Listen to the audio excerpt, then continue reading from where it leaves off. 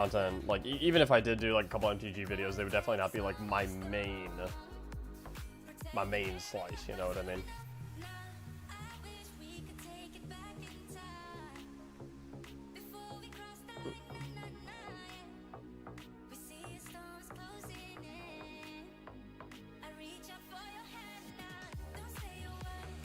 Alright. I'm gonna give, like, 2-3 minutes for people to continue to filter in, and then we're gonna start going through this article. It looks like a big one, boys, I'm not gonna lie. Oh my. It's a juicy one. Oh. Oh. Oh. Oh. Oh. Oh my. It's a juicy one. Damn. Damn. Damn! Why do they always cook when their back is against the walls? Unfortunately, this time, their backs weren't through the walls. Their backs weren't against the walls. They were already through the wall. But at least we still get a nice, big, juicy update, you know? K-Man, thanks so much for the 3 months. Thank you for keeping the community strong during this craziness. Yeah, absolutely, bro. You bet. You have got it. It's just going to be about the new update. There will be no D3 news. Not with that attitude. You never know. I could get to the end of this article and it could say, "Oh, also, by the way, we changed our minds. We're doing D3." You never know. You never know. I hit that cactus grade copium.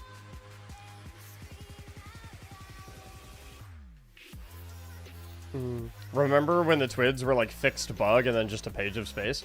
So I would imagine that like a lot of these articles that we're about to see over the next couple of days are like fragments over what the roadmap was going to be. That's what I would imagine. I would imagine like a lot of these articles that we're about to see over the next couple of days are going to be like segmented bits and pieces of like what was going to be the big roadmap, if obviously you know. Congrats on the 400k. Thank you very much. I appreciate it, dude. Yeah, we did hit 400k on YouTube a couple days ago.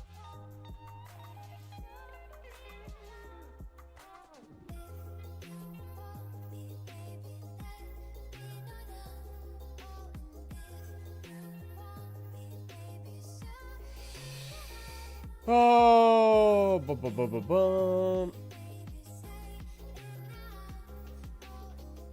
I'm new in Destiny 2, and wow, that game is something, not gonna lie. It really is a great game. It's truly a great game. Like, it really only starts to show its cracks.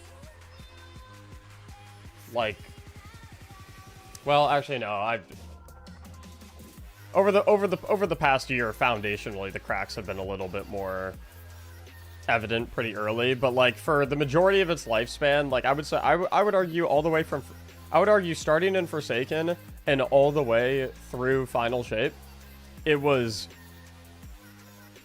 like an incredible game. An incredible game with like any significant issues that the game truly had was like really like after you had been playing for quite a while, and it's like, you know, specific progression systems or specific like,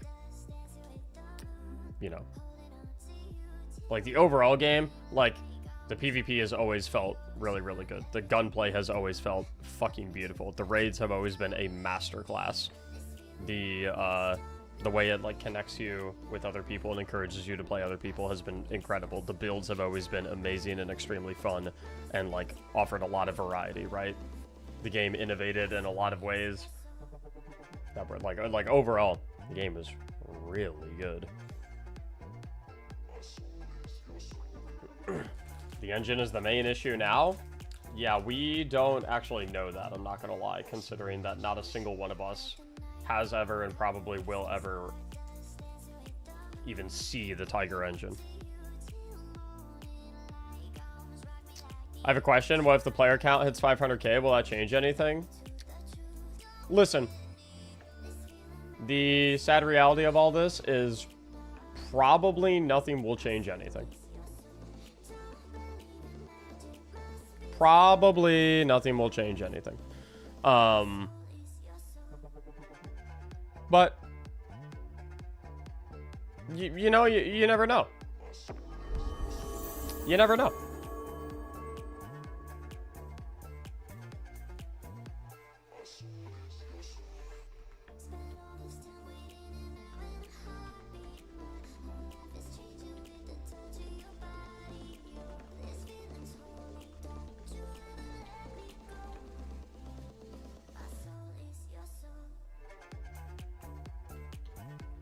Give me one sec, fellas.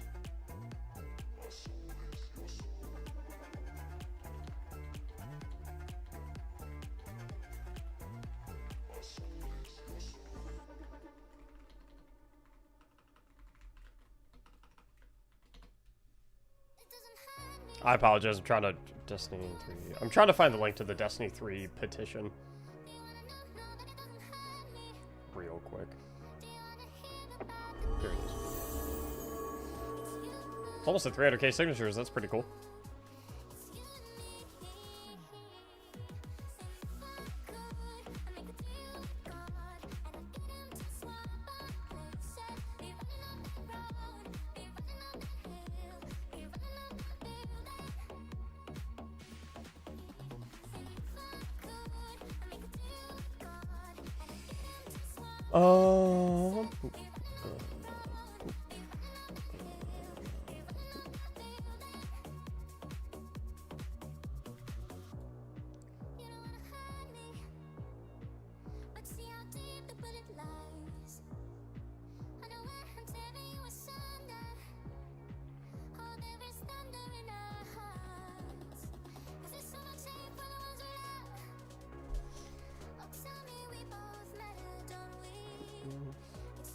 I gotta get this Destiny themed playing card order thing set up. I'm trolling. Craven, thanks for the 3 months of subbing. Killer Kid, thanks for the 4 months of subbing. K-Man, thank you for the 3 months of subbing. Alright, let's take a look at this article. I'm sorry. So we got Dev Insights. Welcome to our first Dev Insights article.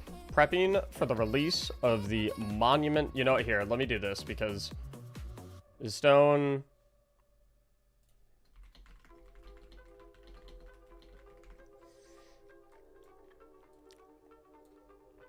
I'm gonna do it like this because it'll make it easier for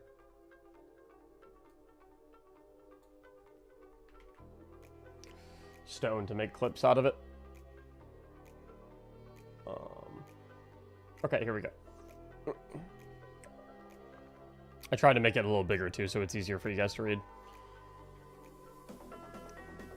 This article is focusing on the Director and Destiny 2 activities. We'll be covering the Director, layout additions and updated destination loot, distortions, which are adding some spice to select patrol modes, the Portal, breaking down barriers and overhauling the experience, Gambit Ops, bringing our old friend into the fold, Heavy Metal, Vehicular Mayhem, and the Sparrow Racing League, returning tracks, new loot, and some twists along the track. With the release of Monument of Triumph, we're putting the Director back at the center of your gameplay. Thank the Lord. It's your guide to the Destiny universe and the place to plan your adventures. It creates that feeling of wonder we all love. You see the Soul System before you, ready to be explored.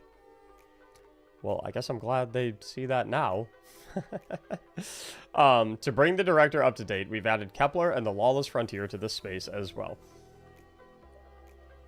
Destinations have always been a foundational part of Destiny, whether you touch down briefly for a public event, roam areas for patrols and secrets, or find various factions moving against each other.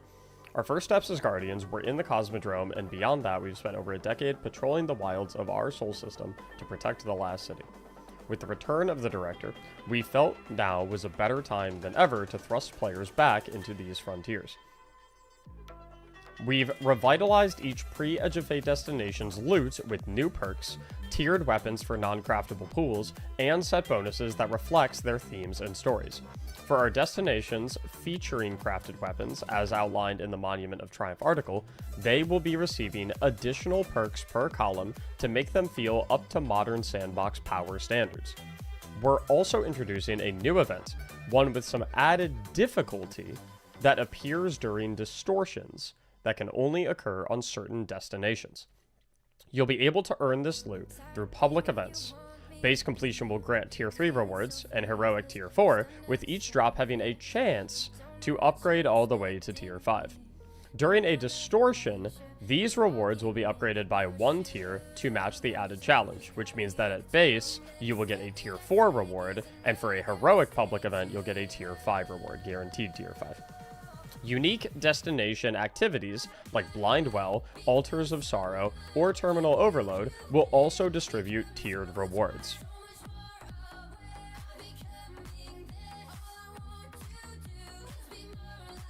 Interesting. Additionally, we've updated what we call the World Loot Pool earned through legendary engrams that drop from gameplay to now feature a collection of tiered loot with gear spanning multiple years. Oh, don't clip it. Gear spanning multiple years of Destiny 2. You may find a few old favorites inspired by Splicer Tech or our old friend Saint 14 with this engram. Okay, so that means like maybe Season of the Splicer gear. Oh, what was the name of the auto rifle? What was the name of the auto rifle? I can't remember.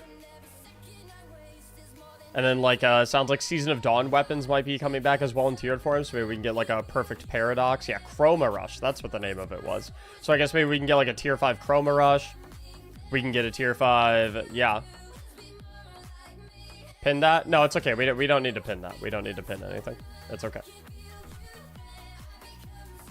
It's easily Googleable. It's okay.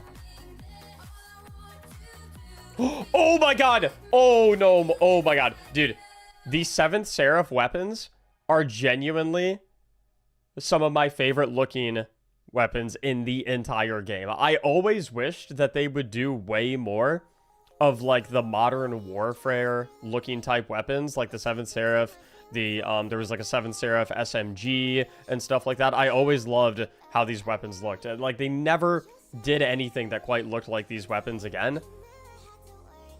The shotgun is overload. Oh, that's interesting.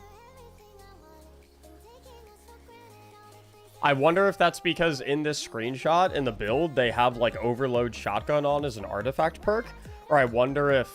No, I don't think so actually, because it says overload is an intrinsic trait.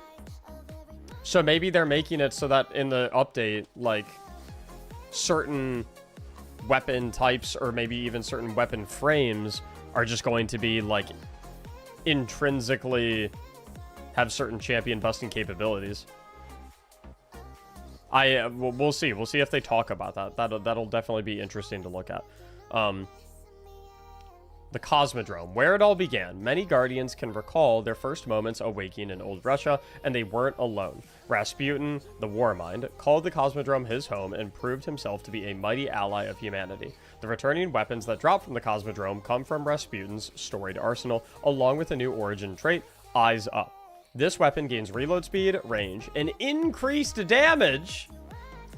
I don't know about you guys, literally anytime I see an origin trait, unless it increases ability regeneration, ability damage, or weapon damage, or like maybe like weapon reload speed, I do not care. I call them, so many origin traits have what I like to call the PvP stats, which I just have never cared about because I'm mainly a PvE player, right? So many origin traits are like, it increases aim assist, it increases airborne effectiveness, it increases handling, it increases draw speed, it increases, I'm just like, I don't care about any of that stuff, dude. But if I see increased damage, I'm like, ooh, yeah, let me get that, come on.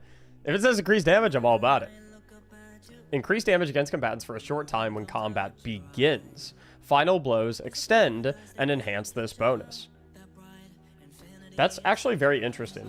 For a short time when combat begins.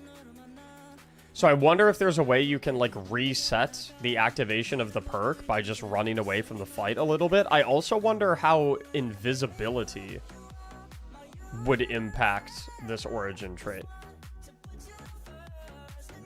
Like, if you're using it and then you go invis, when you come out of invisibility, will it automatically refresh and reactivate the origin trait?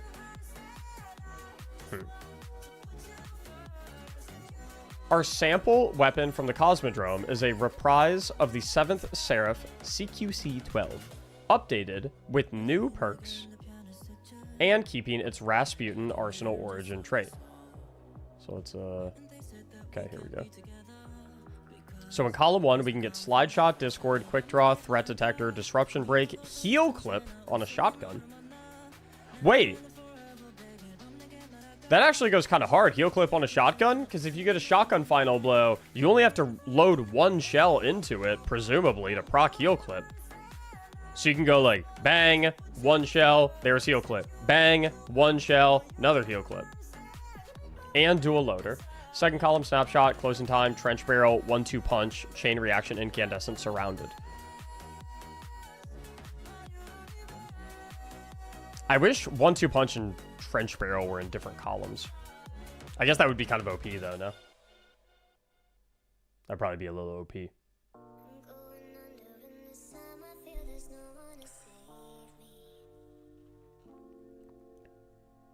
The Plupper Effect. Oh my god, I forgot that weapon even existed. Nessus. With good robots, Failsafe and friends, bad robots, the Vex, and a lot of early Guardian memories, Nessus deserved a loot pool that reflects its status as a classic destination. So the Sandbox team reached through time to pull together a collection of weapons reflecting Guardian's many expeditions on the unstable Centaur. We hope that you agree our selection plays as well as they look. With the new origin trait, Fail Deadly, where dealing damage grants a stacking bonus to magazine size, target acquisition, and range until your next final blow with this weapon. So I guess it makes it a little bit better against like mini bosses and bosses and champions. So if you deal, like if you have a very tanky target and you're trying to take it out with primary ammo, which I honestly don't really know why you would do that. I guess although theoretically this origin trait would also be on the special and heavy weapons as well. But if you're like blasting, if you dump a full mag into the enemy and it's not enough to take him down, then you get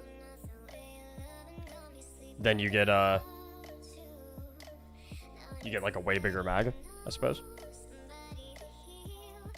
And so here we go, same thing where we saw it. Instead of being overload, here this says unstoppable. I wonder if they're going to talk about that throughout the article.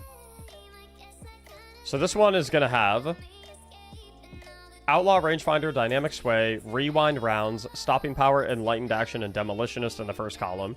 Rampage All-Star, Tremors, Adhesive Ordnance, Closing Time, Aggregate Charge, and Adrenaline Junkie. Whoa, wait. Demolitionist and Adrenaline Junkie?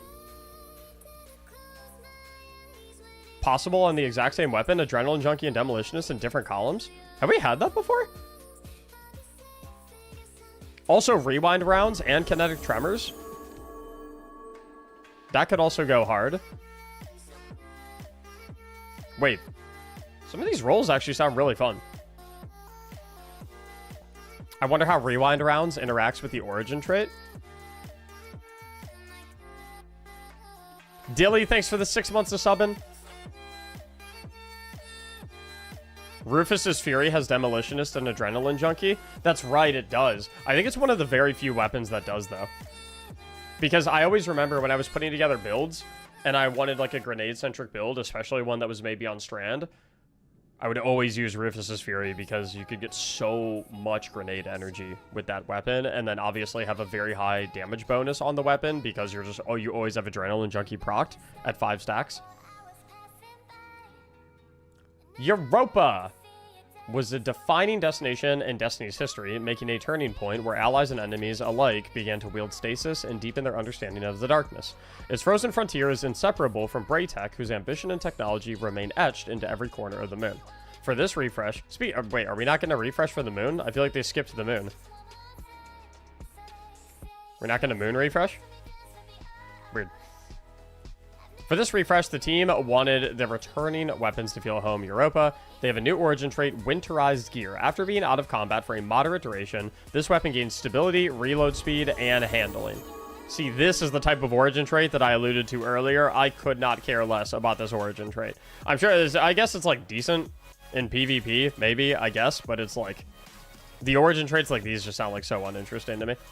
I have never ever cared about stability on a PvE weapon. Really don't care about handling that much. Reload speed's like fine, I guess, but I don't know. Kinetic rocket sidearm though, that's cool. The first ever kinetic micro missile sidearm. That's kind of cool. What's up, Valak? Indigenous Koala, thanks for the brand new tier 1 sub. A minute and 30 of ads. I hate Twitch. I know. I'm sorry. I have my ad settings to play as few ads as humanly possible. But at the end of the day, the only way that you can make it so that you don't get ads in Twitch is by subscribing. If it's any consolation, if you do subscribe, the money that you spend subscribing goes to me. So, if you like me. I assume if you're sitting here watching me, you probably don't, at the very least, dislike me. So.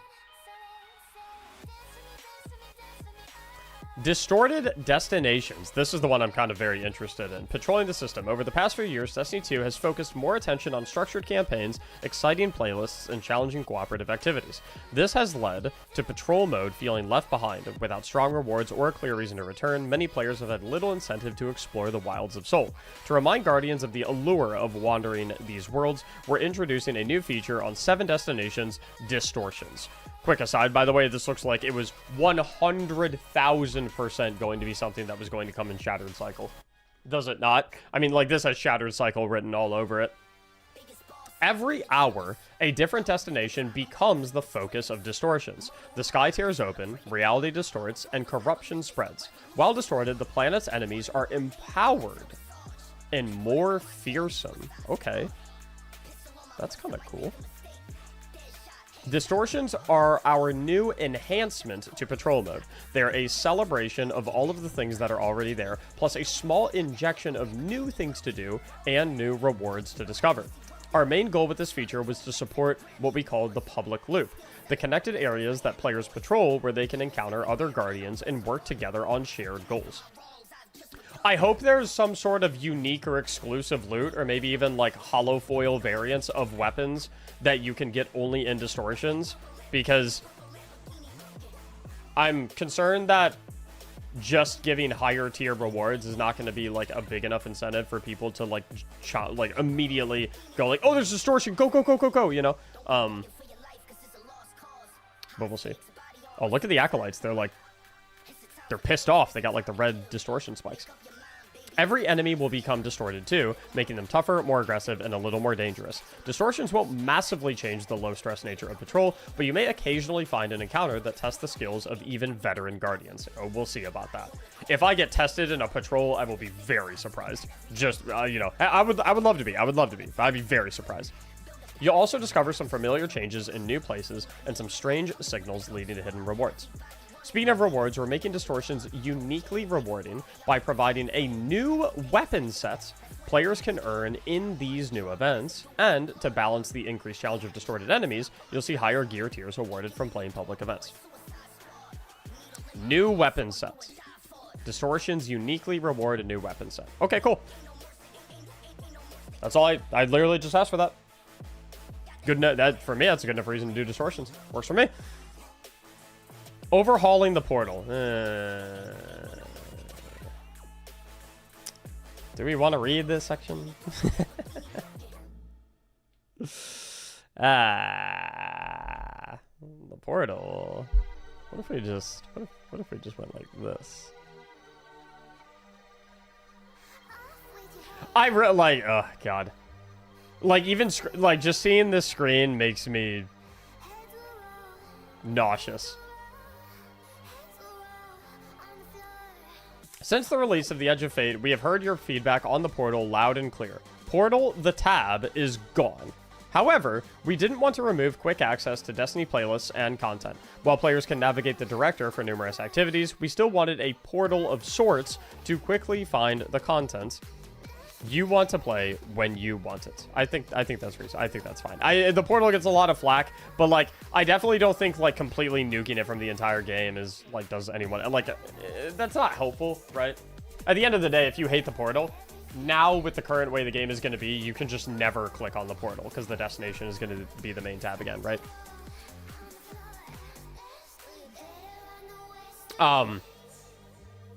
We've refactored scoring, difficulty, and customization quite a bit to further address feedback around the system. More on that in a later section. Portal activities, bonus engrams, bonus focuses, and the seasonal hub are still accessible. The portal ops category are built into the director itself. In the director screenshot above, you'll see a row of familiar icons at the bottom of the screen. They are the doorway to portal-like sub-screens, allowing you to still access and configure the activities you'd like to play. I don't know if this is a hot take or not. If the portal launched like this originally, where the directory was still the main tab, but instead of, there was no portal tab, but like this was the portal down here, and clicking on these icons brought you to a screen like this, people would not have hated the portal nearly as much. Like, in fact, I think a lot of people would have actually been like, hey, this is actually cool. It's like, it is catastrophic, the damage that replacing the directory as the main screen of Destiny with the portal as the main screen of Destiny did. It is catastrophic. If they did this from day one, if they did this, if this is how it looked in the Edge of Fate, dude, people would have had a way different reaction to the portal. Even though functionally speaking, it's like kind of pretty similar. It's just like getting rid of this and not giving any player, like there's also other issues, granted. Like a big issue with the portal isn't necessarily a portal specific issue itself, but it was the issue that the only way you could earn tiered gear was in activities that were listed in the portal, which gave you no reason to actually go into the directory. Like if they added tiered gear to the directory, I think again the portal would have been a lot less hated. But it was like it was just this like trifecta of like you replace the home screen with something that didn't look nearly as good, and you made it so that everything in the old screen was functionally obsolete compared to, not functionally obsolete, but like more spiritually obsolete because it could never be as good or on parity with anything in the new screen. Like everything just hit at the same time. It's like, it sucked. You may have noticed in our director, yes, Gambit will now have a portal category updated with scoring, and raids and dungeons will have an easy access point on the front of the director. Dungeon ops will be retired, and this space will simply be a space to quickly find and play full raid and dungeon content. We also wanted to bring back more of Destiny's legacy, and the following will be available in the Monument of Triumph. Heist Battleground Mars. Thank God! Thank God. Yo, guys, for a second, I thought we were going to have to go into the grave without Heist Battleground Mars. I was sweating bullets.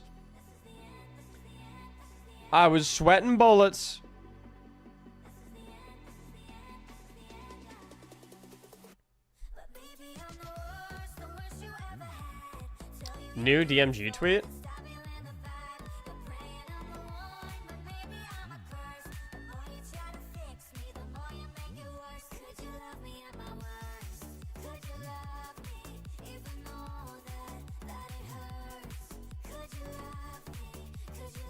Sorry, where is this?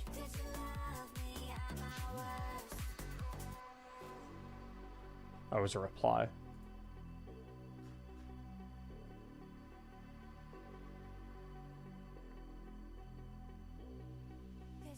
Ah, okay.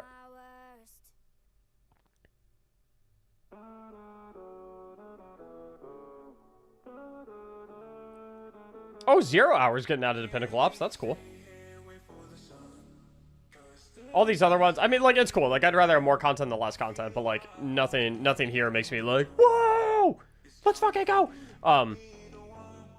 Portal Ops are getting a difficulty overhaul in Monument of Triumph. Oh, I do not want to.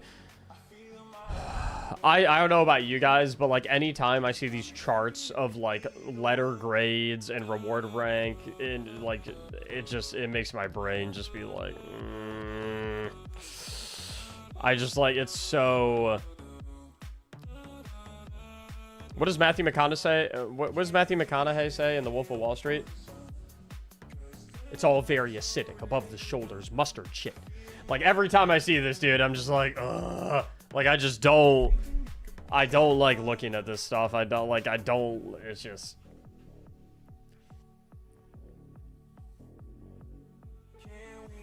Right now, difficulty, rewards, and progression are too intertwined. Plus, a bunch of variables are tossed on top. Power, armor, and the reward score pass bonus. That required far too much planning and thought before players could just dive in and play. During development, we've simplified it, playtested a bunch, and simplified it even more to address player feedback. So when we say we've made the system simpler, what do we mean? Now when you select a difficulty, you will always hit a default reward rank, which will result in a default reward tier without adding any modifiers. The table below helps illustrate what reward tier to expect from each difficulty and each reward rank. If you get tier 5 from Grandmaster and Ultimate, why would you ever do Ultimate? Why not just like spam Grandmaster?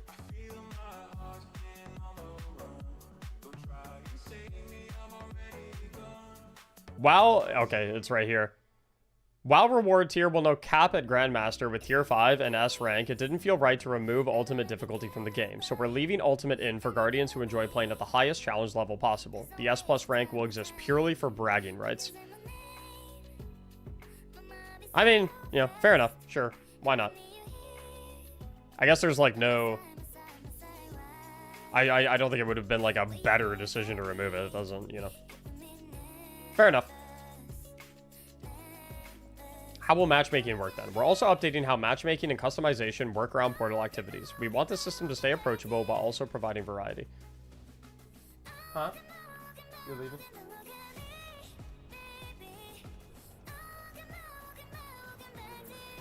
Be safe.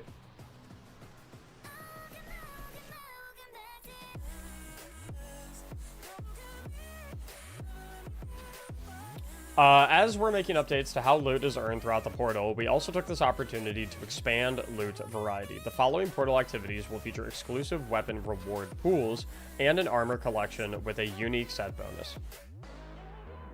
Okay. Cool.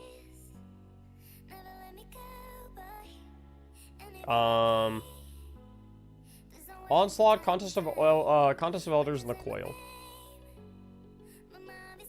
Increased scrap, so you can do more defensives. No revive tokens in Onslaught. Reintroduce the difficulty curve. Now the first 10 waves will be easier than the difficulty you selected. Next 10 waves will increase in difficulty, and the final 10 waves increasing in difficulty to match the difficulty you selected. So in Grandmaster Onslaught, first 10 waves will be Expert difficulty, second 10 waves will be Master difficulty, final 10 waves will be Grandmaster difficulty.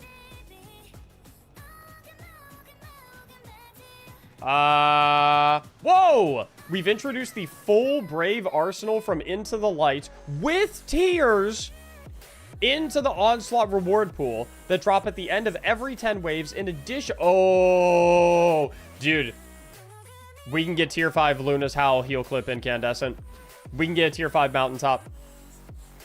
We can get a tier 5 Falling Guillotine. We can get a tier 5 Hammerhead. We can get a tier 5 Midnight Coup. We can get a tier 5 Edge Transit. Okay, that's elite. That's elite. That goes hard. That goes hard. Onslaught grind, here I come. That goes hard. And just like that, they've brought me back. God, a lot of these changes are so good. It just makes me wish so much that they waited to make the decision whether or not to discontinue live servicing the game after they saw how many people would have played this update. I genuinely think this update would have brought so many people back.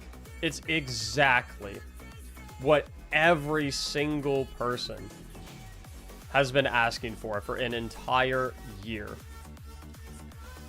They hit on every single thing so far, and I wish that they were like, hold up, let's drop this update, Let's see what the numbers are looking like, and if it's still unsustainable, then we'll discontinue it. It's like...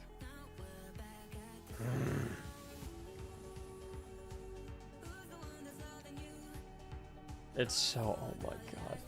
It's such a good update.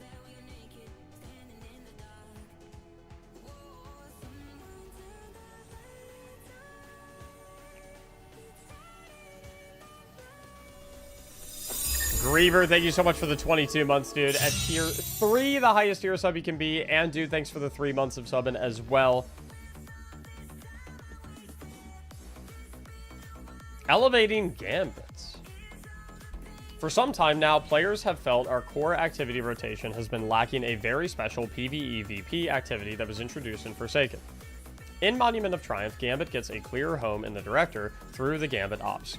Our focus is on better placement, stronger reward support, and a more legible reward structure, while keeping the core activity familiar for players who already know how Gambit works.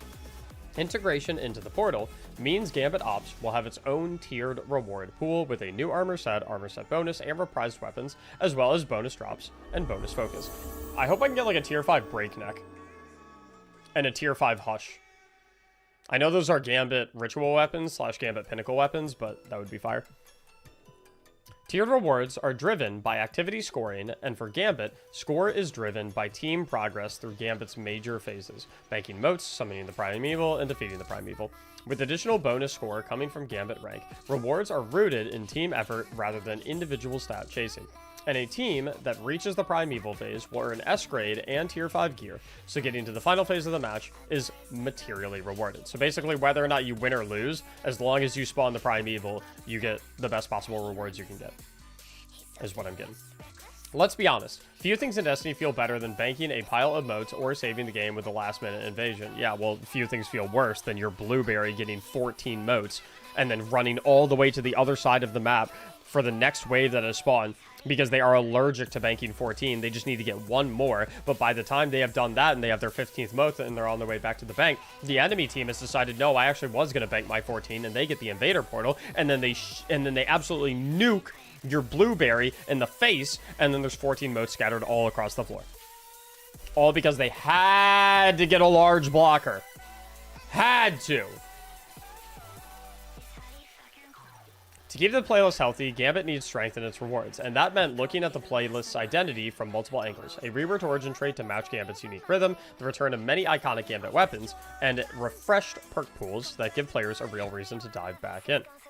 So the origin trait is Gun and Run. Defeating targets builds stacks of Gun and Run for a short duration. Gun and Run, isn't it? Isn't the saying usually run and gun? That's backwards. Sprinting for a short time consumes a stack to partially reload this weapon's magazine from reserves. Okay, sure.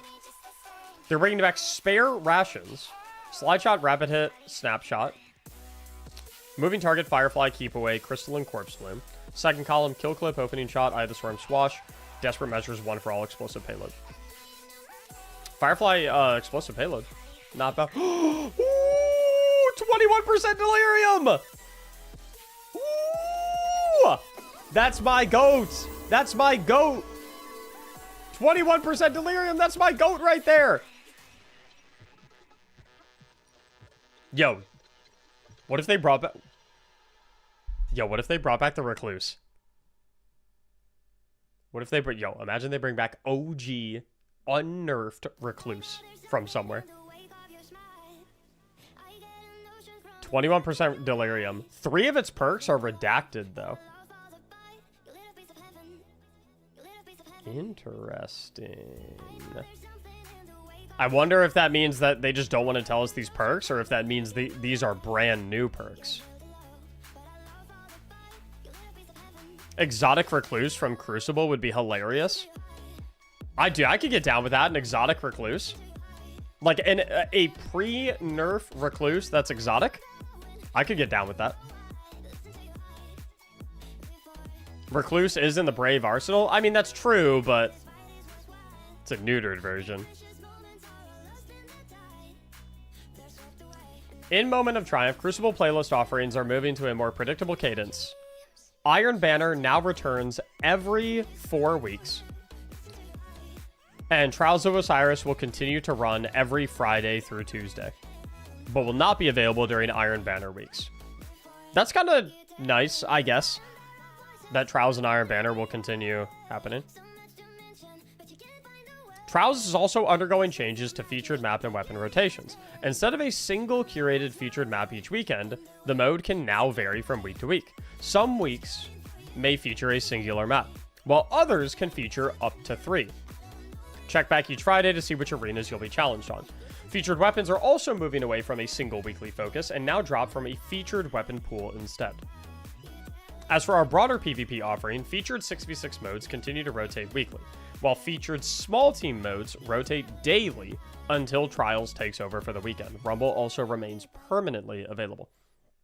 This update also expands the small team lineup, with heavy metal added into the 3v3 rotation alongside the new 4v4 arena collision, a new modifier mode built around more deliberate weapons-first combat. Private match access has also been moved under Crucible Ops/Portal, where players can also find heavy metal and more new Crucible modifiers like Arena. Heavy metal is back on a permanent rotation in the Crucible Ops playlist with some fun updates. If you played heavy metal before, you know the fantasy. Climb into a massive vehicle, roll onto the battlefield, and turn the other team into scrap. This time, there's a new option joining the lineup with the Cabal Behemoth alongside the Drake and Brig. Okay. We've also added a new vehicle selection screen, so players can choose which vehicle they want to bring into a match before it begins. That means heavy metal is no longer just one fixed matchup and gives players more freedom in how they want to play. This has such Star Wars Battlefront vibes, does it not?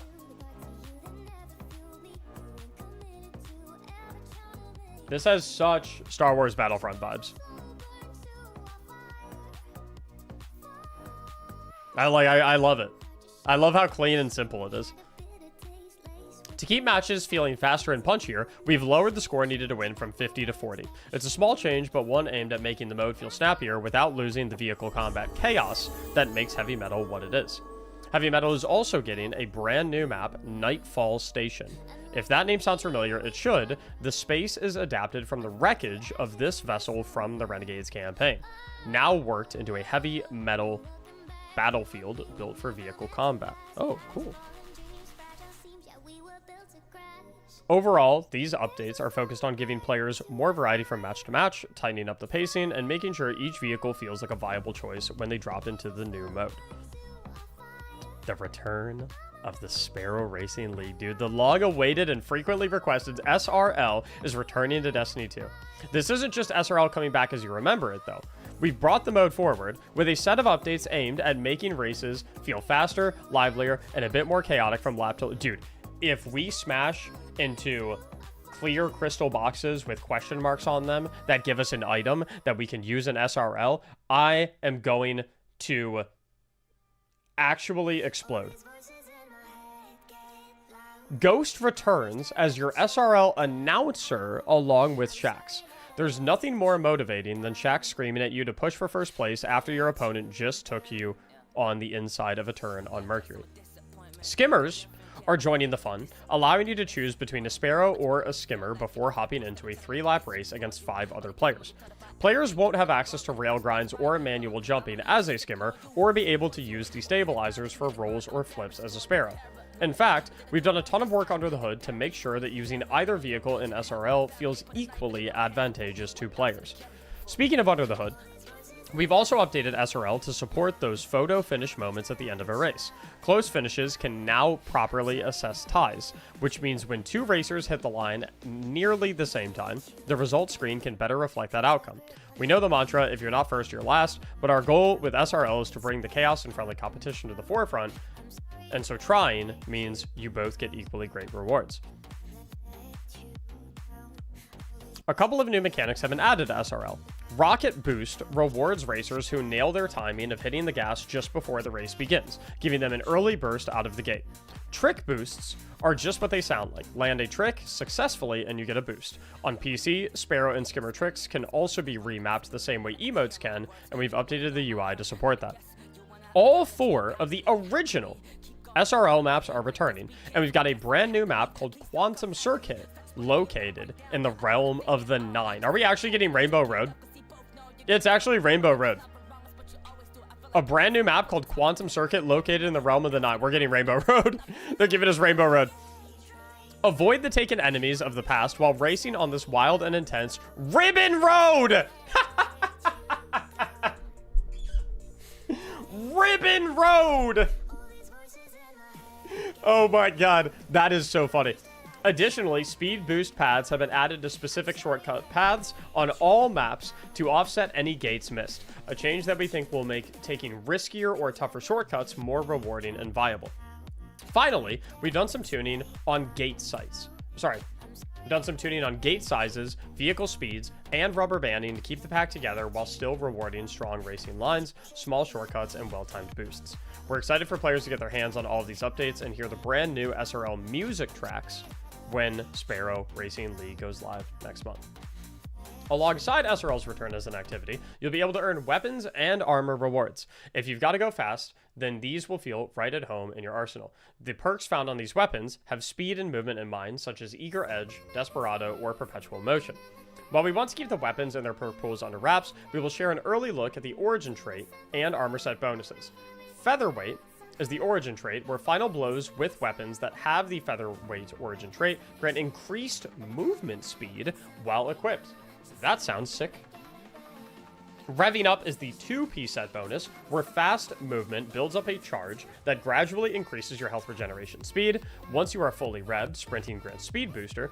And we've got Dielectric Drift, where sliding while speed booster is active jolts combatants in front of you?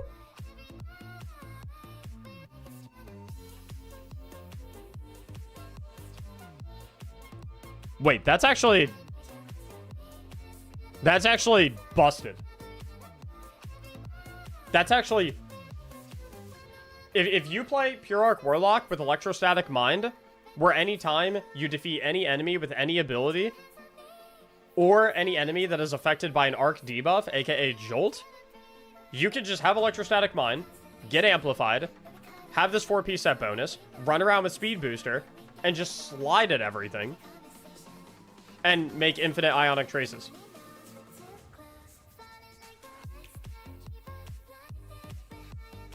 It's unironically Lightning Surge, but armor set bonus.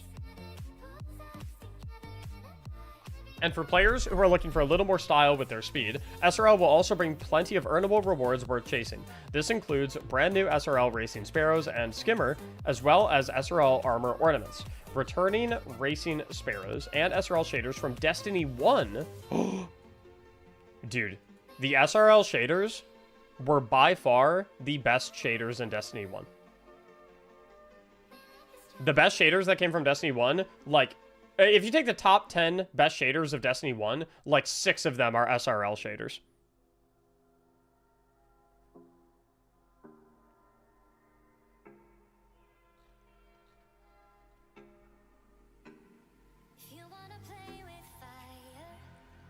Join us tomorrow as we turn our focus to the Weapons Sandbox, Raid and Dungeon updates, Tower Vendor Attunement, and more in our second Dev Insights article in TWID.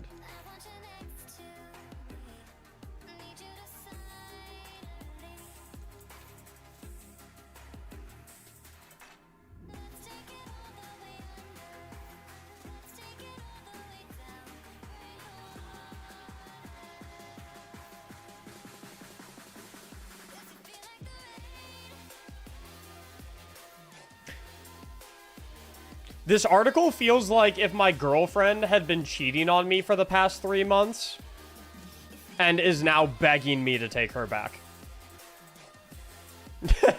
Like, that's... Dude, like, are we serious?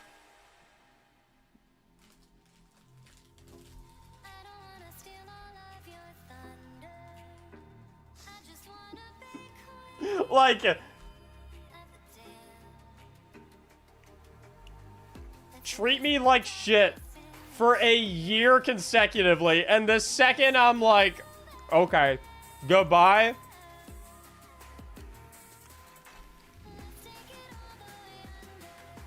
cheating on me and now giving the best head. Whoa, whoa, whoa, whoa, whoa! Whoa! I didn't say all that. Whoa! Whoa! Weird analogy? Nah, brother, we just got different senses of humor, apparently. That shit was funny as fuck.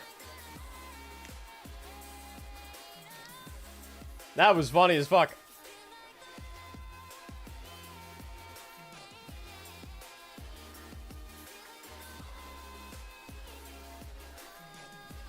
So, what do we think? I mean, and we're getting a whole nother article tomorrow. Like, that doesn't even mention weapon sandbox. That doesn't mention raid and dungeon updates. That doesn't mention, like, that's just...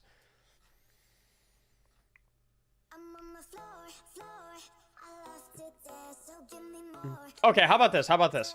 If we could pretend for a brief moment that the game... if we could pretend for a brief moment that this was not the final update, right? I know, hard to do, hard to do, hard to do.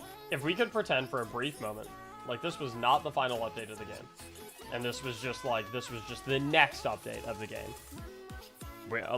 How would we be looking at this?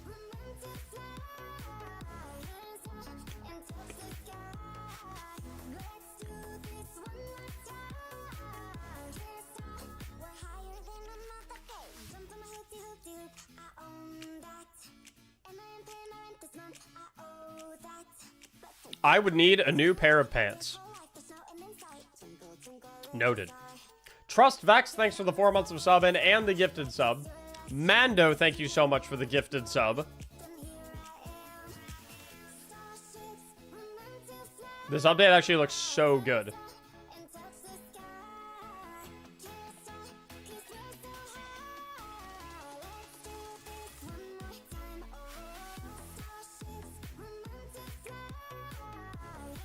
Now, here's the thing right now. Here's the situation at the current moment. My fine feathered friends.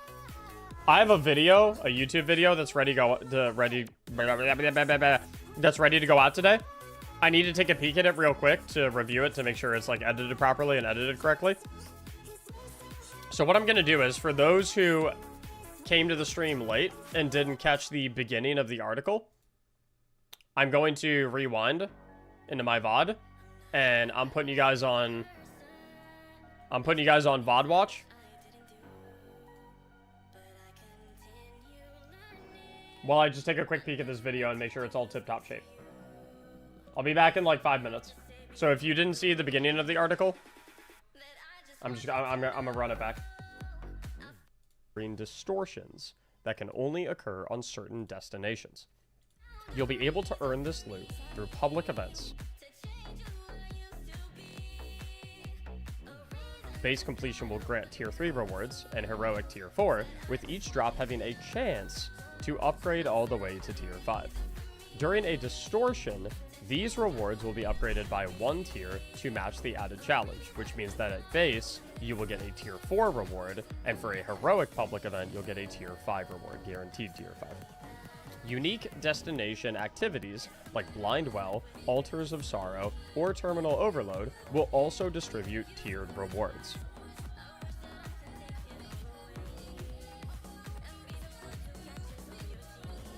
Interesting. Additionally, we've updated what we call the World Loot Pool earned through legendary engrams that drop from gameplay to now feature a collection of tiered loot with gear spanning multiple years. Don't clip it. Gear spanning multiple years of Destiny 2.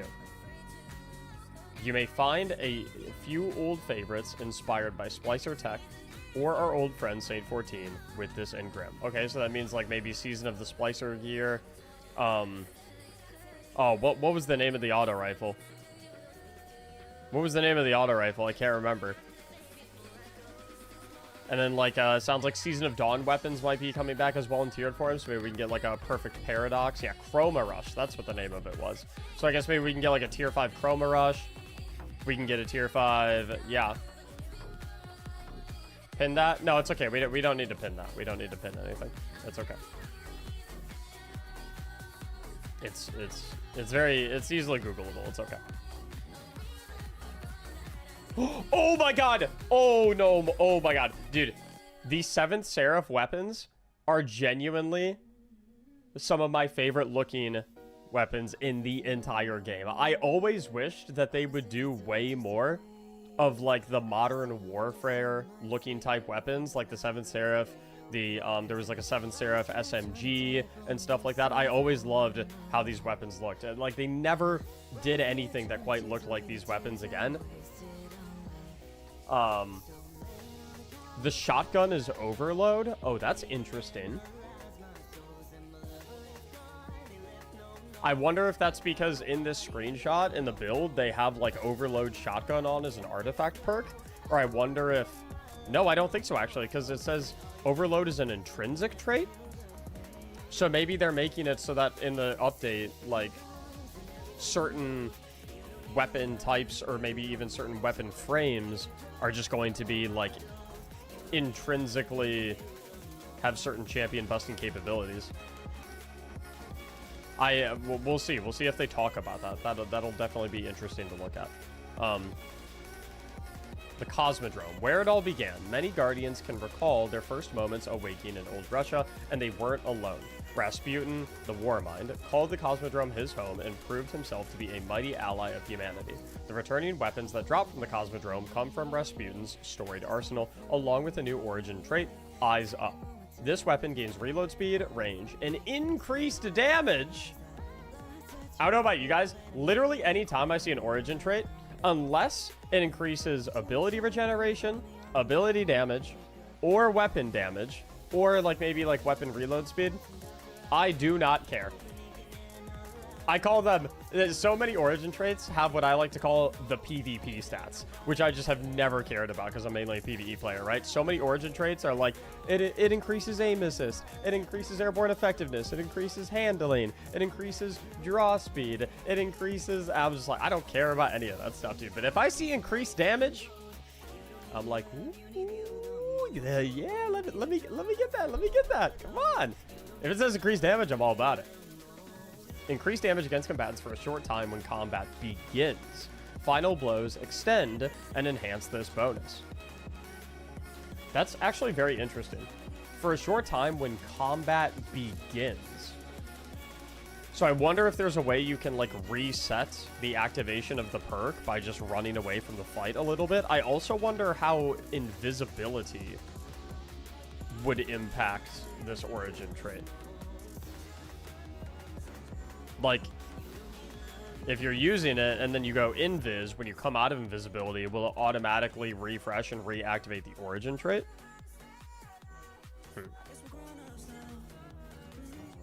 Our sample weapon from the Cosmodrome is a reprise of the 7th Seraph CQC-12, updated with new perks and keeping its Rasputin arsenal origin trait. So it's, okay, here we go. So in column 1, we can get Slide Shot, Discord, Quick Draw, Threat Detector, Disruption Break, Heal Clip on a shotgun. Wait. That actually goes kind of hard, Heal Clip on a shotgun, because if you get a shotgun final blow, you only have to load one shell into it, presumably, to proc Heal Clip. So you can go like, bang, one shell, there's Heal Clip. Bang, one shell, another Heal Clip. And dual loader. Second column, Snapshot, Closing Time, Trench Barrel, 1-2 Punch, Chain Reaction, Incandescent, Surrounded. I wish 1-2 Punch and Trench Barrel were in different columns. I guess that would be kind of OP though, no? That'd probably be a little OP.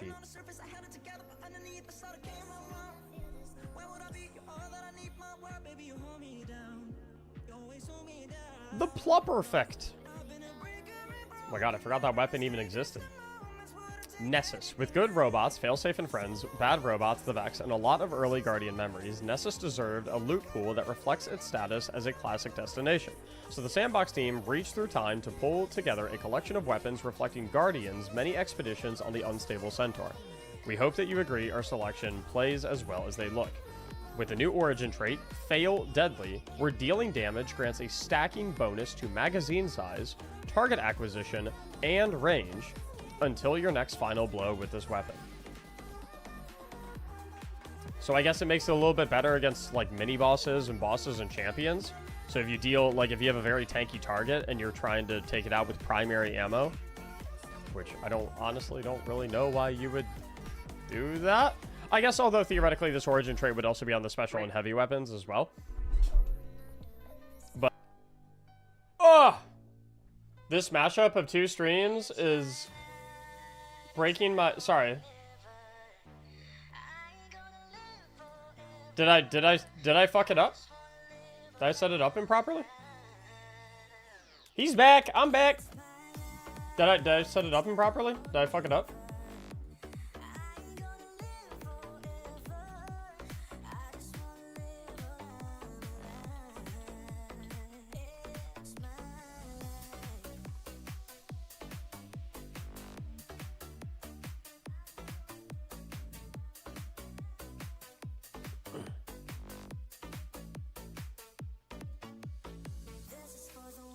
The music was double? Oh, shit, my bad. That's my fault. My fault.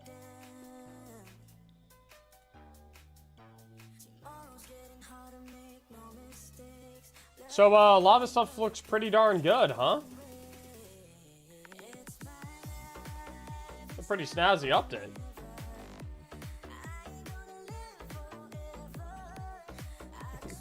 Hashtag Team Aztecross? What?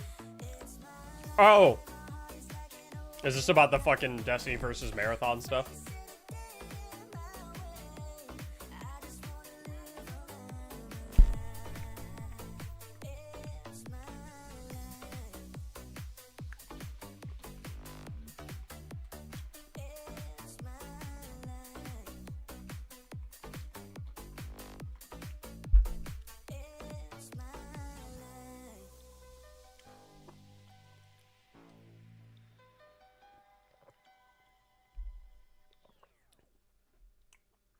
I hope Bungie gets it through their head that we wanted D3. Based on all the articles I've been reading, it seems like Bungie's not the one that you need to convince to do a D3. In fact, it seems like Bungie has wanted to do a D3 for a while, but Sony ain't about it.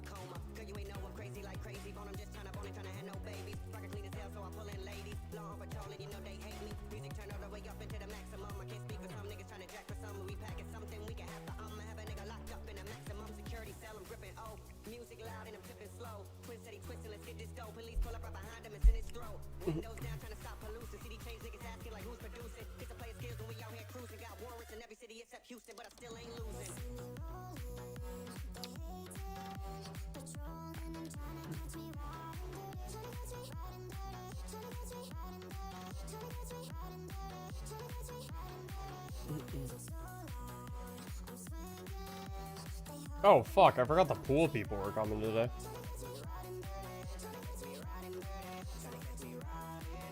Did you already look through the whole article? Yep.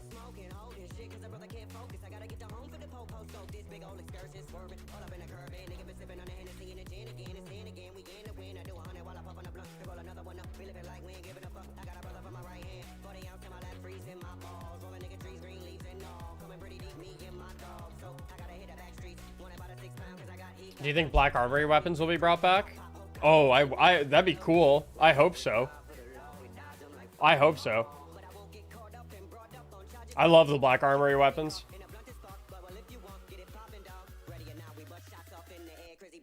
I just re-downloaded the game last night and I'm 10 light level. Do I have to grind up to play on the 9th?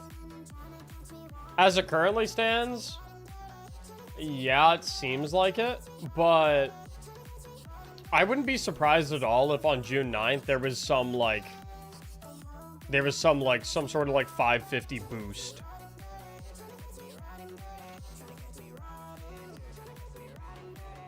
Similar to how Into the Light, there was the, what was it, like the Gift of the Thunder Gods or something like that, which was basically like an instant max power level boost. I wouldn't be surprised.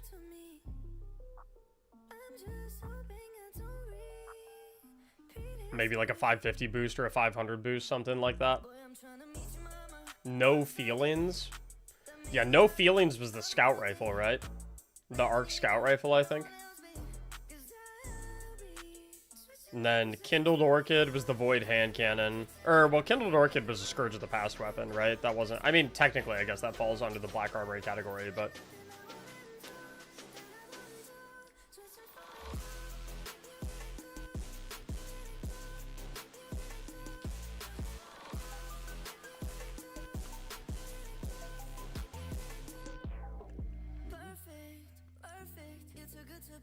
Kindled was Black Armory? Yeah, but it came from the Scourge of the Past raid, right? It wasn't like... It wasn't from Forges.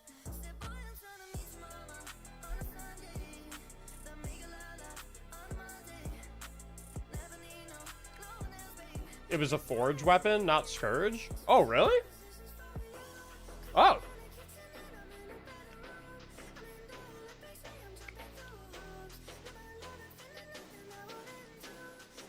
Why did I think there was a Scourge hand cannon?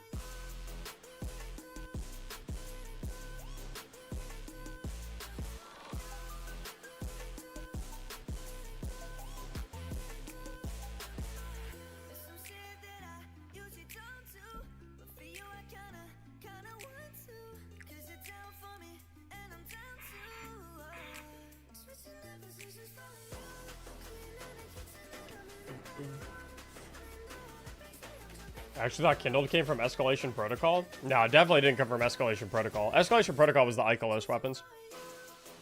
V1. Not. I mean, there's like 4 versions of them now, right?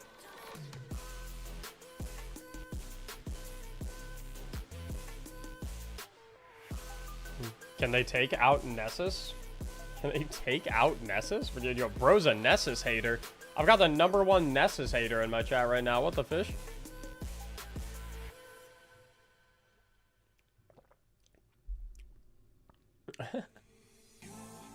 Bro is like, yo, you know the Destiny content vault?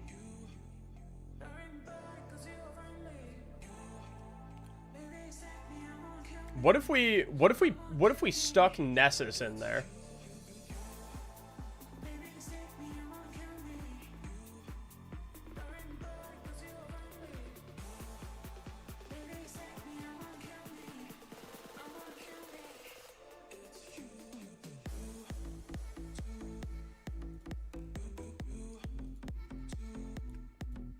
I was hoping they would have added back the menagerie with this update. Dude, the menagerie was peak. Speaking of, let's bring back fishing. I don't know if that's necessary.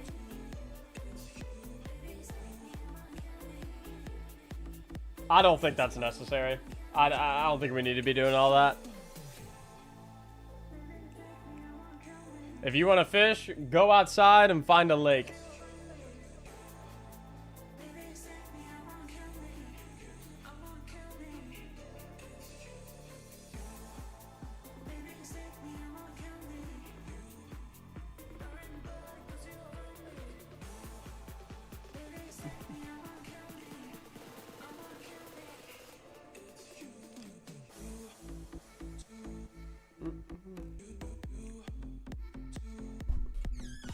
Yo, fellas, I need help.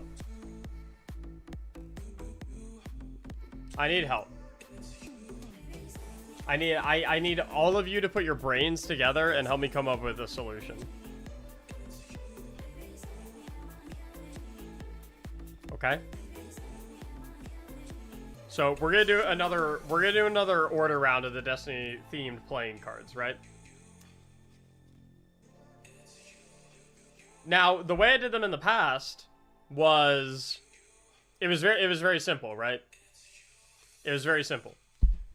I didn't cuz I didn't set up like a website or anything. It was literally just my PayPal link. And it was literally just said $50 per deck. And then so like it was really easy. I would see the order and I would just send the person however many decks, like whatever dollar amount they send divided by 50, I send them that many decks, right? So if someone sent like $100, I sent them 2 decks, right? But for this final batch, I want people to have the option to either get a black deck or a white deck. But how do I do that in a way that makes it really, really easy for me to know, like, which color deck someone wants? Do I say, like, send $50 per black deck that you want and $49 per white deck that you want? And then, like, if the total's, like, 99, then I know they want 1 white and 1 black or something like that?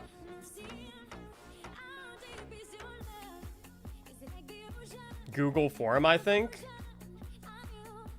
Well, how can you not put a note in your PayPal payment?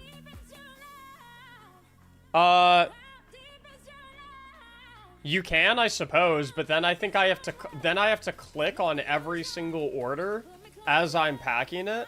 So, like, basically what I did was when I did it last time, I just, I had, like, a big fucking spreadsheet, and it just said, like, the name of the person, it had their address, and it had the amount of money that they sent. I don't think it showed their note, and I don't think there's a way for me to, like, because, like, PayPal lets you export, like, a CSV. And when you export the CSV, it automatically, like, it includes the dollar amount they sent, their name, the date that it was sent on, and shit like that, but it doesn't include the note.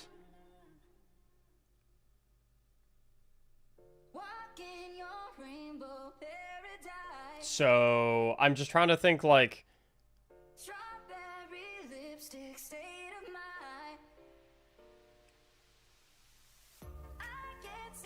I feel like the easiest way would I just say, like, send $50 per black deck and $49 per white deck, and then, like, I just, like, fucking divide it out. That's like, complicated on your guys' end, though, because then you need to, like, fucking be like, okay, if I want 2 white decks and 2 black decks, it's, do the math here.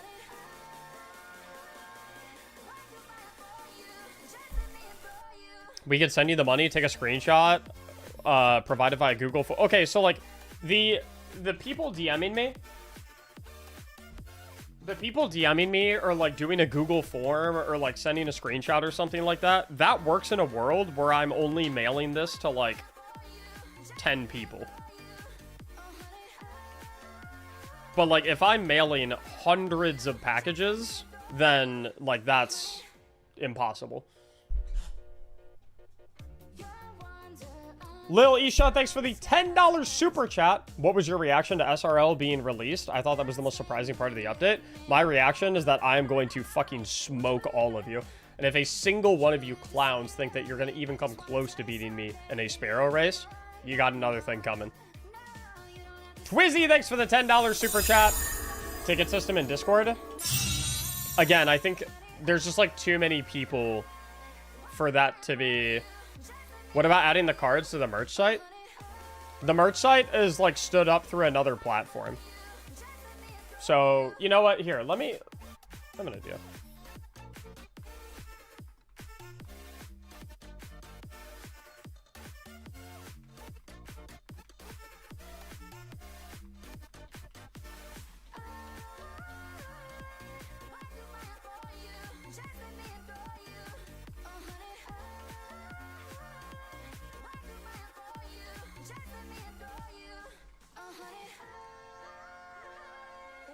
No, I cast nuh-uh and I pre-fire GG's easy. No, that doesn't work. I counter it. You activated my trap card. Magic Cylinder. So, actually, all of your moves just got sent back to you, and now you have 0 life points, and you're in the fucking Shadow Realm. Idiot. Bye-bye! Thanks for the 29 months of tier 3! Hey, what's up, Mac? Hey, what's up, dude? I can't wait to run Overtaken after getting blown up by a legally distinct blue shell. Legally distinct blue shell is fire.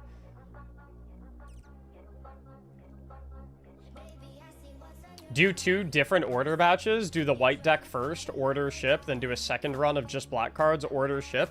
That would probably be the simplest. Just build out a site and CRM system on a cheap VPS.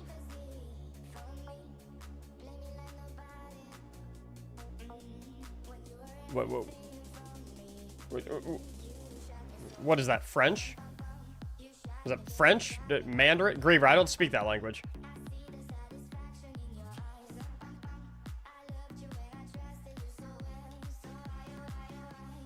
The 2 separate orders, as it stands, I think is the simplest idea. Like, I don't think you guys understand. For those of you who weren't around when I did the initial batch, like, it's jank as fuck, okay? It's so jank. It's literally, like, when I do the order form for the cards, it's literally just my PayPal me link. Ah, flashbang. It literally just takes you to this page, and it just says $50 per playing card deck. For questions, contact me. You hit pay, you type in the number, and then, like, that's it. That's it. It's literally all it is. It's, like, so backwater.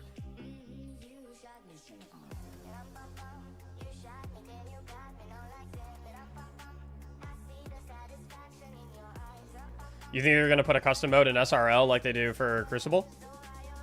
Like private match SRL? They better. If they don't, that would be insane.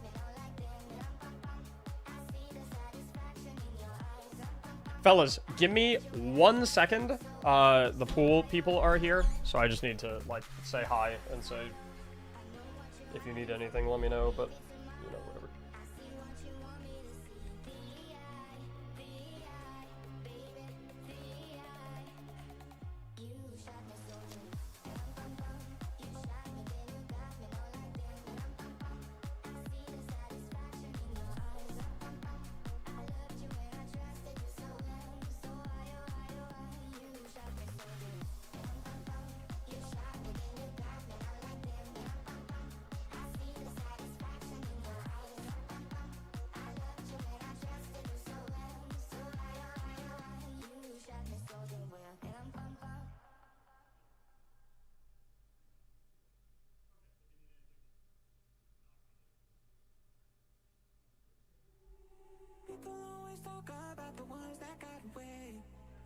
To get the ones that always want to stay. I'm just too distracted with the life I'm trying to make it. Oh yeah, yeah. I got all these women too attracted to the fame. Not too many people gonna stand in my way. And nothing's gonna stop me, I'ma get it either way, yeah, yeah. Oh yeah, yeah. Why would you wanna take away from this moment? We can own it. Alright. My bad. Oh. Yikes, pool people? What's wrong with pool people?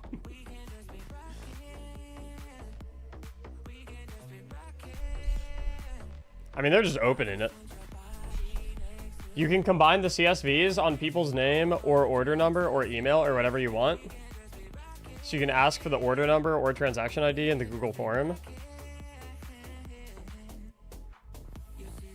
I can't do like separate order forms though. The only way that I would be able to like do like theoretically separate order forms is by time period. Like I don't have a way to be like, hey, if you want a white deck, click on this link. If you want a black deck, click on this link. Like the order form, like it's not an order form. Like calling it an order form is, even calling it an order form is like more generous than like what it actually. It's literally just like my fucking. It's literally my like paypal.com/paypalme/MacticsG1. That's literally all it is.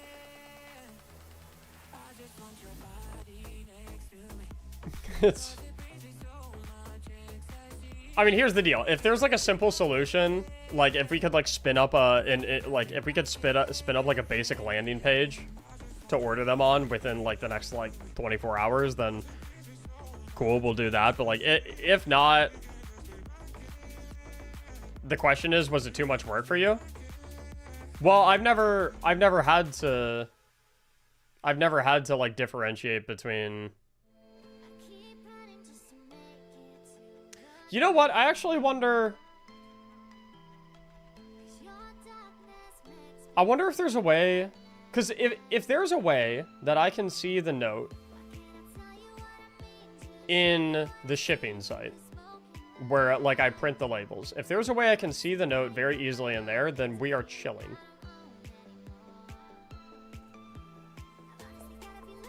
But I would need someone to like test that.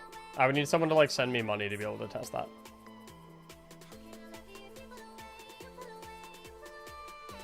Do you need me to send you all of my pennies again? If you actually wouldn't mind, could you do like... If you wouldn't mind sending like... Do one with no note, and then do another with a note. Like, do one where you just don't say anything, and then do another where you say like 2 white, 1 black, or something like that. Outreach Gamer, thanks so much for the 11 months.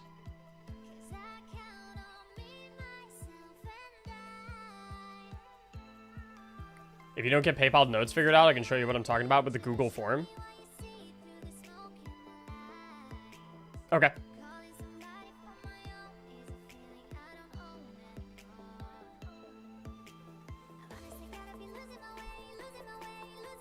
Please do Pantheon 2 builds. I will, absolutely. I will absolutely do Pantheon 2 builds.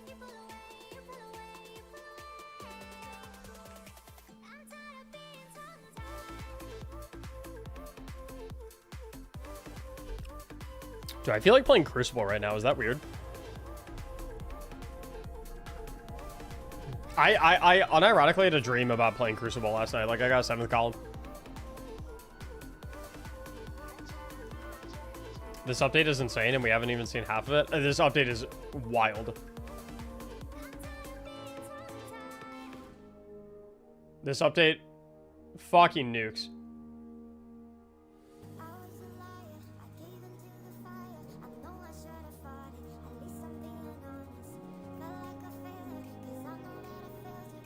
Can I join? I'm running Crucible right now.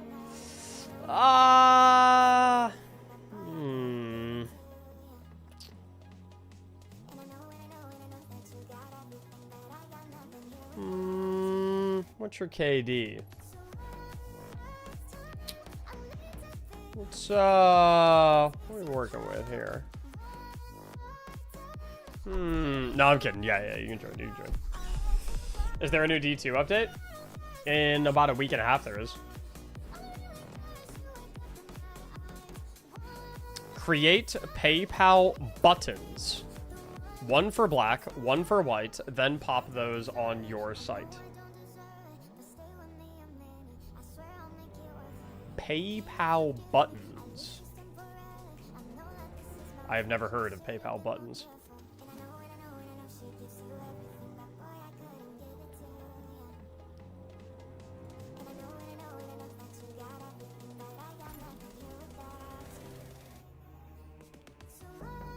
I have 3 of your pennies. Okay.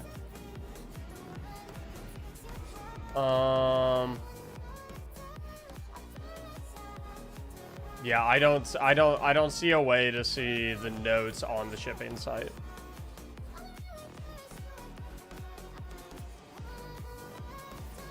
Unfortunately. So that's not an option.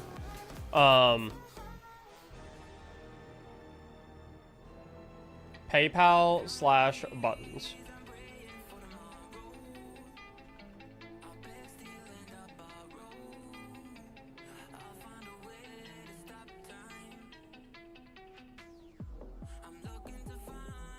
Interesting. Get a shareable link to accept payments for a single item or service. You can even copy and paste code to add a payment button to your site. Or set up a simple shopping cart for multiple items and accept payments with PayPal, Apple Pay, and more. I probably want to do that one, right? Shopping cart buttons? Okay, I'll have to look into that. That actually looks like it could work. That looks like it could work. That might be the move.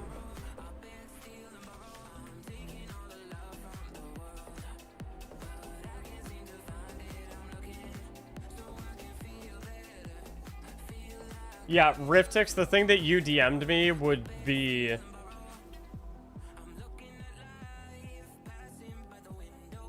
that wouldn't be feasible because... That wouldn't be feasible. Because there is no way to ensure that every single person who does the PayPal.me link would fill out that form. And then so like if I have people that don't fill out the form, then it's like... I can't tell what the fuck they want. Also, there's no way for me to easily direct people to, because I can't put a link in. You can't put URLs in the PayPal.me note, like where it said like $50 per deck or whatever, right here. Like you can't put a link right here. So there's no way for me to easily like direct them to a forum like that. The buttons thing does look... the PayPal buttons thing looks like it could work.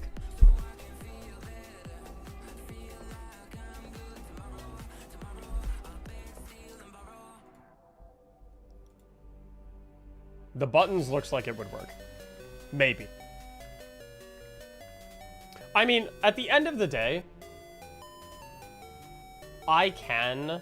like, it's not a great solution, but I could just do, like, hey, type in the notes which colors you want. If you don't type anything, I'll assume that you want all black or something like that.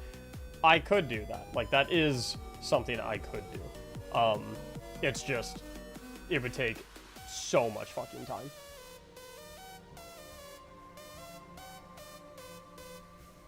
But it would work. Like, it would take a really long time, but it would work.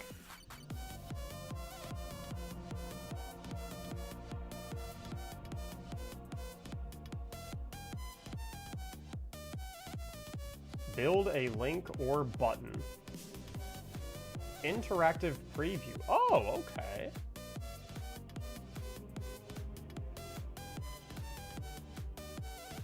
Huh.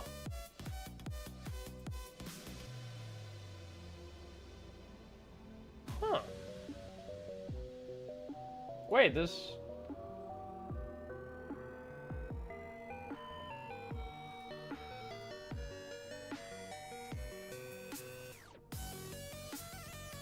this might work. This might work.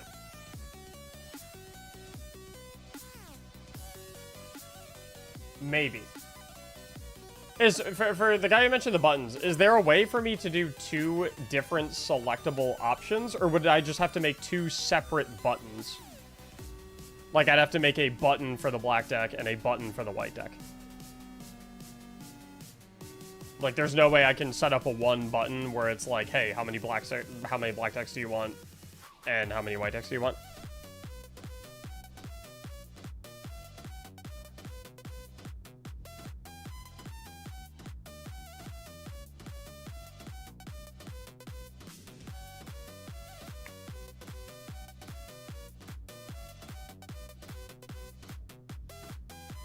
Okay, I will look into that, because that looks like a good work.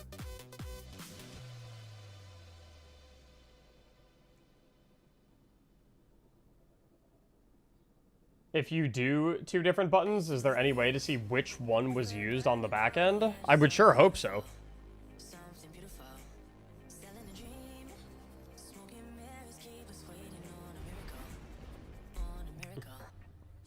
You're looking very snackable today, Mac. That shit was weird. That shit was weird. That guy's being weird. That shit was weird. I mean, thanks, I guess. Don't get me wrong. That's weird. That motherfucker being weird.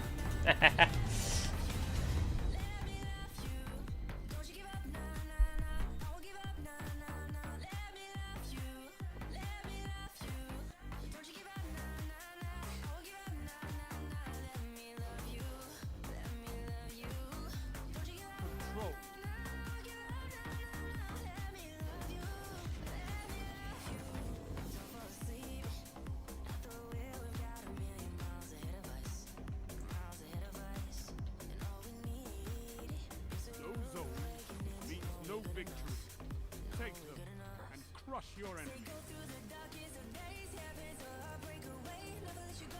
Enemy claims zone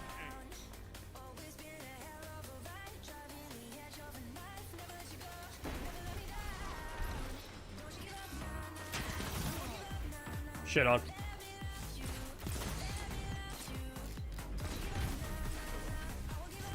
What the fuck? Oh, I think I've sold my World of Warcraft mouse profile.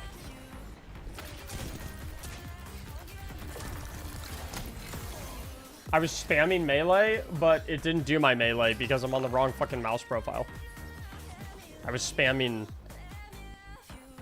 2.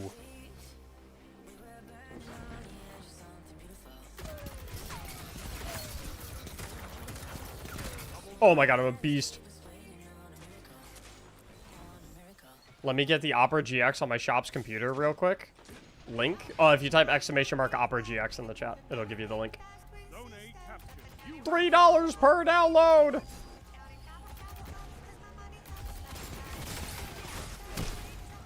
$3. I'm actually curious how many downloads we had. I think we've had like. Zone A lost.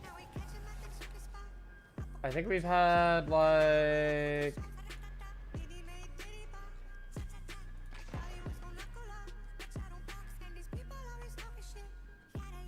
Zone C lost.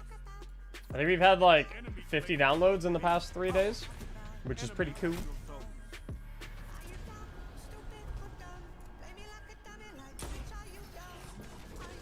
Downloading it now? Oh, thanks, bro. Yeah, anyone who downloads and installs it using that link, I get $3.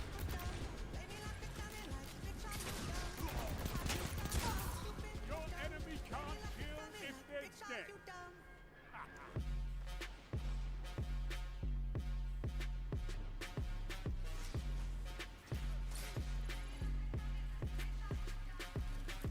That pays for the one-way trip to Orlando. I ain't nobody going one way to Orlando.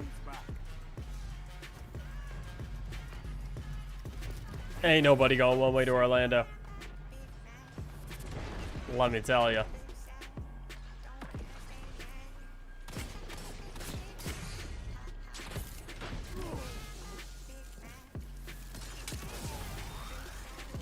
Does Opera have a pre-installed ad blocker?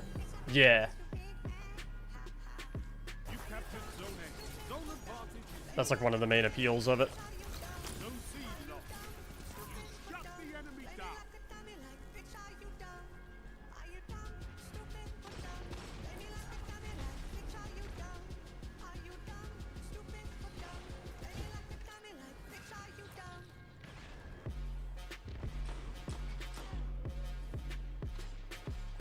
How do I port all the Chrome info over to Opera? It should just give you an option to.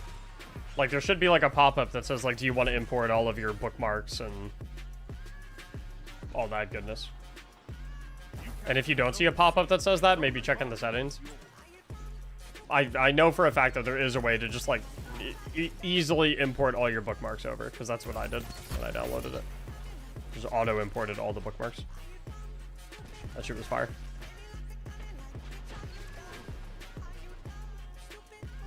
There's a new copy paste. I deleted all of my Crota videos. What? Oh, is this about the fucking Aztecross and Mylan Games marathon situation?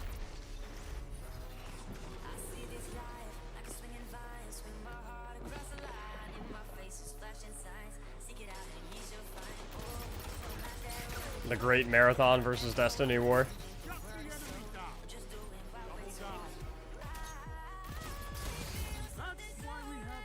Glad entered it for lulz. Yeah, Glad is not. If Glad thinks something is stupid, he is not one to shy away from making fun of it or calling it stupid.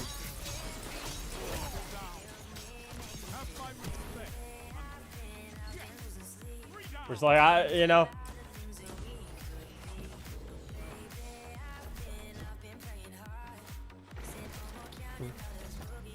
I've always liked that about Glad. You never have to wonder what he thinks about something, or whether or not he thinks something is dumb. I've always liked that very much about him. Even if sometimes, like, there has been certain things that he thinks are dumb that I'm like, I kind of disagree. Like, I don't think that, like, even if like I disagree on certain things that he thinks are dumb, I've always loved that. Like, he will tell you exactly what he fucking thinks about something.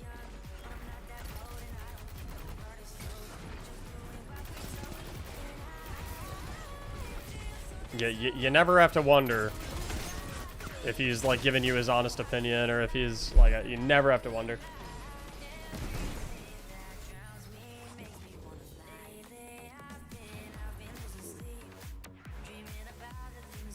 Do you know an interesting fact about Warframe? You want an interesting fact about Warframe?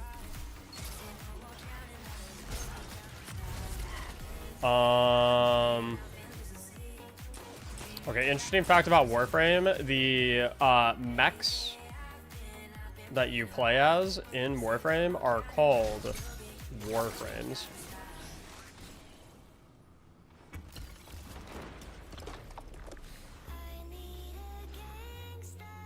A lot of people don't know that.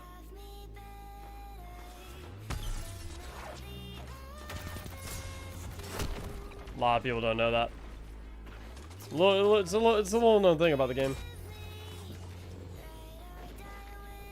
Did you guys see Glad's tweet and stream title? I heard about his tweet. I didn't see his stream title.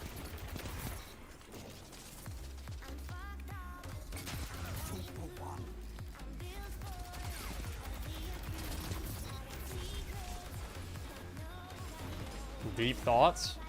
The deepest.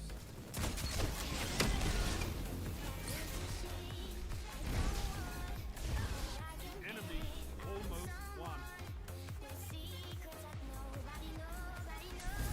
3 minutes left.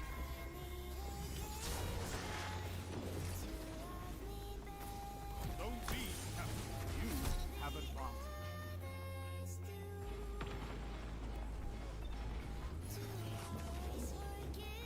His stream title is Aztecross and Bife and Destiny greater than Mylan and Marathon.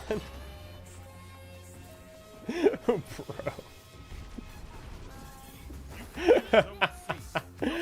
Yo. That's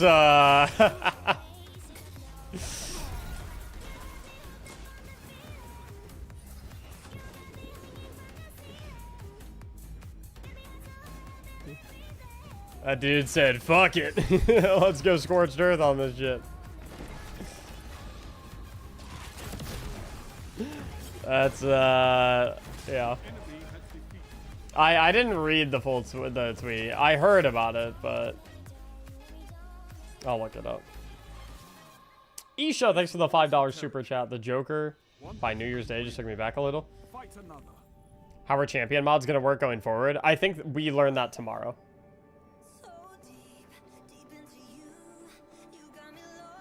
It's over, boys. To quote Huey, this is diabolical. Since this has now been declared a war by Lore Kitty, I've officially privated 10 years of Crota solo videos. Good luck with soloing Crota in D3. Guides aren't in the game, and no one at the studio can teach you, all working on Marathon.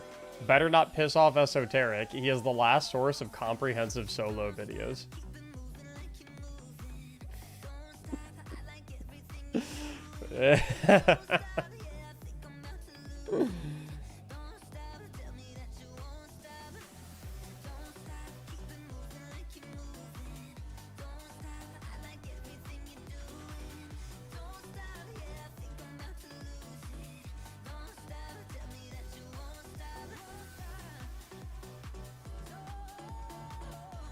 Everyone memeing on Mylan hard.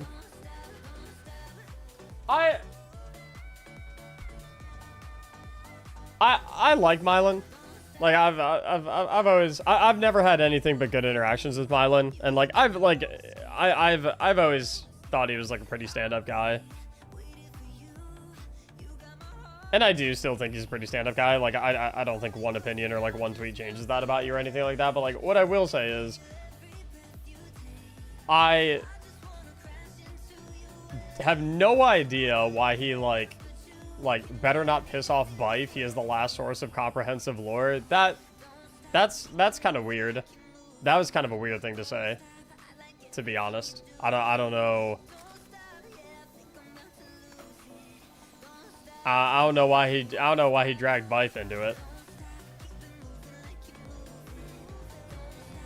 I don't think having a name drop Bife was necessary. I also don't really understand like what. I don't really understand the correlation between wanting Destiny over Marathon and, in response, someone who likes Marathon privating all of their Destiny lore videos. Like, I don't get like what the I don't get how I'm kind of missing what the bridge between those things are.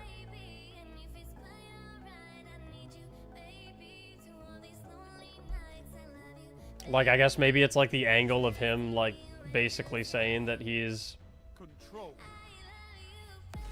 exiling, for a lack of a better term, like exile, or maybe recusing, I think would be a better word. Maybe it's like trying like to show that he's like recusing himself from the Destiny community. No zone. Means no victory. Take I guess I don't really know.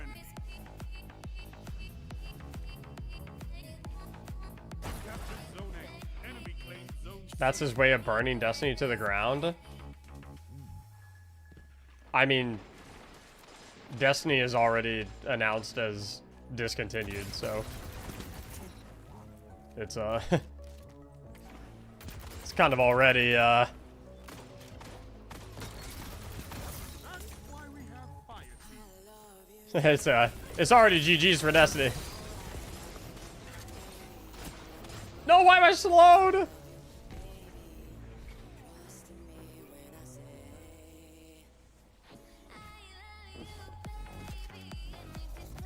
Zone B captured. You have zone advantage. Enemy has advantage. You captured zone C. You I've been getting a lot of super chats on YouTube. Wow, like I don't even know if I've had a single super chat on YouTube in like 2 years. But like the past 3 days, I've been getting a ton of super chats on YouTube.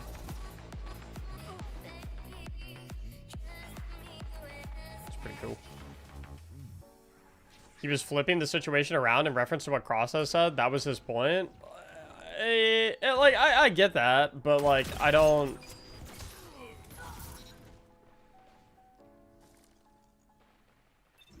I guess to me, I'm not sure it's like as much of a parallel. Like I don't really see like, I don't see the angle of like, oh, you said that. zone B lost. Enemy I don't see the angle of like, oh, you said that you would be fine with our game dying if it meant that you got your game. Okay. I'm gonna flip the script on you by is lost. privating all of my YouTube videos about your game. Like that just like it doesn't seem, you know what I mean? It doesn't really seem like. Zone A captured. Zone advantage is yours. They have advantage. That shut them down. The point was completely missed. Yeah, like I get the, I guess I suppose like I understand the objective. I'm just not entirely sure if that objective was accomplished. You're dumbing down what he said? Oh, okay. Right, well, what, generally a good tip, never crash out on live stream. No, dude, always crash out on live stream. That's when it's the funniest. Saw your vid just now. I've been out of the scene for a bit as I became a solo player and couldn't really do all the raids and stuff I really wanted to. Maybe the 9th is when I'll make the attempt again. I think you absolutely should. If you hang out with our community for long enough, like I've been saying, my goal is to run Pantheon with every single person who wants to. So Hang out in the community Discord server, hang out in the streams, and so someday we'll run Pantheon together. I'll teach you. I'll flame you when you mess up, but in like a fun way.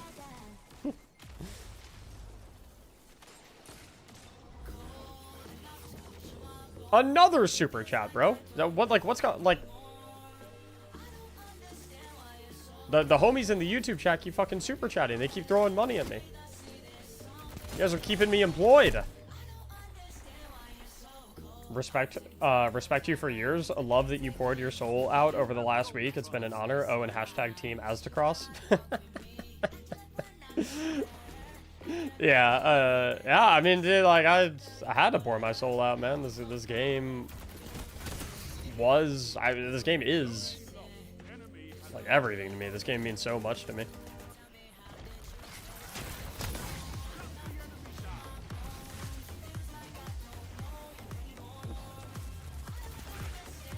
Like, I do not think for the rest of my entire life we will ever have anything like this game ever again. It's so...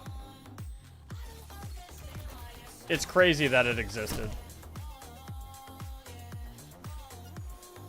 Every super chat given is just a little bit of a buffer between Mac and McDonald's applications. Every super chat and sub. And sub. Let me correct that for you there. Every super chat and sub is a buffer between Mac and McDonald's applications. And gifted subs. And Prime subs. They all buffer. New seasonal artifact. I bet we will get artifact information in tomorrow's article.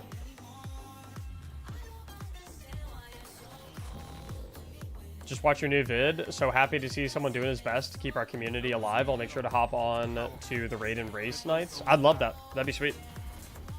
Yeah, I'm gonna do everything I can. Like, obviously, we're not gonna be playing Destiny every single day like we used to. But like, I'm gonna try and be very intentional about having like some scheduled nights for us to come together, have some fun. Prizes.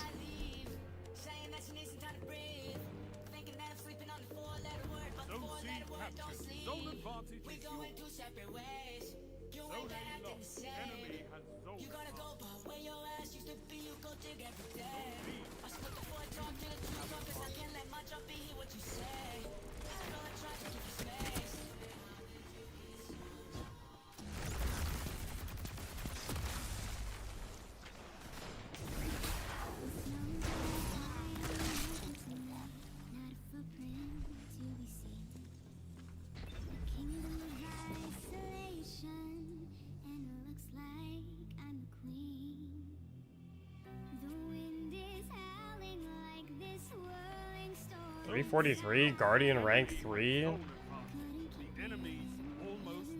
That's like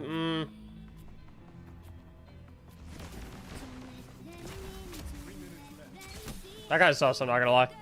That guy might be cheating. That guy might be cheating.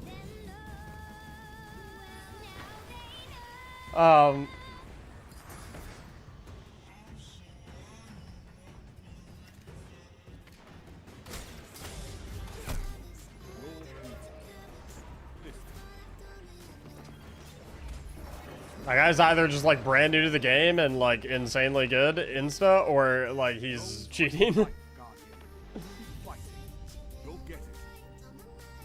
Thank you so much for the $5 super chat as well, Drim. Big L for Sony shooting down ideas for D3. I agree, bro. I agree. Dude, listen.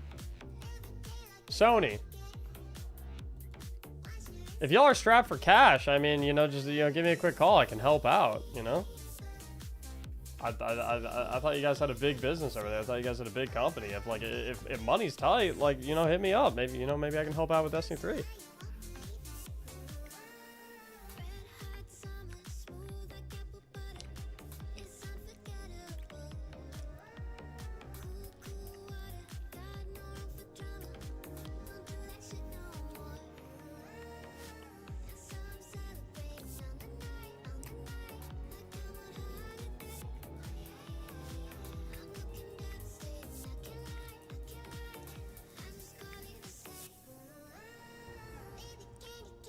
I started playing on a new account, was pretty good at PvP. I'm sure some suspected me on cheating. That guy wasn't good at PvP, though. It was like... He was... There was one in particular. There was one in particular where I was like, if you hang out with our community for long enough, maybe the 9th is when I'll make the attempt again. I think out of the scene on live stream said, I'm just not entirely. I understand that. Like I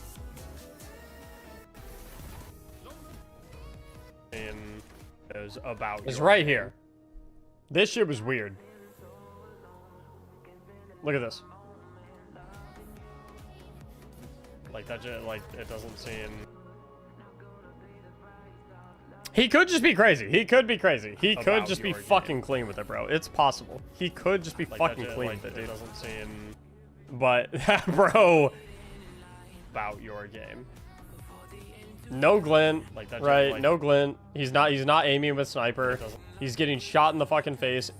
Just started aiming. Clap. He could be crazy, bro. He could just be fucking clean with it. It's possible, right? But like, that bro was power level 300, Guardian rank 3.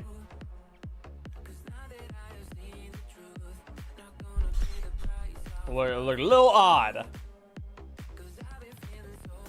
Maybe lucky. This is possible, bro. It's possible. You know.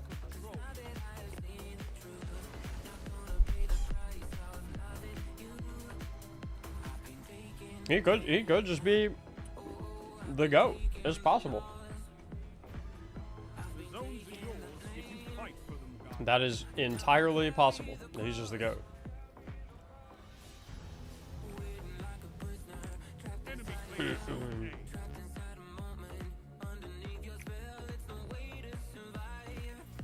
I think his ass was cheating. Because he didn't miss a shot the entire fucking game.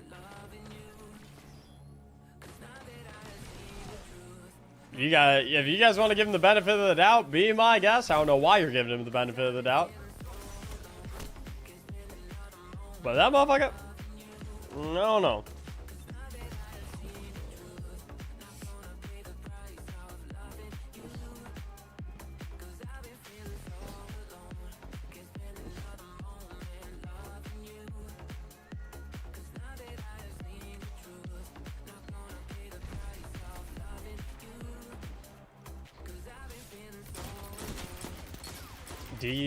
Destiny subscription model.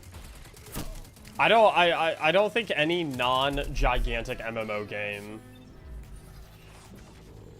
should have a subscription model. I think it's too...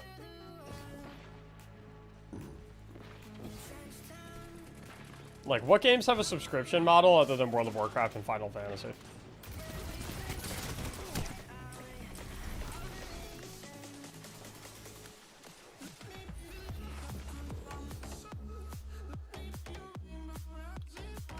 RuneScape, yeah, sorry. Like, what games are there that are in this? What games are there that have a subscription model that like would not fall into the category of game / genre of a game that like World of Warcraft, Final Fantasy, RuneScape, Star Wars: The Old Republic, stuff like that, right? Like, I don't think there's a single FPS game that is subscription based in the world.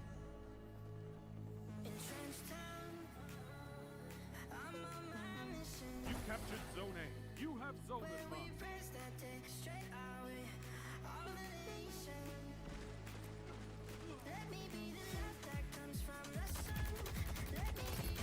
Do we want Destiny to be more MMO-like? It's not really...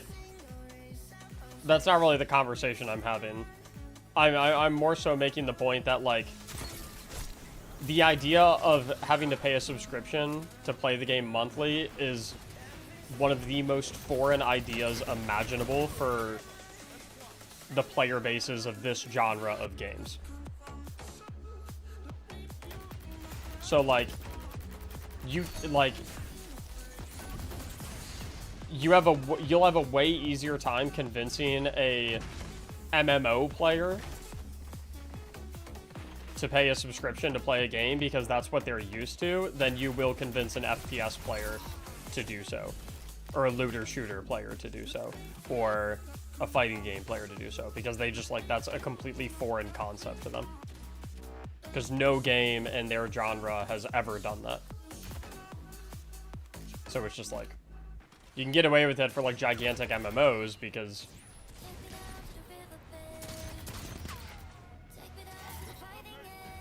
Fortnite has an optional sub. That doesn't count. That is a option. That's like a cosmetic slash whatever fucking. Fortnite has a monthly sub. Not what I'm talking about. I'm talking subscription in the sense that like you need to pay monthly to be allowed to play the game. And if you do not pay monthly, then you cannot play the game.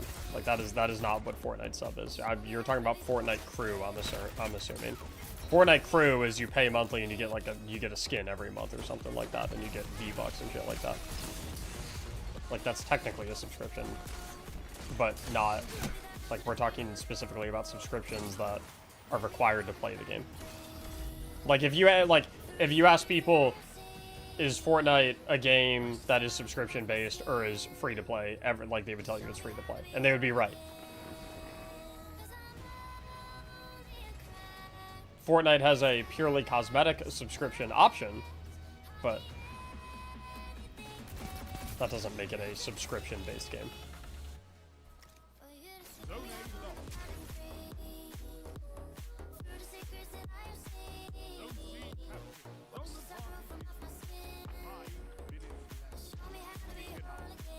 So Adara, you sub once and never have to sub again, so technically it's optional too.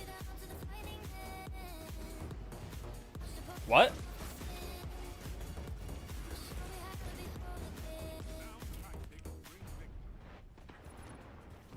I don't know. I guess I'm not familiar with Star Wars The Old Republic's subscription structure. You have to subscribe, but then you don't have to keep it going?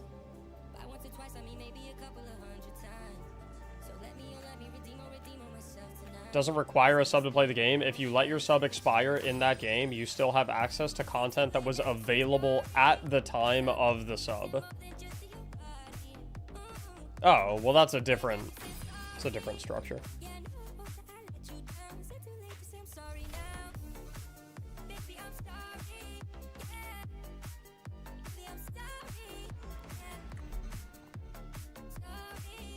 So basically, for Star Wars The Old Republic, you subscribe one time, and then you insta-cancel your sub, and then anytime they release new content that you want to play, you buy the sub for another month.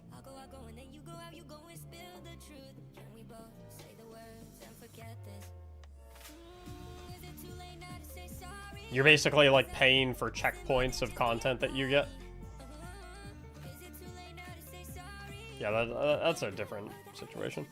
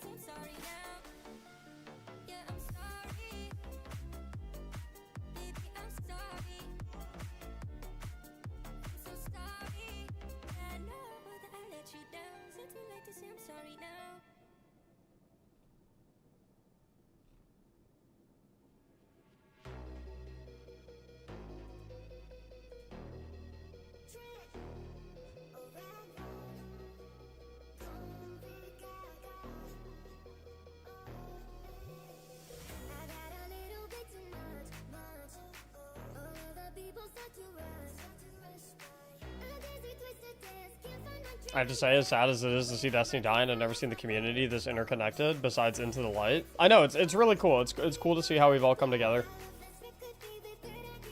I don't know how long it'll last. I hope it lasts a really, really long time. I hope the community continues to stay like interconnected like this for a really long time. I don't know how long we will, but I hope we stay like this for a while. I'm gonna do everything I can to like foster and maintain a community in which that is possible.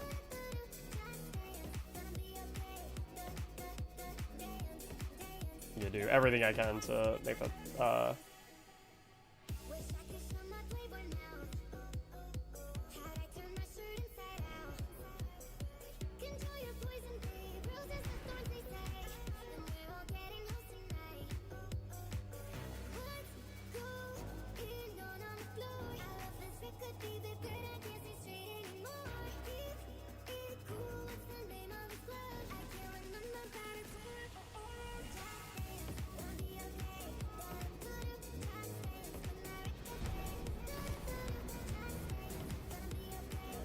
Do you think the Marathon franchise is just forever burned? I played the 90s trilogy and love the lore. I hope the PvE is a success so I can actually like the game.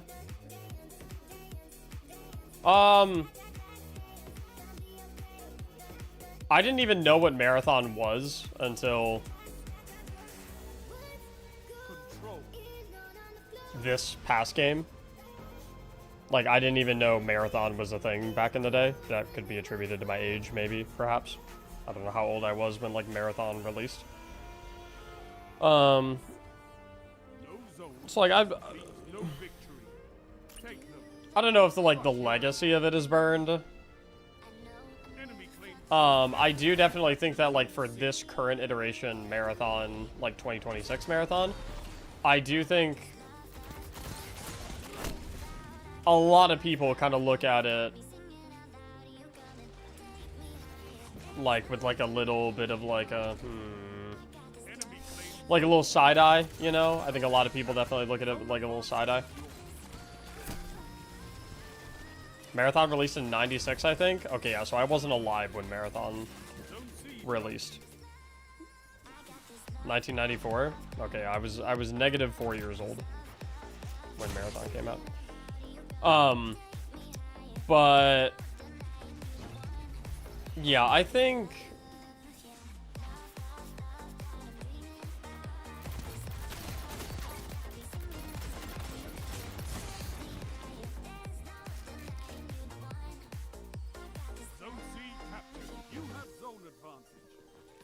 imagine your birth year starting with a 1.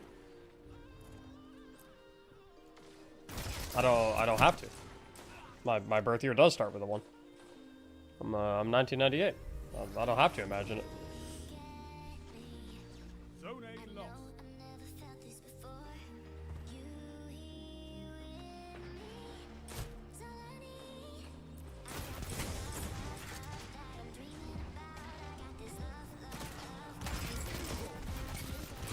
But yeah, I think to a certain degree, like Marathon 2026 is tainted a little bit in the minds of a lot of people. Although I think that was kind of like there was legitimacy to that long before any of this happened anyway, though. Like, I mean, like the art scandal did a lot of damage to the reputation of the game and subsequently that IP.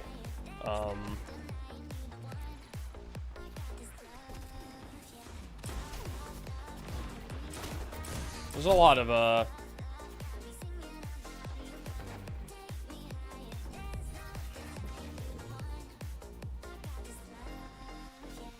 but I think now even more so that it was a contributing factor to a lot of people's favorite franchise being buried. Like, I think that's gonna like make a lot of people look at it like and get kind of like a sour taste in their mouth even more.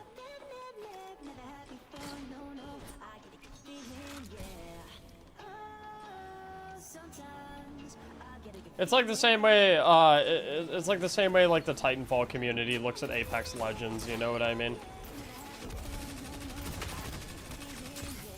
It's like, is Apex Legends a good game? Do a lot of people enjoy it? Yeah, but it's like you're definitely gonna have a lot of people that like kind of look at Apex Legends and they're just kind of like, They're just kind of like, I know what you took from me. Have advanced.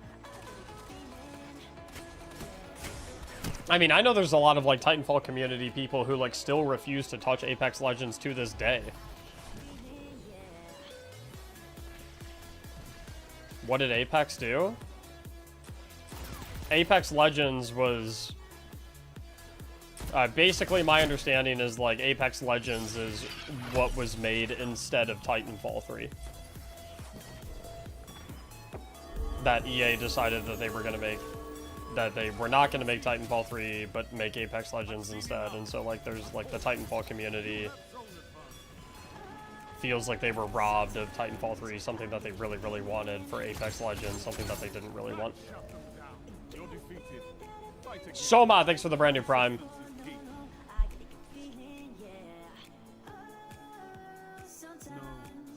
Is Marathon actually worth the $30 it costs? Well, Marathon costs $40, not $30. If you have people to play it with, and they're gonna be willing to play it with you for a very long time, then I'd say yeah, probably. But if you are like only a solo player and you're not really gonna regularly have a team while playing Marathon,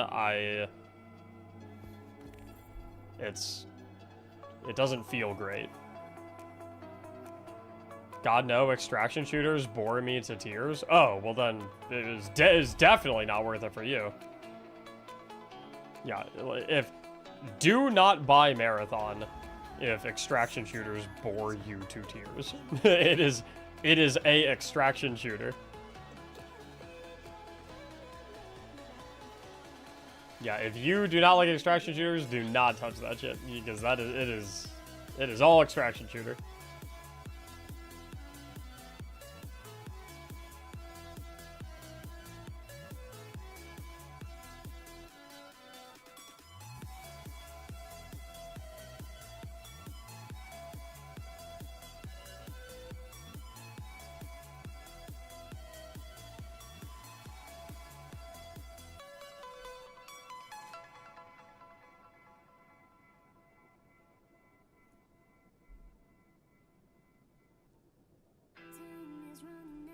I think I'm having a fuck ton of people join my Discord server because I just got a notification from Discord that says unusual join activity in your server.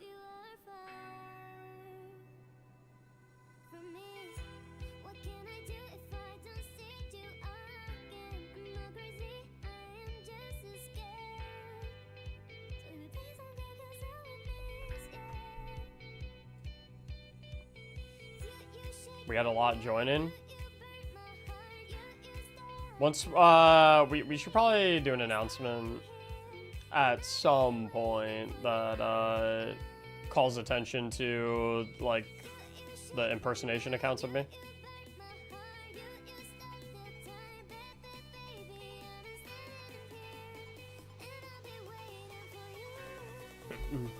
Yeah, 100% echoes. That's my plan. How good are the guns in Marathon in terms of sound?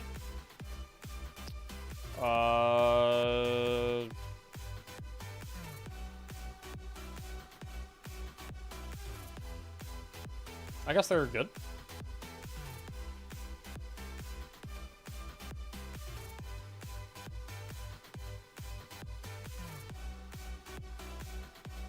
Titanfall 2 was a commercial failure?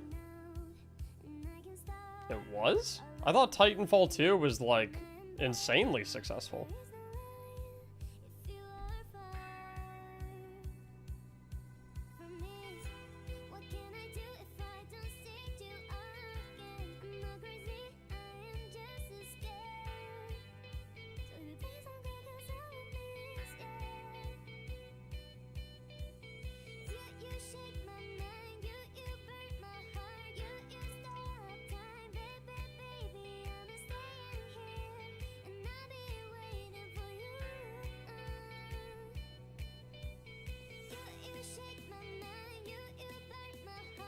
What's up, Theater Camp?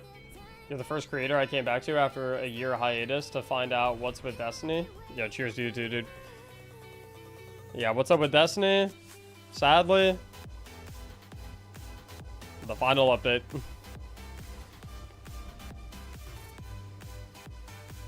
Yo, low-key, they should call this update the final shape. Or like the final shape in parentheses for real this time.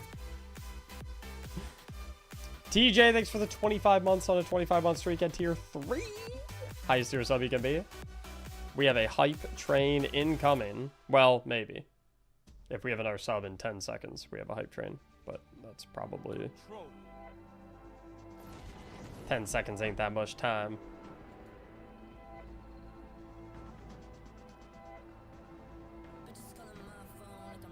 More of a cult following. I think that's kind of how Marathon is.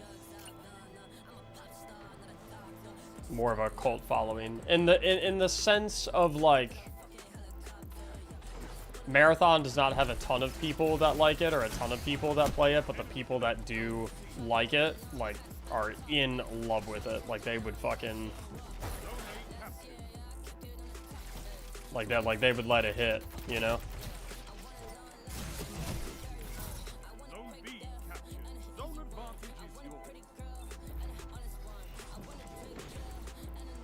Kind of like Destiny?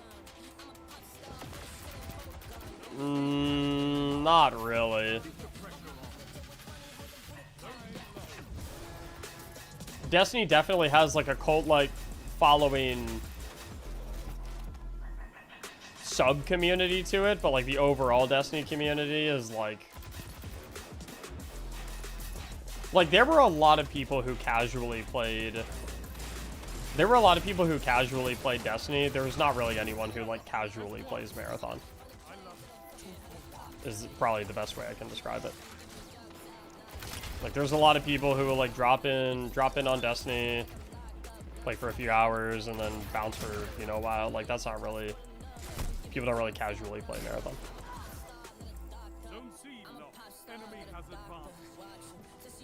Like you either don't fuck with it at all and you never play it, or you're not interested at all, or you really fuck with it and you play it like, and it's like one of the only games you play and you play a fuck ton of it. That's kind of like how.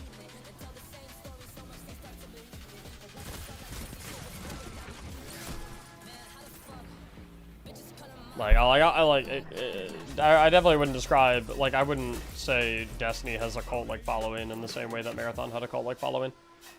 Like Destiny's community was fucking gigantic. Is fucking gigantic. I mean, like, you know, let's call a spade, right? Like, I think, and I might be mistaken, but I think Destiny, I think the petition to make Destiny 3 has more people that have signed it. I think there are more people who have signed the petition for Destiny 3 than the all-time highest peak concurrent player count for Marathon.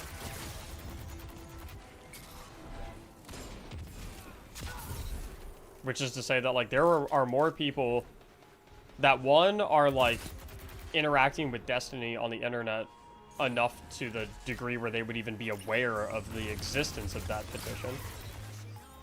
And two, enough people that are actually willing to go out of their way to go to the link and sign it. There were more of those people than people who all played Marathon at the, like than the most concurrent peak player count of Marathon. Like, it's actually unbelievable how gigantic the Destiny community is. It is huge. It is unbelievably huge.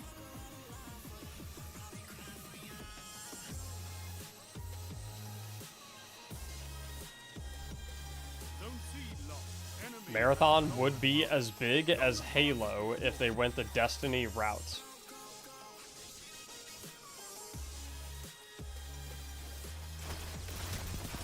Huh?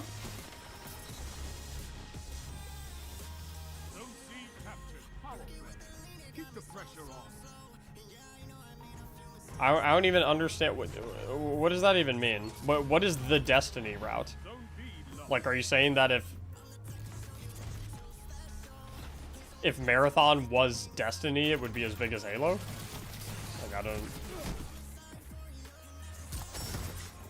Basically a PvE looter shooter? So if instead of making, so that isn't that just basically saying if instead of making Marathon they made Destiny, it would be bigger than Halo? The systems, the gameplay as Destiny, the classes. Okay, so you're basically saying if instead of making Marathon, they made Destiny, but called it Marathon, it would be bigger than Halo.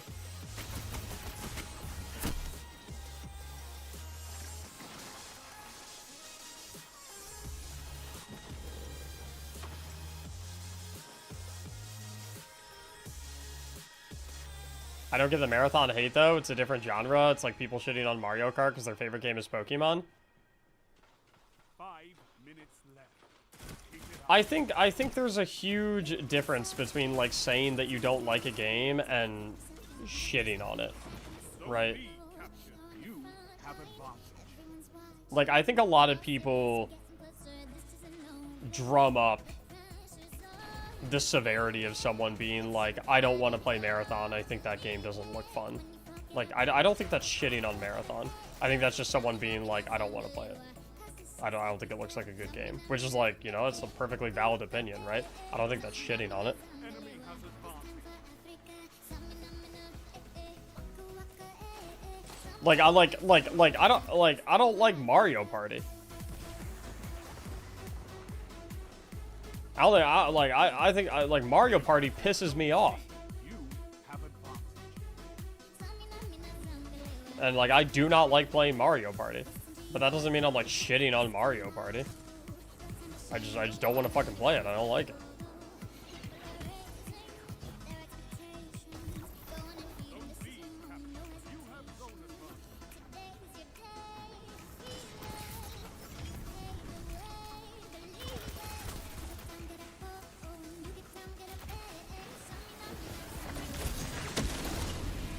That is something I've noticed about like some people, like a certain portion of the Marathon community, is they definitely seem to. Enemy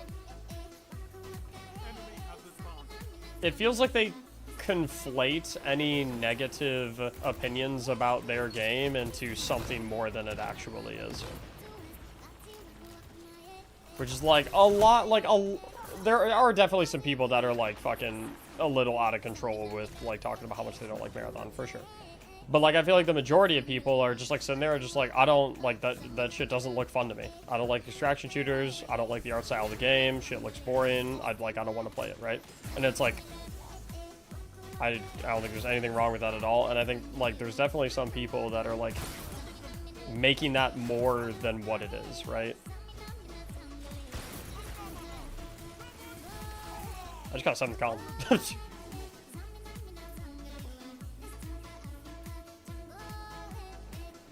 That felt like the slowest something column in the world.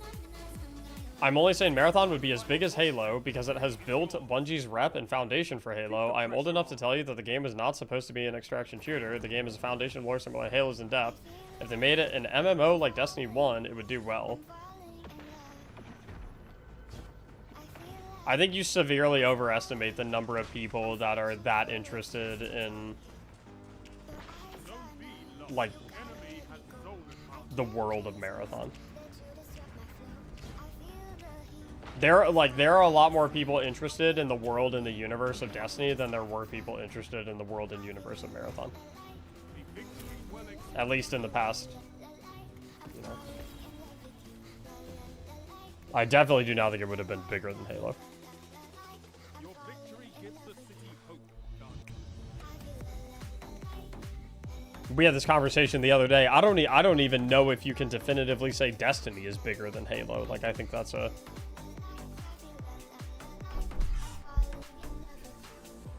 And frankly, like to me, there is no universe, no matter how the game is developed, what it ended up being, what style of game it ended up being, there is no universe where Marathon would have even been bigger than Destiny.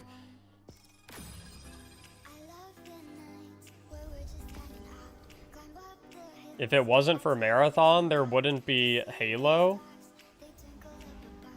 Yeah, and if it was that doesn't mean that it's bigger than it.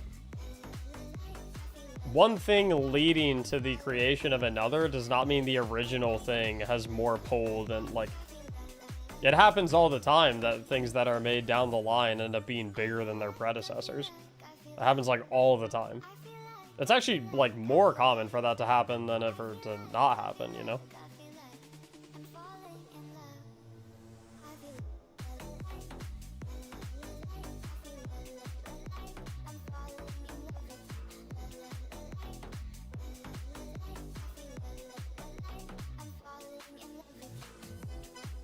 Saying X walked so Y could run? Yeah, Marathon walked so Halo could run. Which is like, you know, that's cool.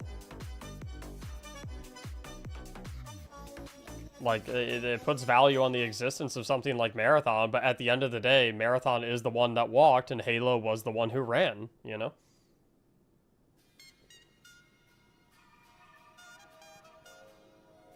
And just because Marathon walked so that Halo could run doesn't mean that if you flip the order of the... That doesn't mean that Marathon, if you tried to get it to run, could run faster than Halo. Like, it's not...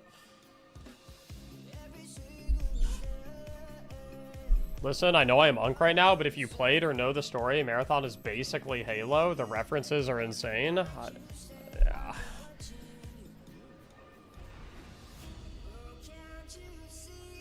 How do I know? Because the proof is in the pudding, bro.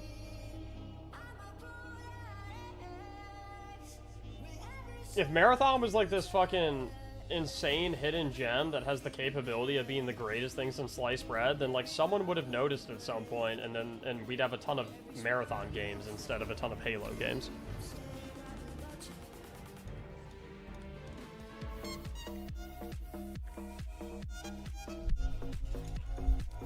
Like, there's a reason the entire world, even people who don't play video games, can tell you who Master Chief is, but, like, even most gamers couldn't name you a single character from Marathon.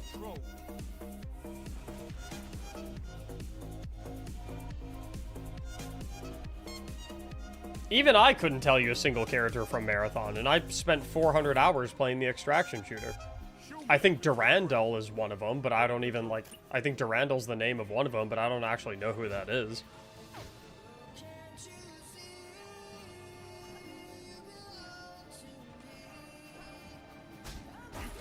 I think, like, listen, I think you have very fond memories and a very deep emotional attachment to Marathon because you played it a while back, or you played it when you were a kid or something like that, and I respect that, you know? I completely get it. I completely understand that. I have a very deep and emotional attachment to, you know, Star Wars Republic Commando, right?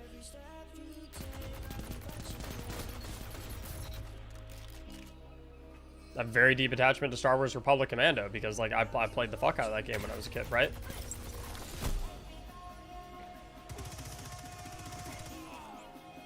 But it's like, at the end of the day, it's like,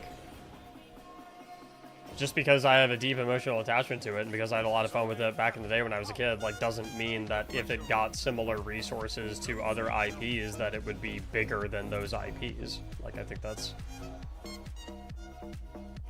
like a pretty heavy bias talking.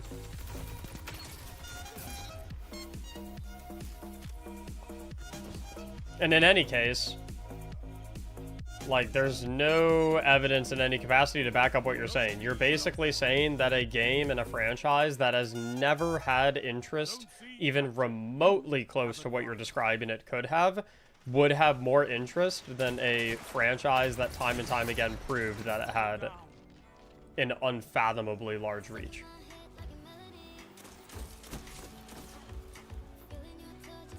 Like, we don't have to wonder whether or not Destiny would have been a gigantic IP. It was. Many times, right? Like, we don't have to wonder, could Destiny have been big, right? It was time and time again, right?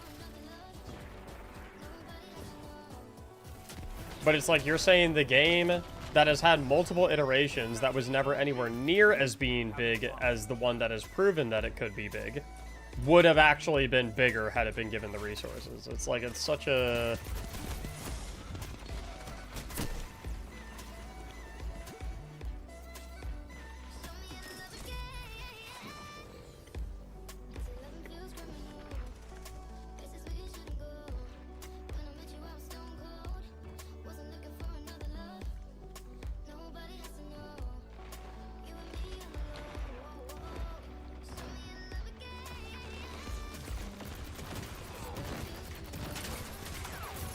Like, to the majority of people, and I'm not saying to you, like, for you, you clearly seem to be different, right? And that's fine. There's nothing wrong with that, right? For you, you think that the Marathon lore and the Marathon universe is much more interesting and captivating than the Destiny universe and the Halo universe. And I respect that, right? But to the majority of people, it is the complete opposite. I would say to 99% of people on this planet, the Destiny universe or the Halo universe is more interesting than the Marathon universe. And they are more likely to play a game made surrounding... They are more likely to play a game surrounding the Halo or Destiny universe than they are to play a game surrounding the Marathon universe. Yeah, because they weren't exposed to it. Dude, that's such a... listen, I respect your passion for Marathon. I really do, man. Zone C captured. You have zone advantage. But, like...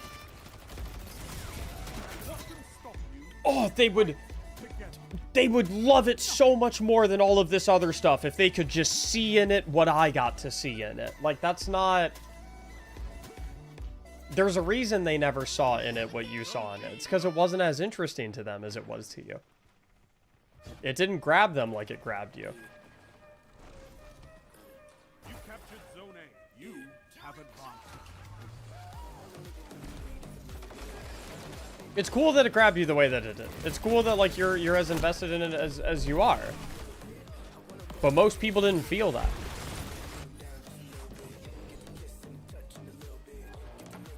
Like, not everyone has your same preferences. Not everyone has your same, you know... Like, certain things don't click for people.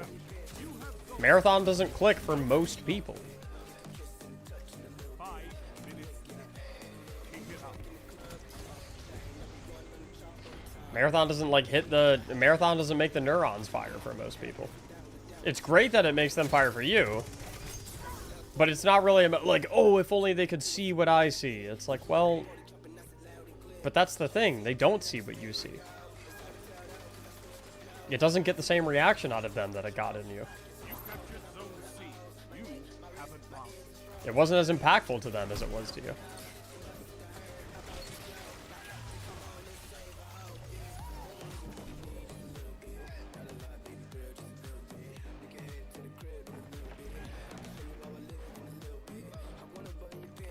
Scarrow quote tweeted a Destiny 2. Dude, I'm getting like fucking...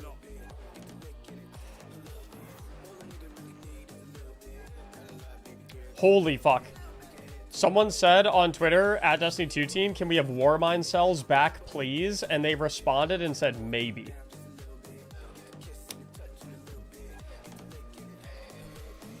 Zone A captured. You have advantage. We might be getting Warmind cells back.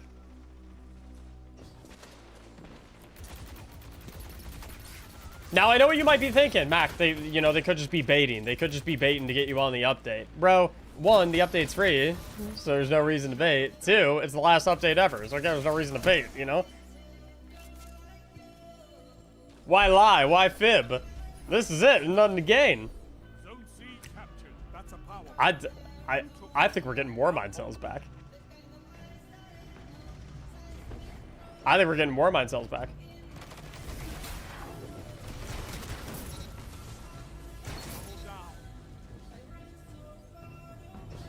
Triple down. Zone B lost. Look at them fall. 3 minutes. Oops. Hold strong, and this battle is yours. Keep it up, and victory is yours.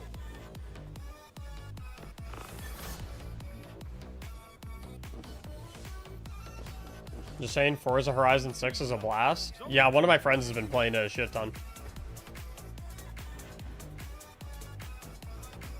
If only pickles would taste like bacon, then everyone would love them. Dude, that's honestly... That's honestly a really good encapsulation of, like, what this conversation is.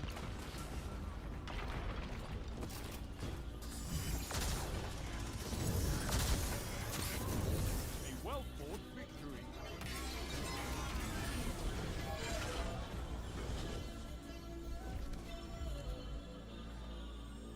Victory gives the city hope, Guardians.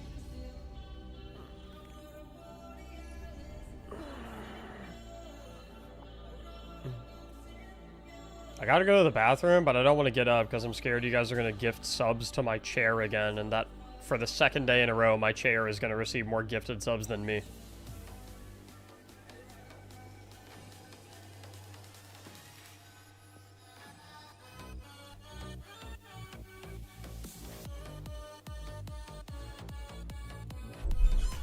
I'll be quick.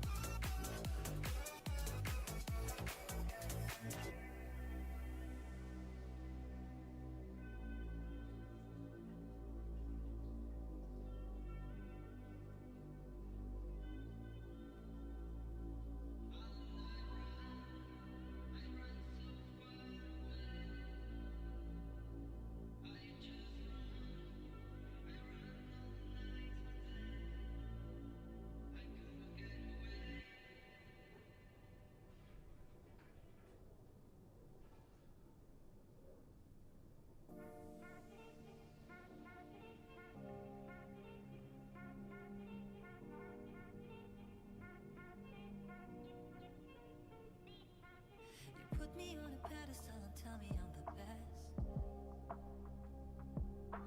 Raise me up into the sky until I'm short of breath. Yeah.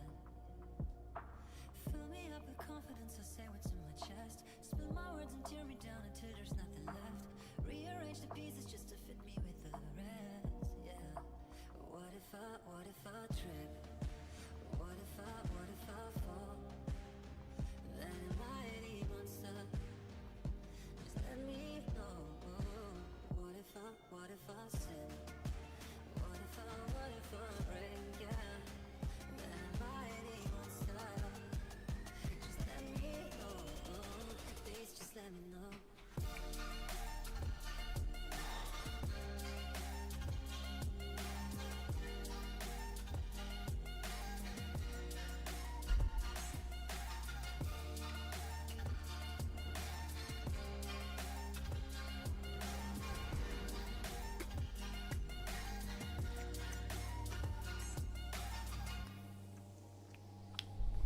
I was 15 when the world put me on a pedestal.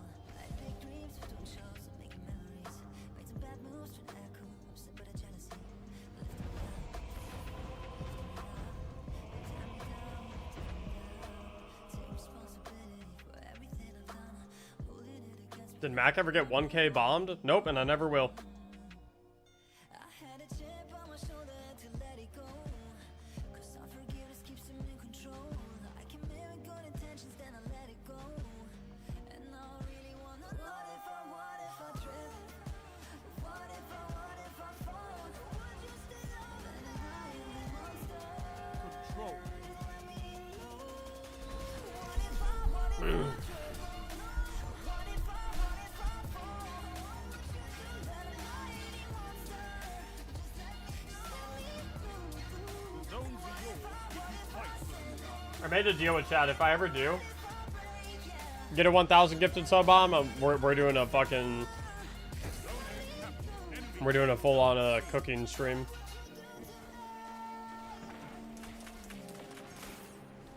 And an actual cooking stream, not a pure chill cooking stream.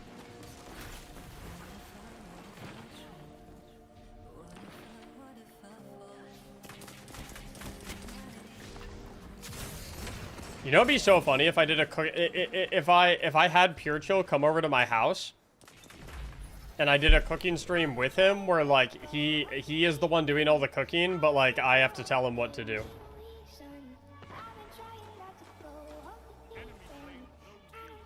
Wait, that would actually go nuclear.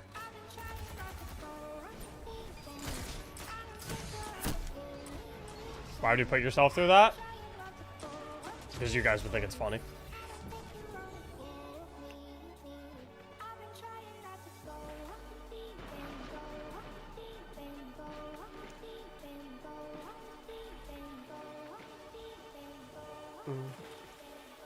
Every company is run by some white corrupt loser.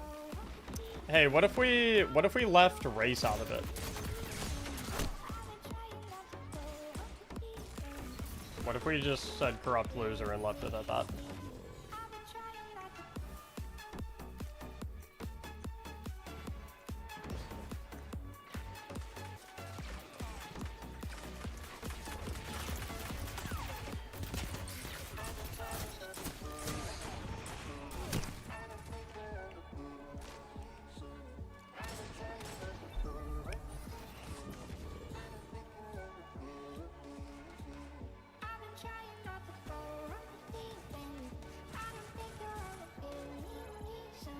If I could gift 1K, I'd send you the Destiny 2 cookbook as a threat first, not gonna lie.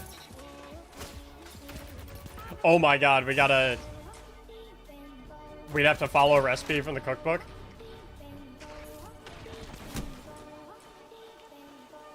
Who is Pure Chill? He's another Destiny streamer, and he's just,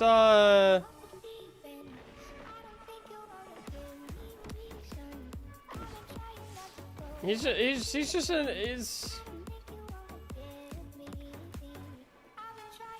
if you could have like if human beings could have like a cooking stat, his would unironically be 0. Like if we could like if you could click on a person and see their profile and see all their stats, Pure Chill's cooking stat would actually be 0.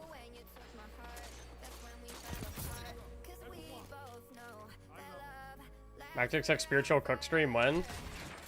I said if we ever get a 1,000 gifted sub bomb in the stream, I'll do a cooking stream. Maybe I would text Pure Chill and say, hey, you want to come over and do a duo cooking stream, if that ever did happen. I need a hunter like you with the red jack. I would crash out though. Like I would fucking lose my shit. Like I know for a fact I would get so pissed off. I might leave the house at one point.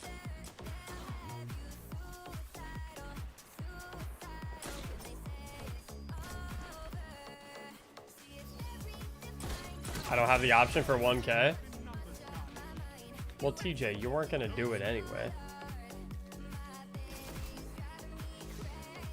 So it doesn't matter. What's up, Squally?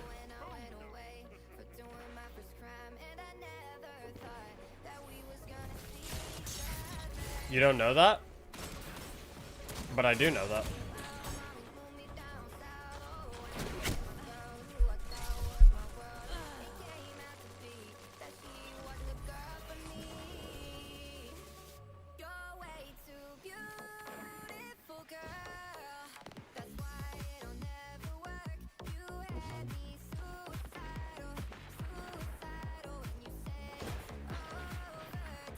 But I do know that, TJ. I know everything. Your chill may have Michelin tires, but he ain't got no stars. He ain't got no stars. 0. Although, in fairness, Pure Chill has the same amount of Michelin stars that the rest of us have, so.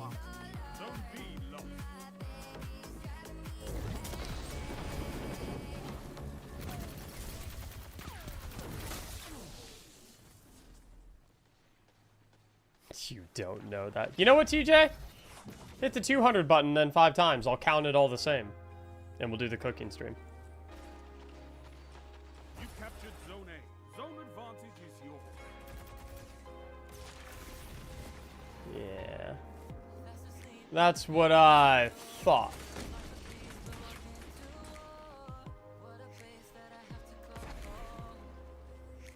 I don't think I'm going to do like a specific sign up form for the raid nights or anything like that. I think it's just going to be like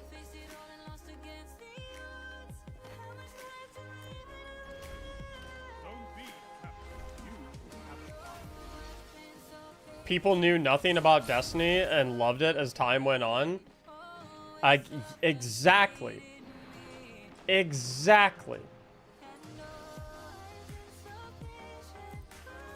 Because Destiny was a more interesting world to learn about for most people than Marathon was.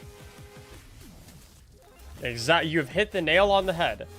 Think about it. People knew nothing about Destiny and loved it as time went on. That's because the universe interested people who knew nothing about it enough to learn about it. Marathon doesn't do that for as many people. It does it for some people, and that's awesome. But not nearly as many people as Destiny did. You hit the nail right on the head.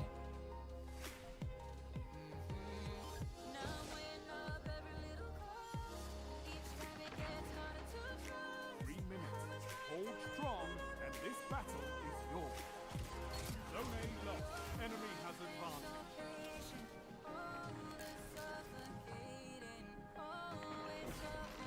You're saying that for the current Marathon? I'm saying if they did it that way for the title, it would do well. I'm telling you, there's a reason they didn't do it that way. If there was that much interest in the Marathon universe and the Marathon IP, they would have done it. There's a reason they didn't do that shit.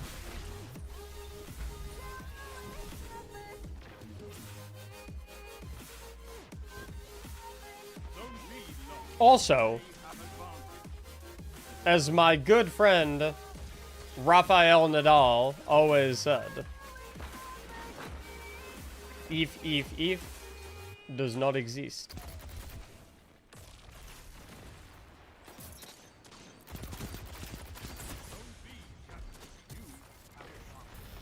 Yeah, he's one of the GOATs, so you know that shit is true.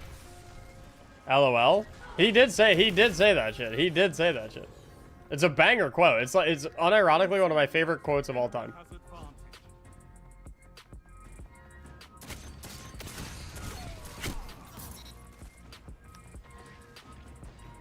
I'm pulled the video after this.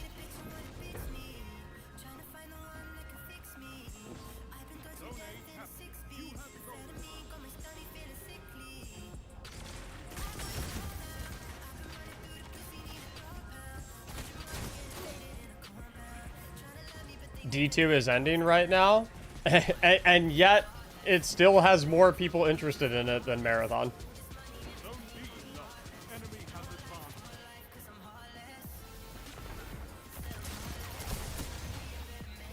I'm not trying to like be incendiary or anything like that, but like I'm not going to sit here and pretend like Marathon can be as big or bigger than Destiny. It simply can't.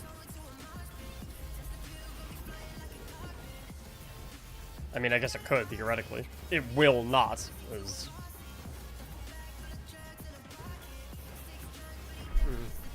I would bet every single dollar in my bank account that the June 9th Destiny update has more players on it than the June 2nd Marathon update.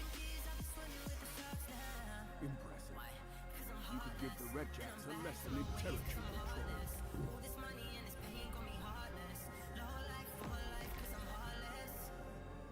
You're comparing a 1994 game to Destiny that was put... Yeah, you're doing the same exact thing.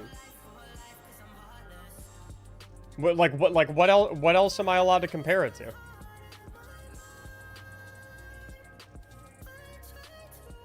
Like, respectfully, I'm not going to compare Destiny's proven success to your fairy tale made-up version of Marathon. Like, that's not... Like, that's not even... Like, yeah, we're comparing the two. Because how else do we compare the video games? Destiny's proven success didn't matter anything in the end. Yeah, respectfully, that's a dumbass argument. If something eventually ends, that means it doesn't matter that it was successful at one point. Like, dude, like nothing lasts forever. Nothing lasts forever.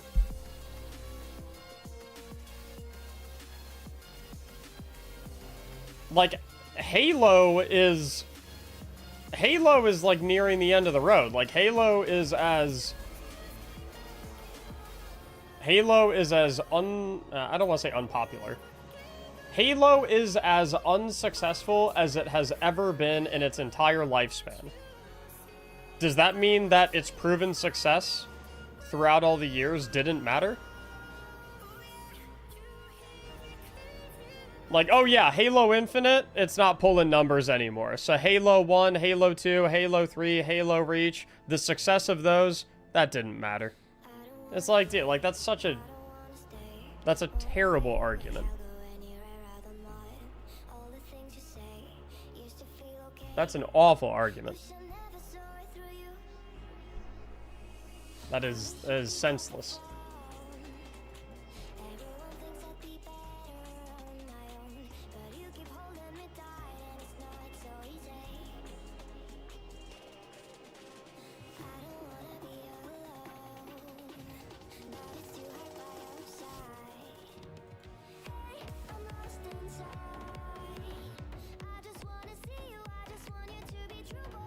Oh, I lost YouTube chat. Oh, there.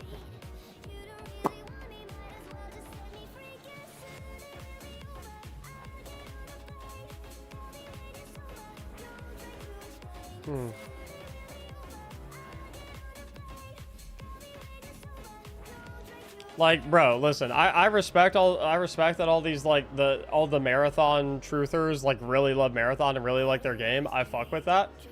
But some of y'all need to be able to swallow the pill that like Destiny players are not interested in marathon more than they are interested in Destiny, and they never will be. And there's nothing wrong with that. Like, that's okay.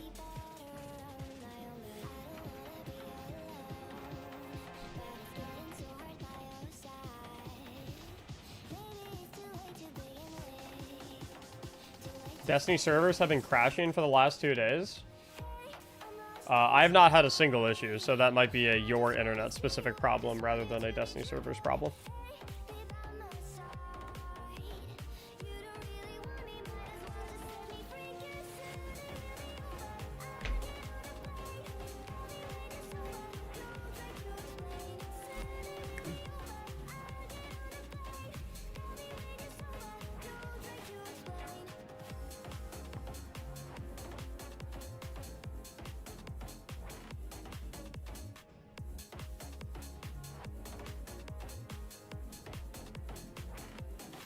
Oh, sorry, Rules. I said I probably wasn't going to do, like, specific, like, signups or anything like that. It'll probably just be, like, a ping in the Discord server and just be like, hey, anyone who wants to come to Destiny, I'll be like, hey, this upcoming day is going to be community raid night. If you want to get involved, be in the stream, see you there.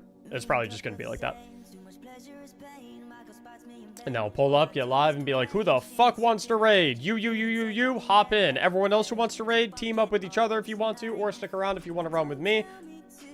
It'll probably be like that. Certain skill or anything to join? Nope. Don't care. As long as you, like, try. As long as you, like, if we're doing, like, Pantheon or something like that, and you want to pull up and be like, I just want to add clear on all the encounters. I don't want to learn any of the mechanics. I don't want to try that hard. I just want, like, that. I'm going to be like, no.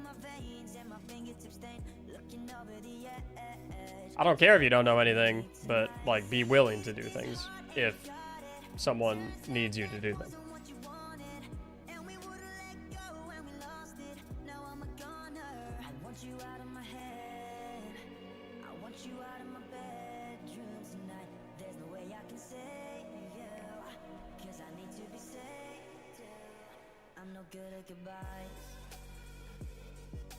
The Milan and Ascross situation is basically Bungie's Civil War moment. Who is Iron Man and who's Captain America?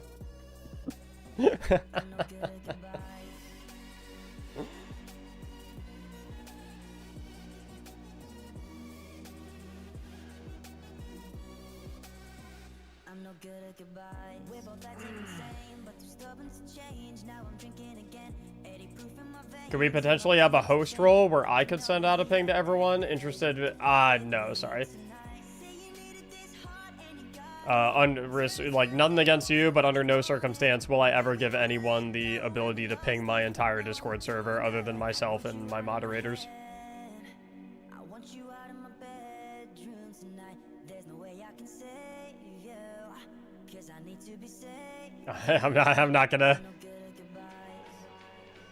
I cannot give you the keys to putting a notification on 50,000 people's phones.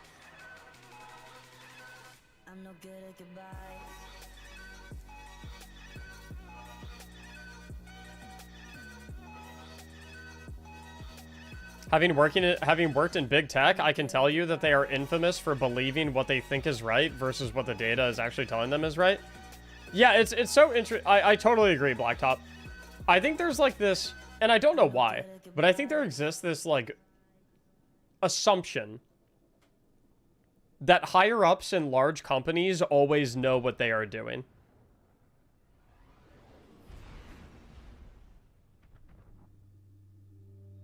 When it's like, it seems like a lot of times they're fucking idiots, you know? I'm sure some of them are smart.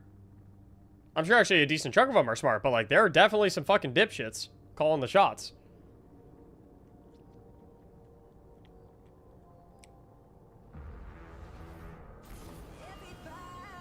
Like, if you want to be like, well, they're probably pretty smart. They probably know what they're talking about. Otherwise, how they would get to that position. I turn right back at you and I'll be like, oh yeah?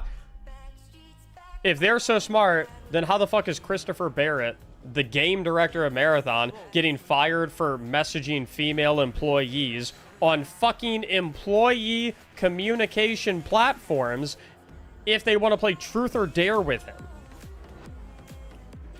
Or saying that they're the full package and their boyfriend better treat them right. Like, type the number 1 in chat if you're smart enough to know that that you don't fucking do that shit at work. Type the number 1 in chat if you're like, oh yeah, I probably should not message a female employee as a superior, that I want to play Truth or Dare with them, and that they're the full package and their boyfriend better treat them right. Congratulations, you're now officially smarter than one of the former higher ups at Bungie. Congrats. You now officially have better judgment than one of the higher ups at Bungie, okay? Superior or not? Obviously, I'm saying I was trying to paint how egregious the situation was.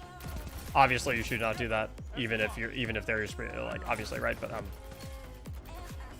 in any case, my point is, this base assumption that like higher ups at a company, or that like the people that are in charge of shit are like fucking infallible, or that they know all the right calls, or that they, you know, they're super smart and shit like that, and like, oh, if they're not making a Destiny 3, it's absolutely because it would, like, they've checked the numbers. They have definitely done their due diligence. They have yeah? Really?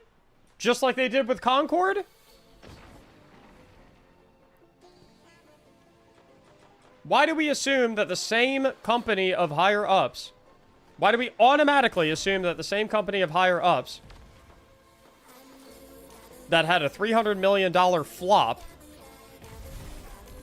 were like super careful in particular, and like, oh yeah, Destiny 3? Yeah, let's be really, yeah, let's make sure we're really smart about this. Let's make sure we really take our time.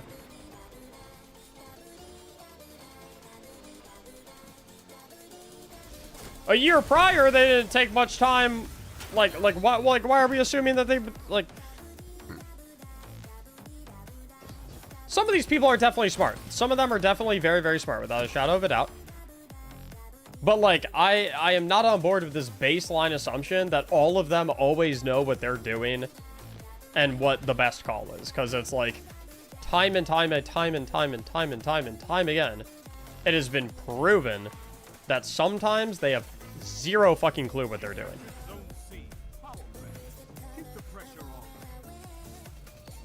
Time and time again, they prove that they are dumb as bricks. And in some cases, not only have they shown that they're incompetent, sometimes they have shown that they're actually, like, malicious. Right?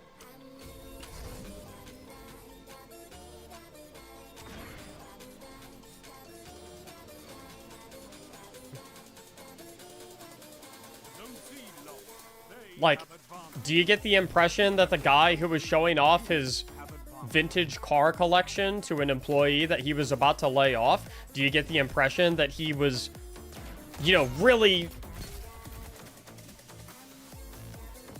looking at the numbers for Destiny 3 with a fine-tooth comb? Really trying to make a smart decision with it? Because showing off the cars didn't seem like that smart of a decision. So why do we assume that, like, it's like, dude, like... A well-fought victory. Like, this idea that, like, oh, they're the higher-ups. They know what they're doing. It's like... Zones controlled. Targets eliminated. Nice. I'm not so sure they do a lot of the time.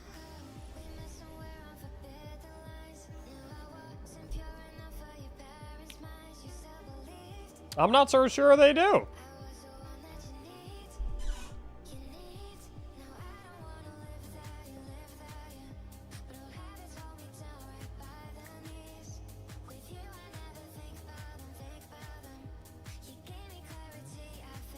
Concord was a former Bungie CEO too.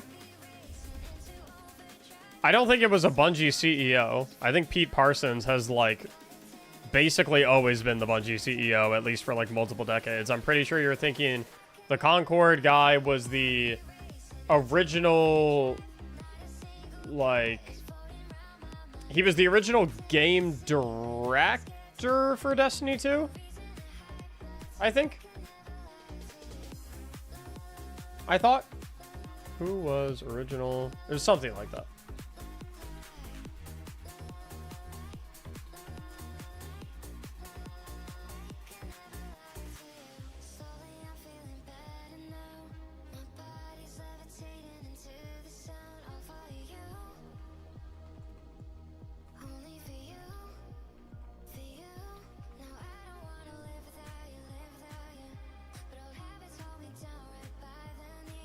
Because I remember, I watched, like, the Jason Schreier video about, like, this entire situation, and I could have sworn that Jason Schreier said that originally the guy who was the game director for Concord was the game director for Destiny 2 before he stepped away and Luke Smith took over as game director.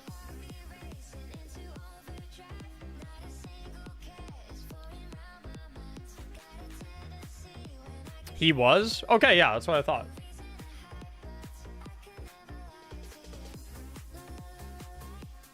Bungie doesn't care about us, bro. The clinking champagne glasses, laughing and telling jokes. Yeah, maybe the C-suite of Bungie, sure.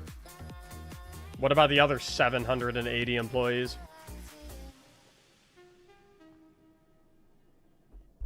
They probably care quite a bit.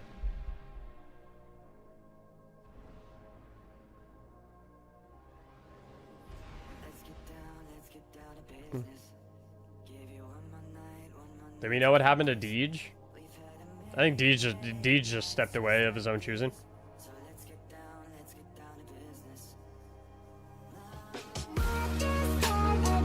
Oaken Shadow! Thank you for the 5 gifted subs. Thank you for keeping me in business. I appreciate you.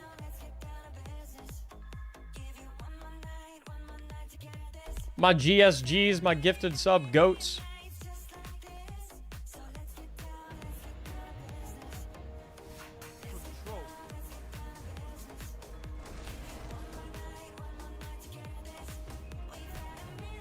I'm off to work. See you, Sinner. Have a good day at work, dude. Show your enemy this place belongs to you now. Take the zone. Like, I've met a fuck ton of Bungie developers. Enemy claims zone C. And let me tell you, every single one of them cares very, very, very, very, very, very much.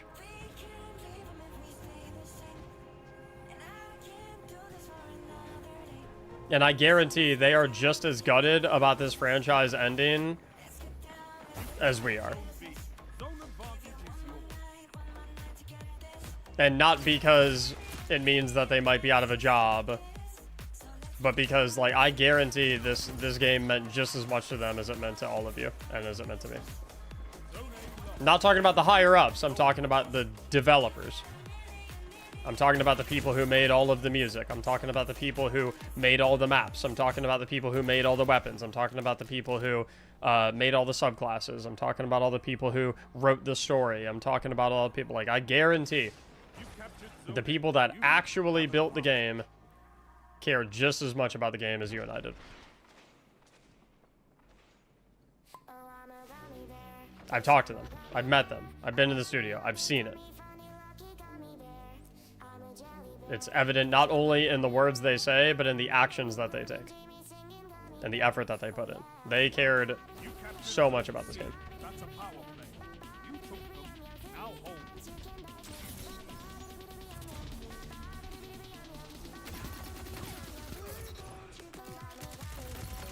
What the fuck? You have my This guy's shooting at. Life all included? Life all included, dude. They have advantage.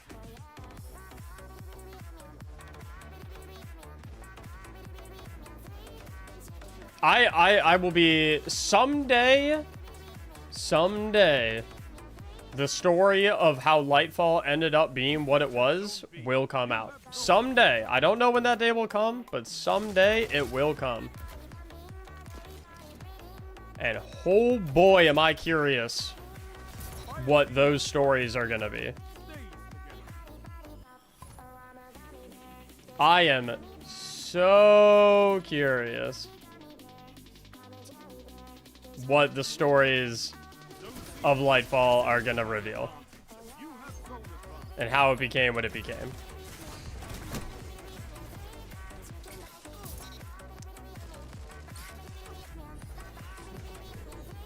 So we can blame Lightfall for Destiny ending? There's like 10 to 15 things to blame for Destiny ending. Lightfall, layoffs, no D3, Edge of Fate, Ash and Iron, Pete, sale to Sony, split from Activision, Marathon, 5 incubation projects that led nowhere. COVID bubble popping. It's like there's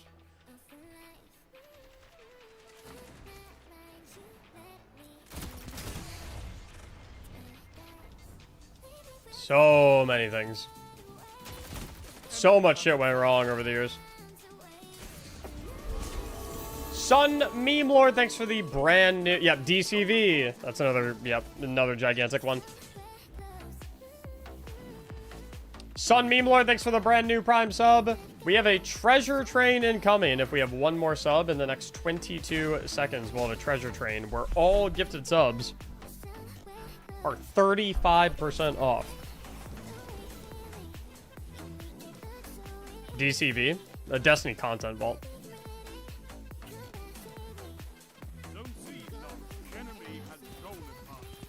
They chose to sunset the wrong game. I don't disagree. I would have much rather they sunset Marathon than sunset Destiny.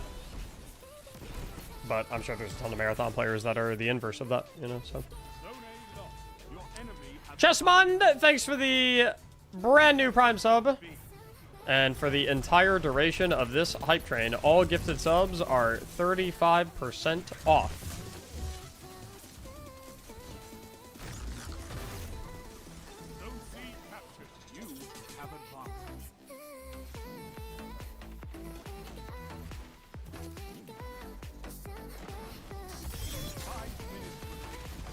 Another Marathon hating streamer confirmed? Yeah, dude. I hate Marathon so much that I played it for 400 hours when it released. Just like the #1 Marathon hater. The only reason they didn't sunset Marathon is because Marathon is newer than Destiny. And they're spinning the wheel. Whoa! Let's see what they get. Whoa! Yo, chat, can I get an all caps Mike Breen? Bang! Bang! Can I get everyone in chat? All caps. Bang!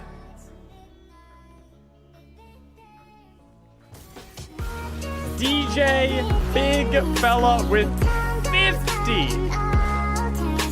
50 gifted subs.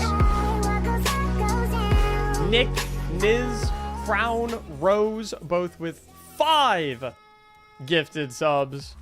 The Silver Dragon with 2 gifted subs. Thank you all so much. What's going on? What's going on is we're getting hype! We're getting hyped! If you hate Marathon, gift some subs! I'm kidding. Don't clip me. Don't clip me. Don't put me on Twitter. I'm kidding. It was a joke. It was a joke. I was just fucking joking. Keep it up, and victory is yours.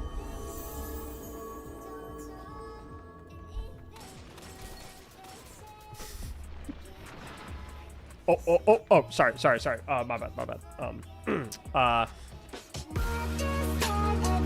Hey, yo, wait a minute.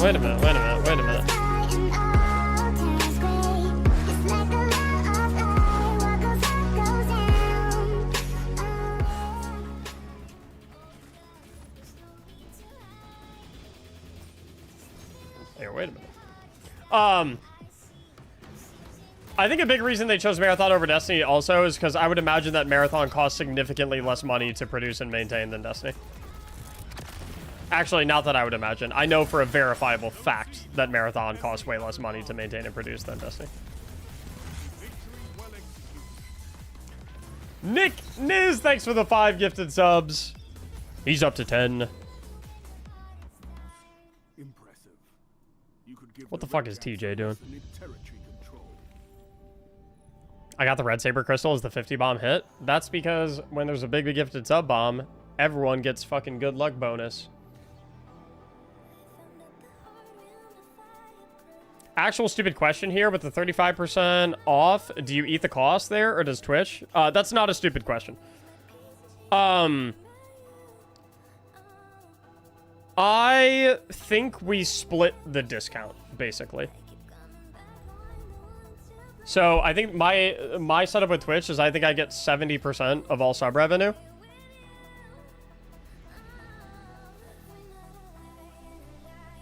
Bro slimed me out on my first game back. Were you in that game?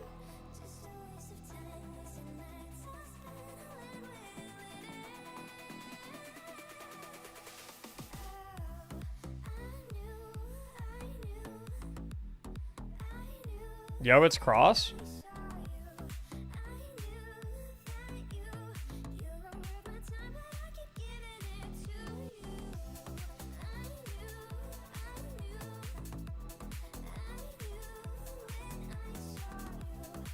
That might be Luke. I think that might be Luke. Because Cross is on 007 right now. I think that might be Luke.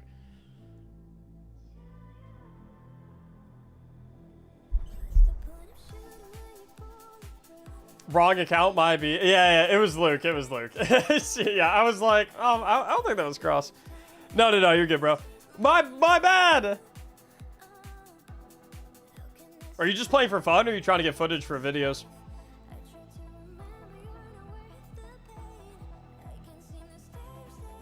Yo, I'm gonna say Hype Train dead official prediction, by the way.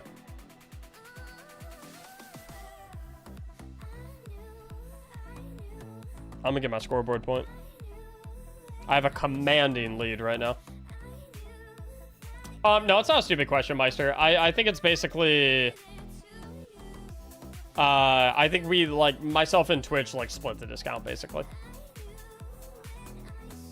So it's like I get 70% of the revenue per sub. So if it's a $5 sub, then I get $3.50. But if they're 35% off, then I get whatever 75% of whatever the new cost of it is. Crown Rose with 5 gifted subs. But it's not gonna be enough. The hype train is dead. The Mactics prediction is correct, and I get another scoreboard point.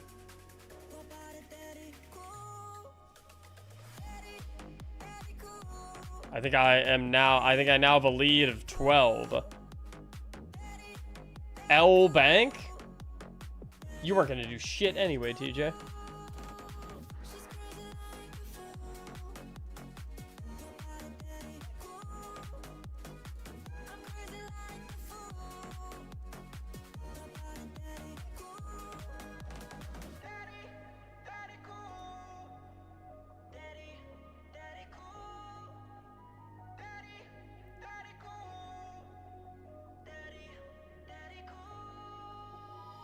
She's crazy like a fool. What about it, daddy? Cool. I'm crazy like a fool. What about it, daddy? Cool. Daddy cool. Yeah, I was gonna say, I don't think Cross is. Oh, yeah. Luke was on the art team. Mobby. Can I join? Nah, not right now, Iron Champ.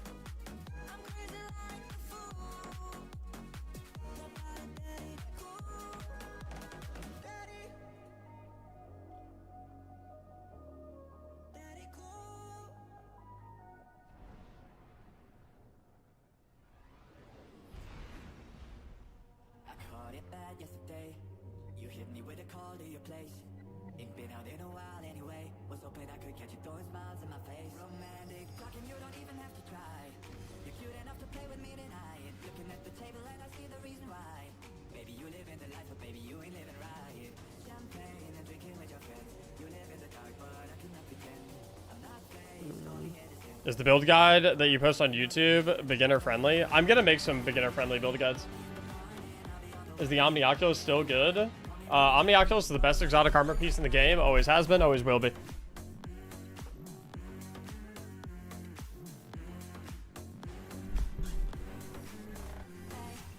Control.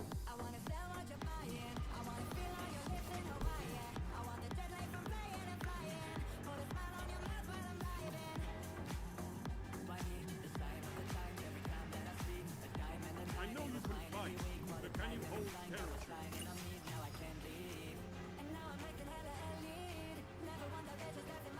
You captured Zone A. Enemy claims Zone C.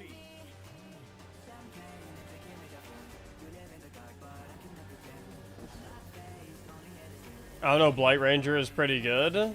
Yeah, pretty good at getting reworked. Enemy claims Zone B. Enemy has advanced. The Copium is getting real. People are speculating D3 is secretly in development, and they've kept it a secret for years with Paul Tassi and Jason Schreier's help. Yeah, I haven't heard that anywhere. That might just be like one or two guys saying that. I've not seen anyone say that. You captured Zone B. Zone advantage is yours.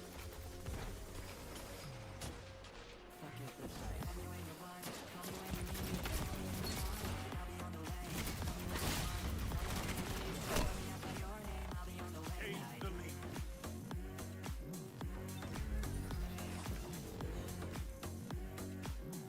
Yeah, that's that is pretty cool. What's Omni Oculus?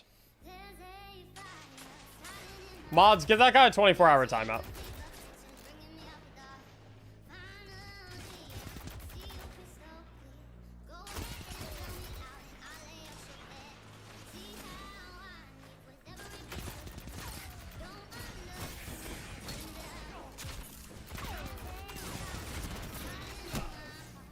Mods, I said give that guy a 24-hour timeout. Any last word? No. No last word. I said give his ass a 24-hour timeout. So he has 24 hours to go and fucking educate himself on the greatest exotic armor piece in the game.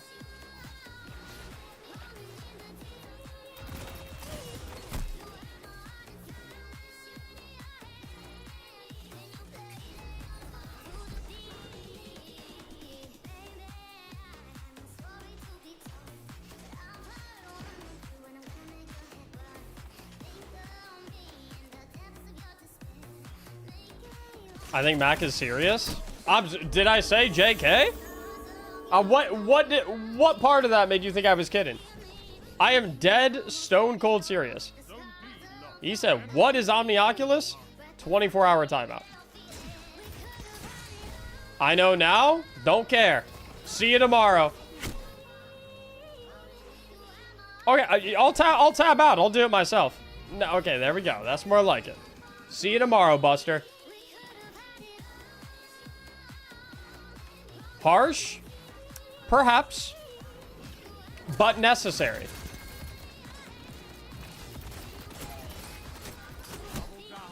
But necessary.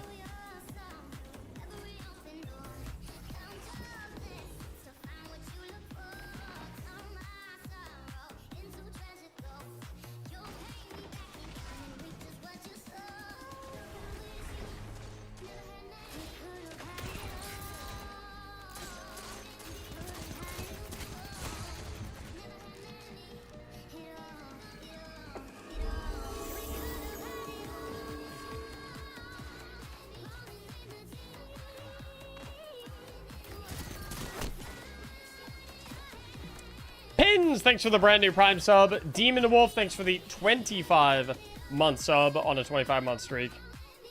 Hi, I'm on YouTube now. Yo ass getting timed out here too. Bang! Bang! Bro thought he could fucking... Bro thought he could escape the wrath.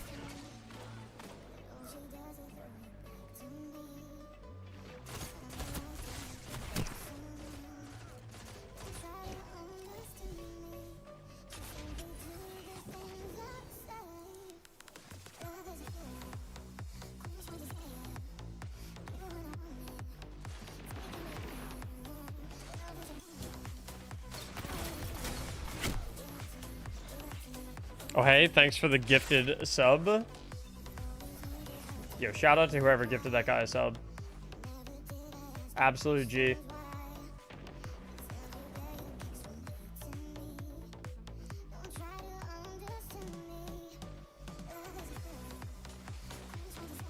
Would you cry happy tears if they announced D3 soonish? Well, I'd do more than cry happy tears, brother.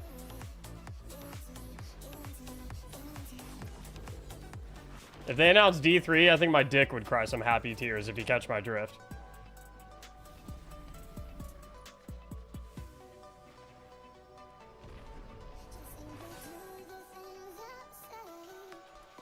Ew? Nope. It's perfectly natural. It's perfectly natural. It's perfectly it's natural for that to happen when one is aroused. And let me tell you, just thinking about Destiny 3, it gets some blood flowing.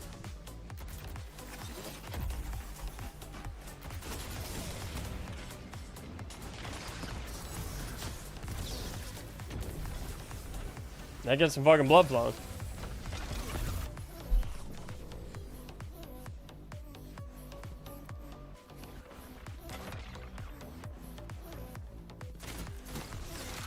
Zone C captured. You have advanced. Zone A lost. Enemy has advantage.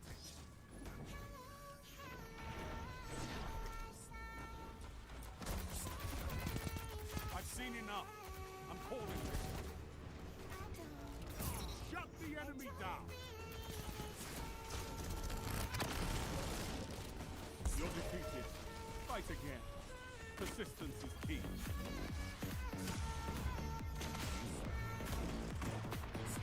Always for territory. One that you can win. Fight another.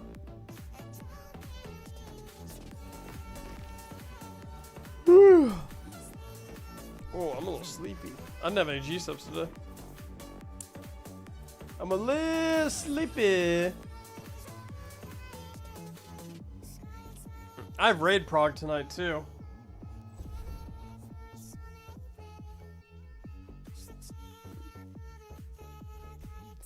I got raid prog tonight. I might need to take a little nappy nap before. What is this shit? With your ship, because every time someone's like, hey, I'm not really feeling this marathon game, Instantly, they're hit with your shit, bro. What the fuck you even think about playing video games for? The hell out of here. This is our game. This is the game. We're hard around here. No, he's right though. He actually is right. We're like the fucking marathon players act like they're playing the hardest esport game ever created. You pump the goddamn brakes, fucking wearing military boots while you game. Chill. Every damn time. He's right though. He's right. Marathon players do act like marathon is like the hardest thing in the entire world.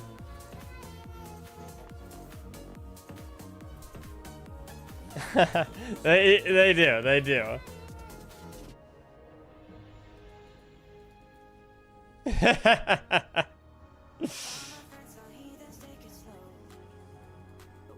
Yo, fellas, if a guy like me can kill a compiler like 50 times, the game's not that hard.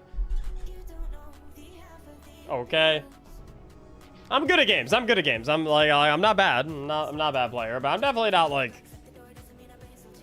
I'm not crazy. Like, I'm nothing.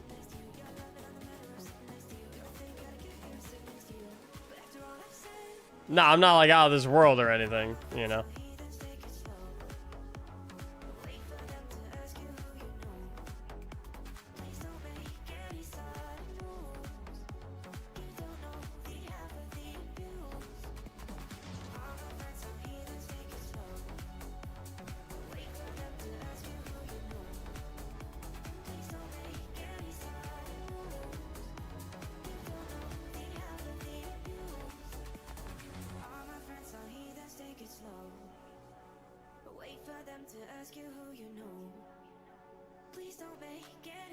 I have heard about the war mine cells. It seems like we're getting war mine cells. It seems like we're getting war mine cells. It is. I'm getting the vibes that war mine cells are on the menu. I don't know why the Destiny 2 team account would have said maybe to someone asking if we're getting war mine cells if they would have just not responded. They would have either said no, or they would have just not responded. I think we're definitely getting war mine cells. But the war mine is shut down. You know what else is getting shut down? The game. So I guess the story doesn't really have to be that cohesive anymore. You know what I mean? That shit doesn't really have to make that much sense.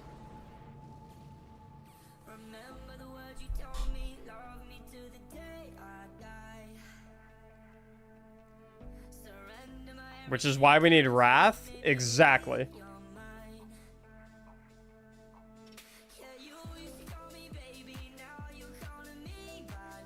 Bungie, can we have Wrath of the Machine? No, sorry. Siva is dead. Yeah, well, so is the game. So, like, fuck it. Why not? Yeah?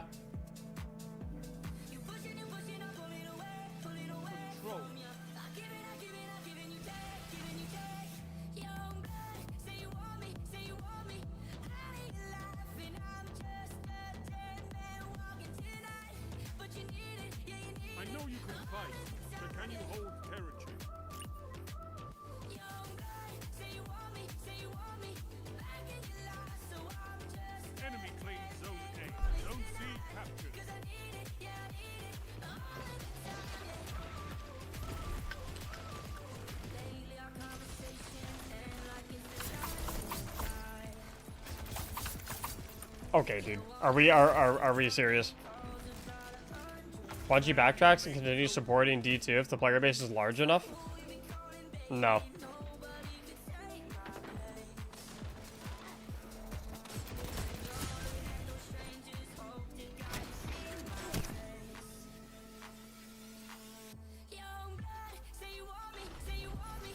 I don't think so. I do agree, though. It's crazy to just let it wither. Like, that's insane to me. I do agree. I think it's crazy to let it wither.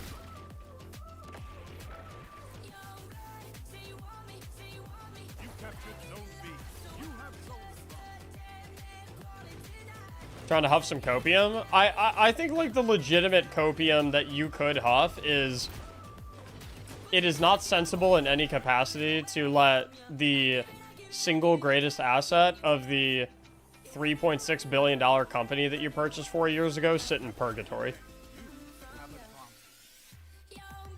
Like, if you want some copium, that's the copium to have. Like, there is... Letting the Destiny IP sit in fucking Sony IP graveyard doesn't make any sense. There's no... It makes no sense. Like, that's... If you want to have copium, that's the copium you have. Because it's like, it doesn't, you know?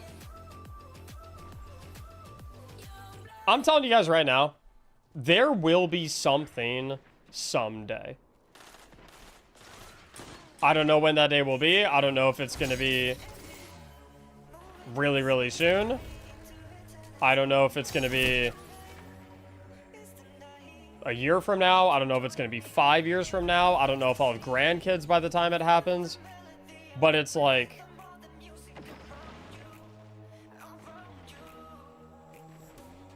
At some point, someone will come around and be like, hey, why the fuck aren't we doing anything with this IP? Eventually. Eventually, someone will come around and be like, wait a minute. We own rights to the Destiny IP and we're not doing anything with it? That doesn't seem smart.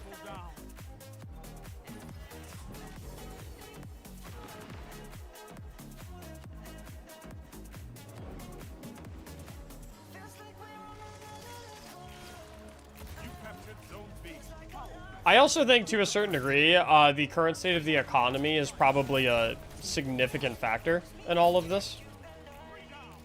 Like, it's my understanding that a lot of companies, especially in gaming, are playing things very, very safe right now. It's my understanding that a lot of companies are in very, like, frugal mode right now. And naturally, as it has been for all of time, the economy swings back and forth, right? Sometimes we're in a really slow economy, and then other times we end up in an economy where we're at fucking like 1% interest rates. And it's inting to hang on to money rather than to take out loans, right? And people move very fast, and people take big risks, and people take, like, you know? I think the current state of the economy is probably a very significant factor in, like, the decision-making process for something like Destiny 3 right now, and has been for the past couple of years, right? I don't think it's crazy to imagine a world where, like, when companies start getting much more, when companies get much more, like, comfortable taking risk, which will happen again at some point, right? It's how it goes. It's how it's gone for the past fucking hundreds of years, right? High risk, risk averse. High risk, risk averse. High risk, risk averse. On and on and on and on and on and on, right? So someday we'll enter back into an economy where a lot of large-scale corporations are looking to take some risks, and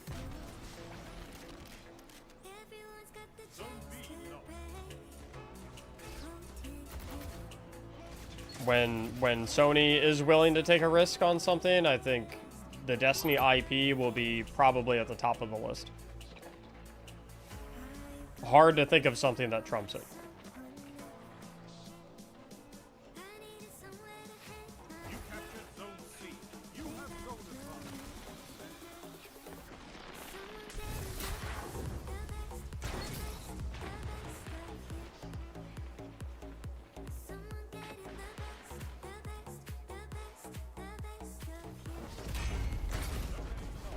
Unlucky.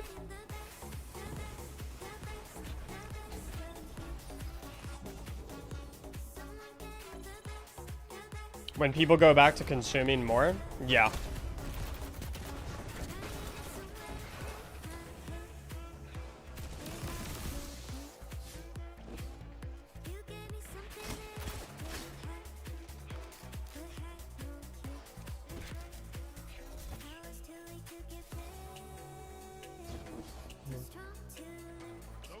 I just hope that I hope that I'm able to hang on as a full-time content creator for however long it takes for someone to decide to do Destiny 3.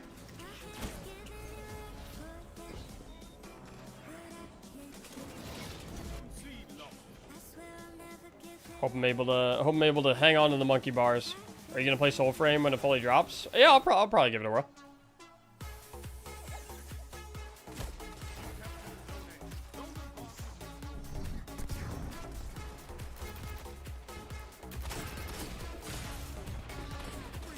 Damn. Me and that guy both suck. We just had a mid off.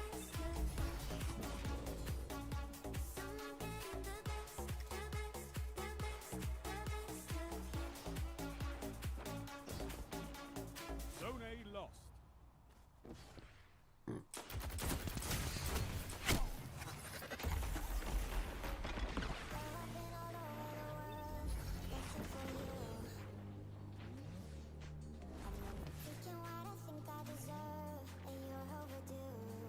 Since E2 shut down, I'm not getting Marathon. Not to stick it to Sony. I just don't trust them. Yeah, I can understand that.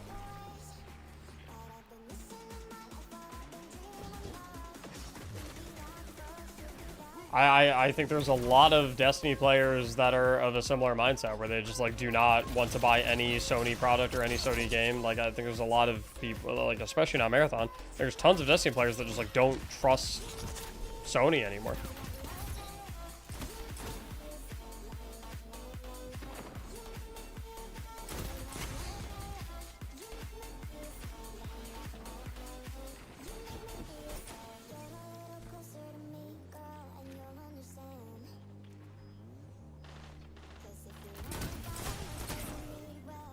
Dude, if I was like a primarily Marathon player, I would be like scared shitless right now.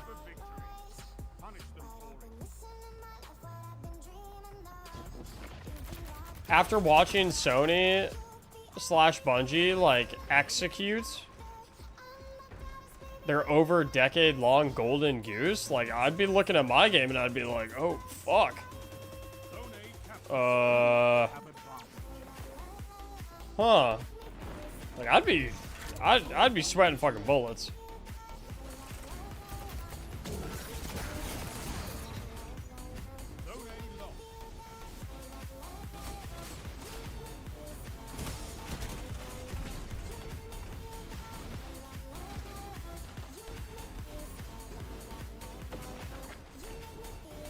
Zone C captured. You have zone advantage.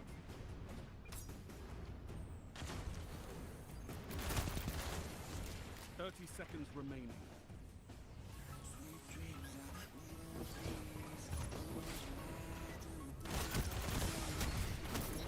Wait, that was a crazy comeback. We were down like 147 to like 130 and we came back. Holy shit. Just cooked him. Targets eliminated. Nice work.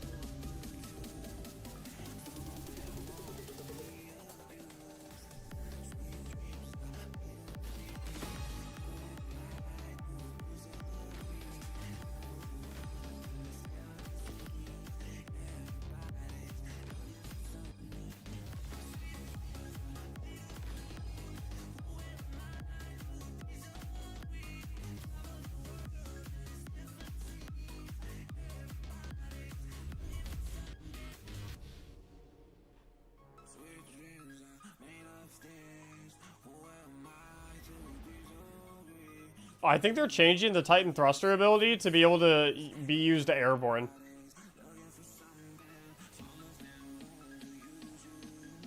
Are the vibes I'm getting.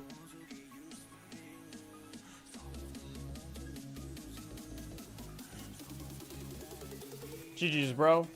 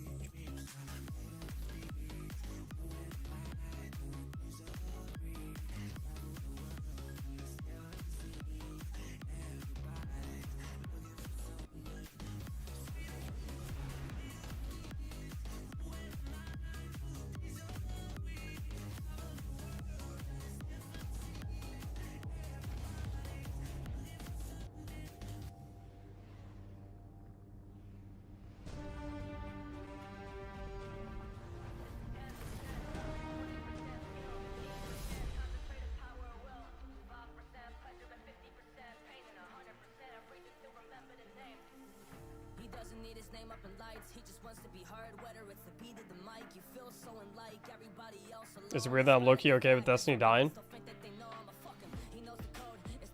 No, I don't think it's weird. I think, you know, Destiny. What I will say is, I think, I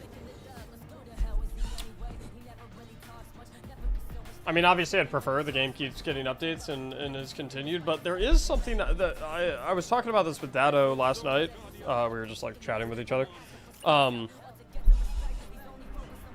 Something that I am looking forward to, due to Destiny no longer receiving live updates, and believe me, there's few things to look forward to, but one of the things I am looking forward to is I think the community is going to get along a lot better in light of us not having any other updates. Because for the longest time, years really, every single day the community was just constantly arguing about something. This thing's too OP. This thing's not strong enough. This activity's too easy. This activity's too hard. Contest mode needs to be harder. Contest mode needs to be easier. This update doesn't have this thing. Like, it's like there was always something wrong. There was always something missing. There was always something. And I think the game reaching a state of finality where everyone knows that, like, this is it. There's no more changes. There's no more balancing patches. We're not adding anything else. It will take away a lot of that incentive, and it will make a lot of those complaints irrelevant. Like, it'll render them useless, which means I think a lot, like, I think a lot of people are going to recognize that, and they're just going to stop complaining about everything that's wrong with the game and everything that they don't like about the game, and they're just going to enjoy it for whatever it is. Because complaining about whatever it is pointless, because no one's listening to you anymore. There's no updates. There's nothing that can be changed, and so I think there will be this, like, very odd bliss of, you know, like, things are locked in, and that... Wait. Oh, my God. I sound like the Witness right now. This is unironically the plot line for Final Shape. This is legitimate... Oh, God. Wait, that is actually verbatim what the Witness would say about this situation. I actually just ran his campaign for him. I just promoted Witness propaganda. I guess he was kind of... Yo, was the Witness kind of right a little bit? Eee. Ooh. Ooh. Interesting. Glad joined team Aztecross and this whole feud. What the fuck is this shit, bro? House Glad has allied with House Aztecross in the great game of Marathon versus Destiny 2. They currently pursue their arch rival, House Mylan.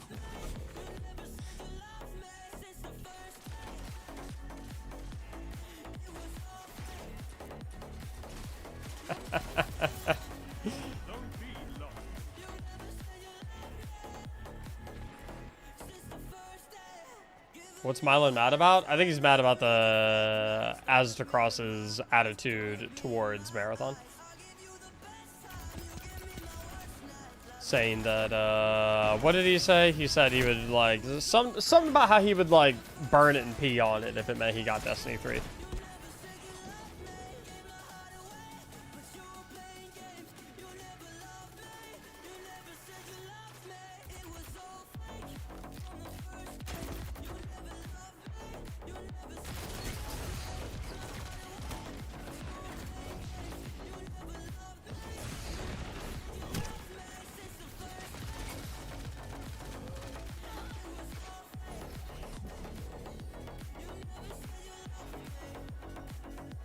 What are we gonna replace D2 with? You can't. Can't replace D2.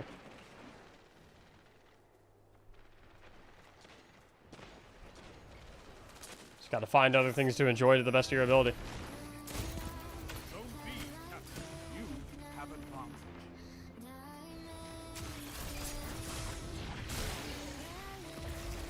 Let's all hop on Ryzen.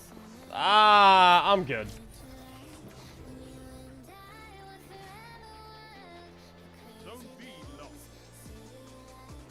They owe me money. I'm okay.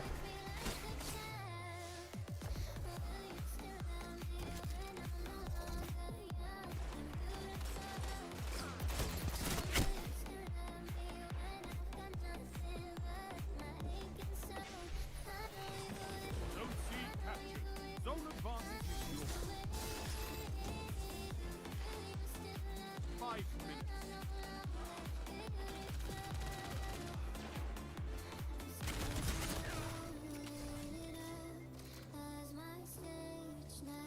Yeah, with Destiny Rising.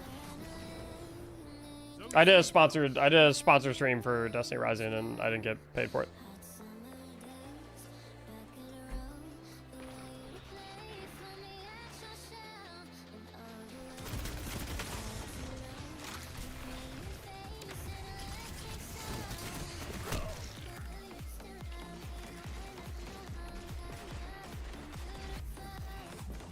Zone B captured. You have advanced.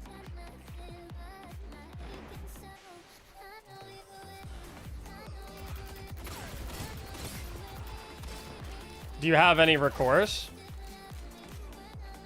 Not really.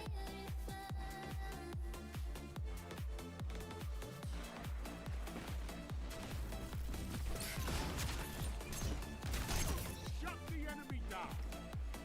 If I really did want to sue them, it would cost more money to sue them than what they owe me anyway. Also, like lawsuits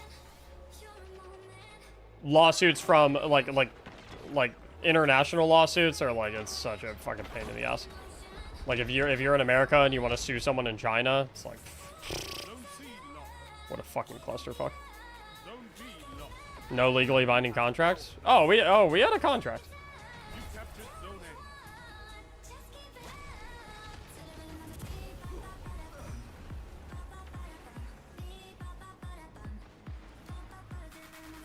A. We had a contract. It's just that it's like 3 minutes remaining. international starts around 25K and goes up from there. Yeah, which is like significantly more than they owe me.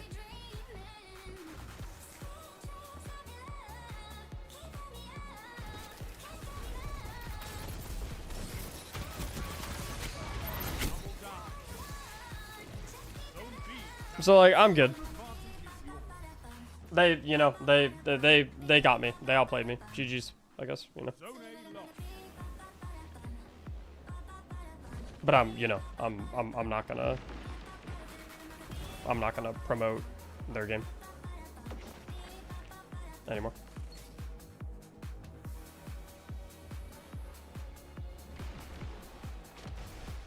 The enemy's almost won. That's fine though, you know. Life of a content creator, sometimes that shit happens.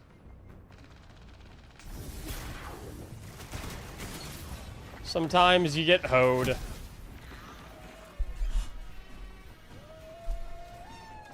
Have you asked them politely? Well, I don't talk to them. My agency talks to them.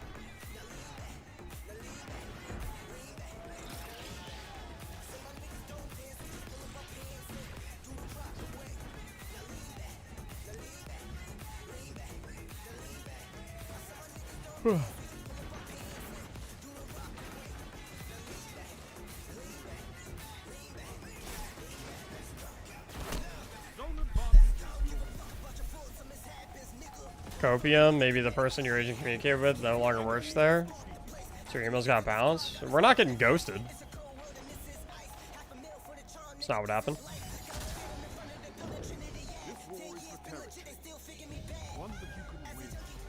Fight another. I mean, like, I'm not gonna share every single detail about the situation with you guys because it's just like it's not. In situations like this, like you never want to be too much of a whistleblower because then you get like fucking. You kind of get shunned by other companies because you become seen as like a pain, even if you are in the right. So I just.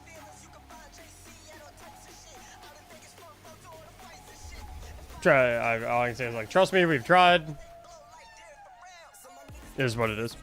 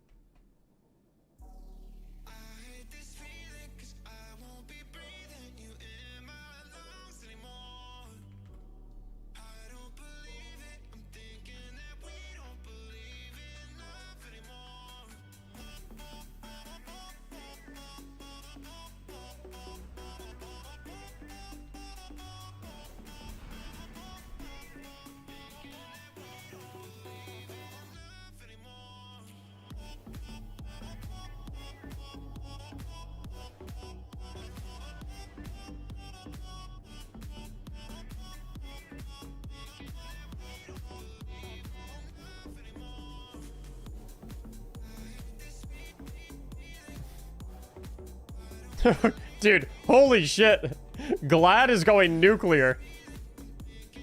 He just tweeted, he said, fuck it, I just joined Team Asdacross, fuck Island, pussy bitch, fuck Marathon, burn him to the ground, hashtag Team Asdacross. No, Glad's full trolling, dude.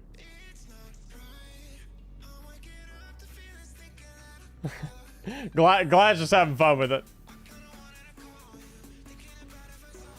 I have so much respect for you, for the effort you're putting in to keep the D2 community alive, man. I mean, you guys are the ones helping me keep it alive.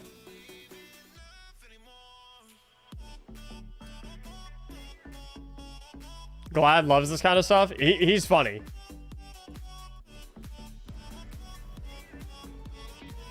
Control.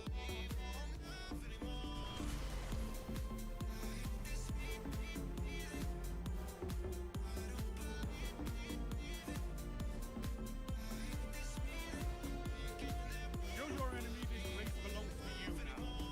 Take the zone. What's up, Ursa? How you doing, bro? Zone A. Enemy claimed Mr. fucking Hundo over here.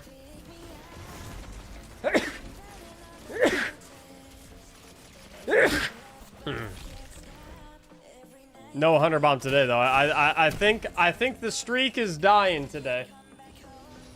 Zone B captured. You have advantage. Official prediction.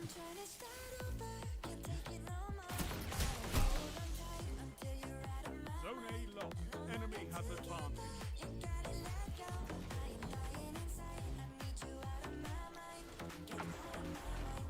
Wait, unironically, what were the odds again on a no 100 bomb in stream prediction? Have advantage.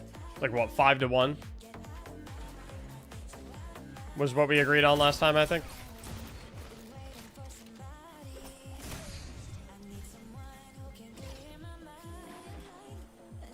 I think so.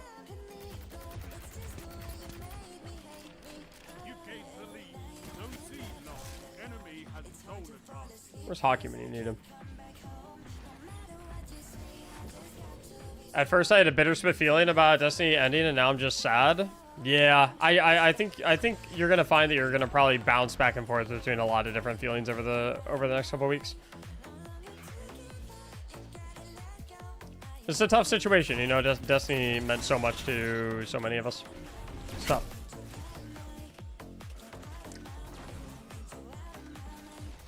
All right, I'm gonna go no 100 bomb today. Official prediction.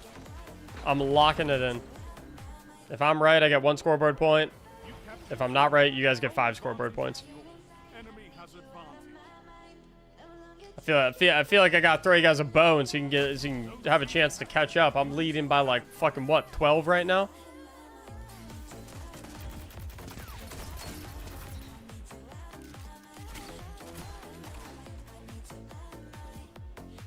I spent almost a year on its entire franchise at 202 days. That sounds like a dare or something. Ursa, I think it's whatever you want it to be.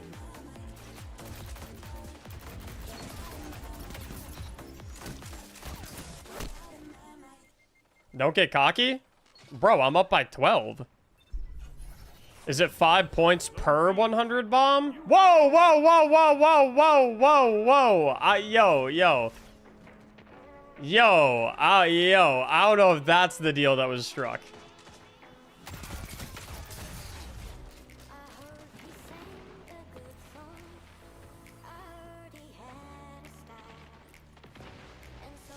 I don't think that's the deal that was struck.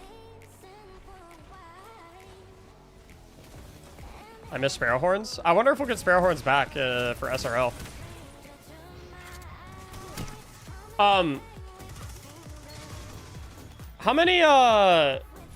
How many days is 10,000 hours?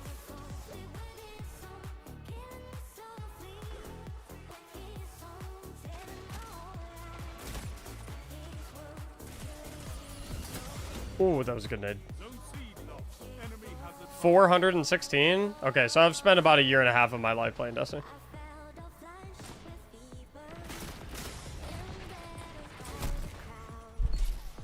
I've been so heartbroken recently.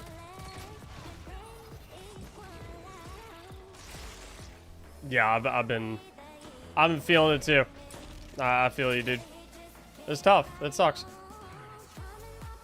But hey, it's going to make that Destiny 3 announcement that hits in 20 years feel that much better. You captured Zone C. You have a bomb. 15 points per 100 bot.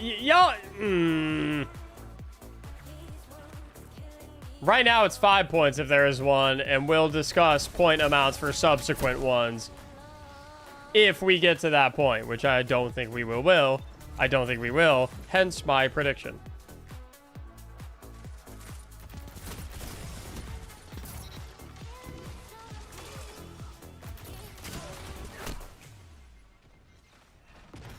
If you want to prove me wrong, prove me wrong. Zone B lost. Enemy has zone advantage.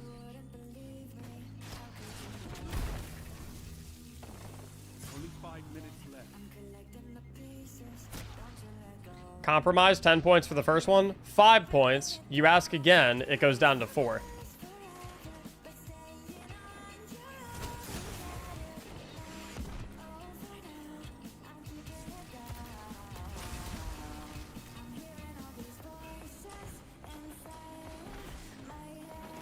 You can't threaten us? Really? Because I just did. It just occurred. That was a threat. I just did it. And what are y'all gonna do about it? Nothing. Not gonna do shit. Can, did, done, we'll do it again. And they're spinning the wheel. Let's see what they get. Let's see what they get.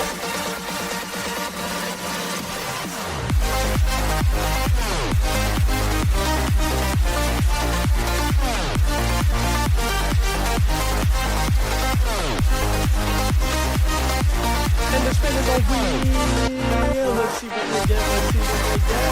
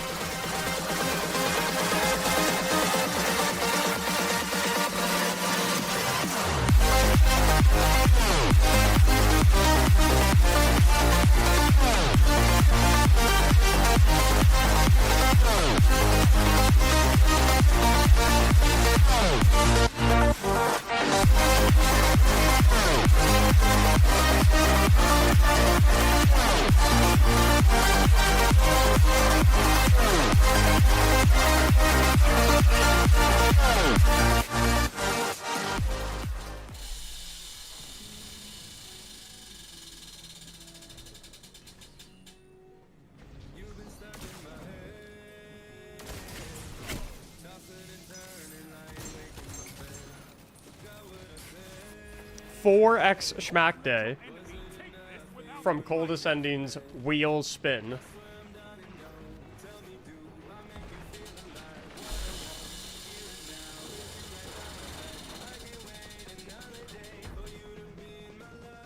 And 5,000 schmacks deposited directly to Ursa Major. If I could have a moderator be so kind.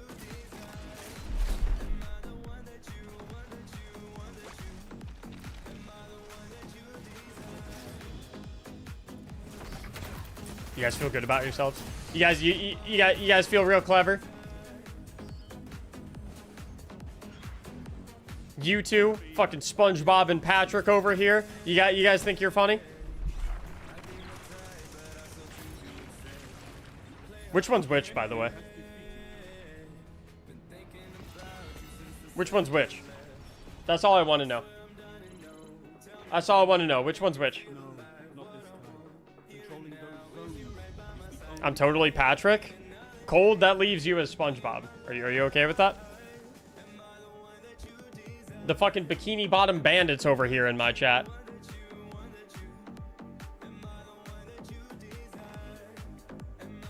Mods? Mods? Give the chat 5 scoreboard points, please.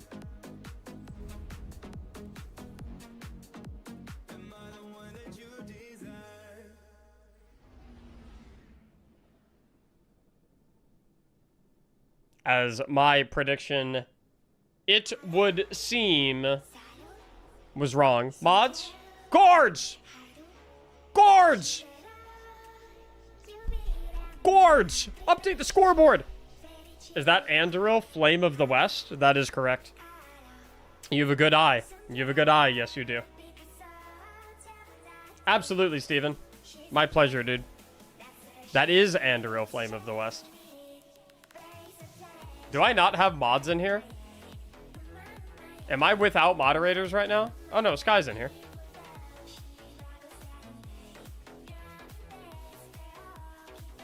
$200 gifted and I didn't even get one. And that's because you were just thinking about yourself. You didn't take a second to get excited for all of the people who did receive one. You were just thinking about how you didn't get one. And that's why you didn't get one.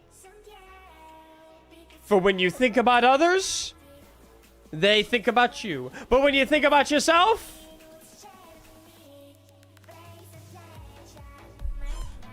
well, all you got is you.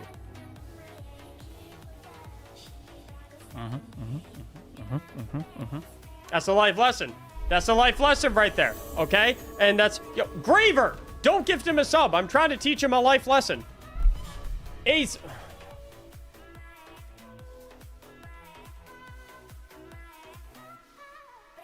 Alright, no more gifted subs. No more gifted subs. Gifted subs are banned for the rest of the stream. If you gift a sub, I'm gonna grab Andoril back there, and I'm gonna shove it up your bum. Okay? That's what's going down rest of the stream. You're getting the fucking Andoril colonoscopy.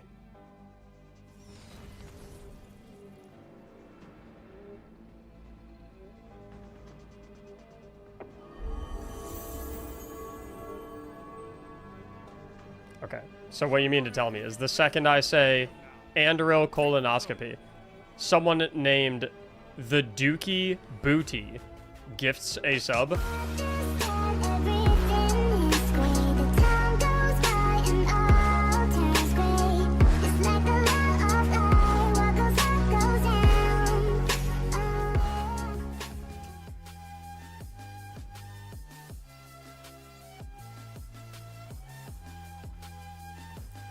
I've waited my entire life for this moment, you see?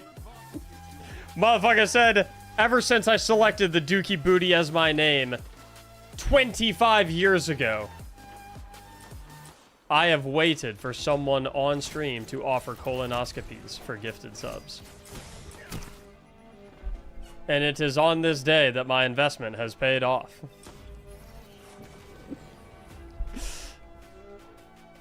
YOLO Gamers with 5 gifted subs as well. Does that mean he has to get 5 CPs? CP, slang for colonoscopy. I heard colonoscopy and came back to watch.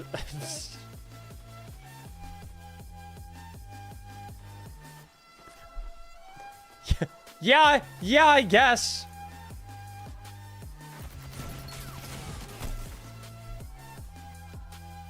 Yeah, I guess.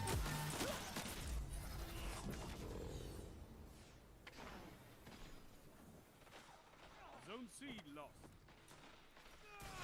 Hank, don't abbreviate colonoscopy. Why the fuck can't we abbreviate colonoscopy?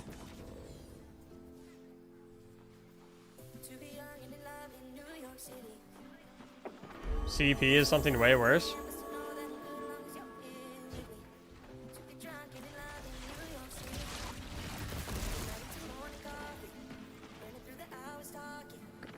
Chris Paul? CP3? Zone B lost.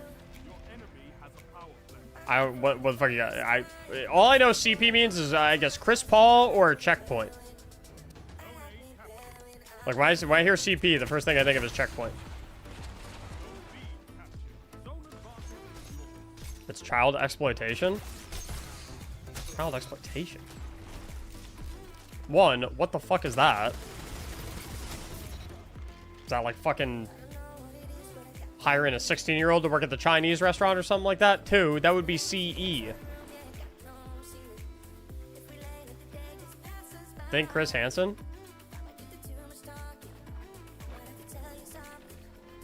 What the fuck is Chris Han- Wait, is Chris Hansen? Something's wrong with y'all. Something's wrong with y'all. All y'all fucked up in the head.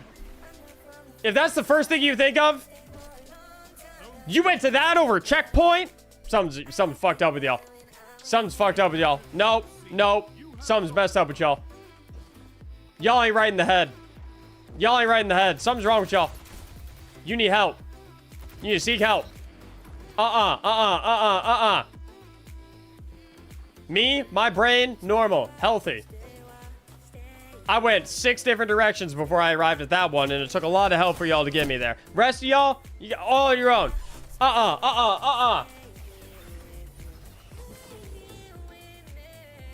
Messed up. Messed up motherfuckers.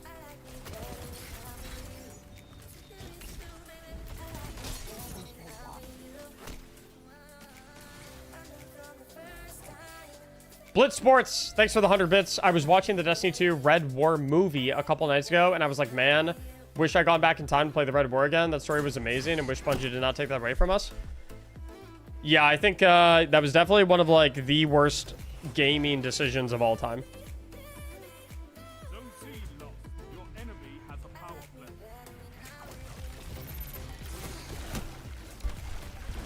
Fun fact, one of my old workers got walked out of work for CP.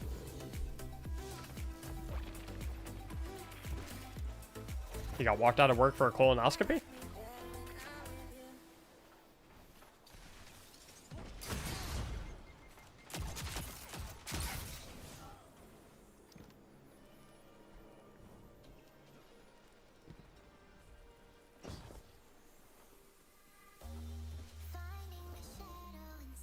You know, Buddha, I don't know if I would call that a fun fact. You captured Zone B. You need me? You don't want to play Destiny 2 PvP, Walsh. Zone C captured. You have advanced.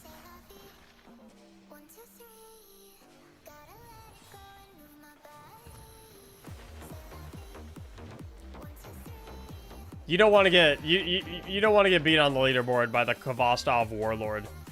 That's me, by the way. Me, Kvastov Warlord.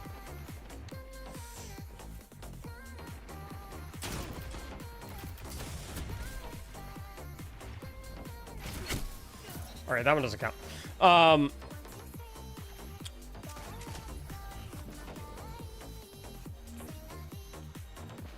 Have they said what the power level for Pantheon 2.0 is going to be? I don't think they have mentioned power level in any capacity over the past couple of articles or updates.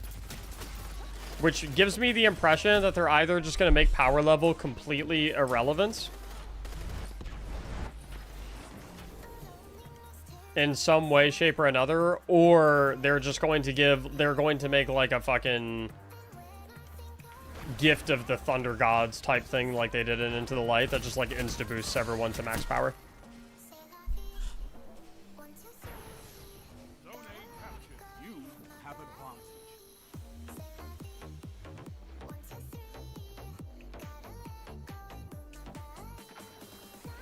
A bunch of exotics are getting catalysts. What exotics would you like to see get one? I want an Anarchy catalyst.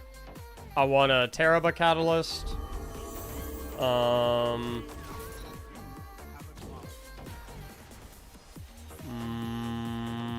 What else do I want? 3 minutes. You're winning. Stay strong.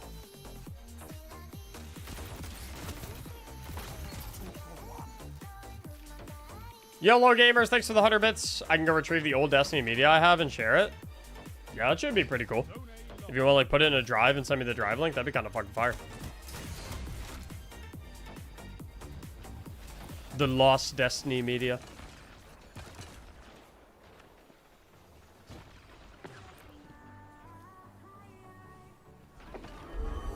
Got you, brother. Thanks for another 100 bits, dude. Have advantage.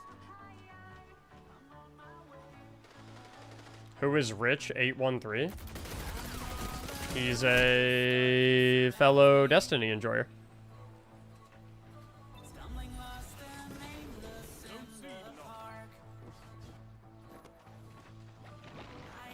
Last word, Catalyst?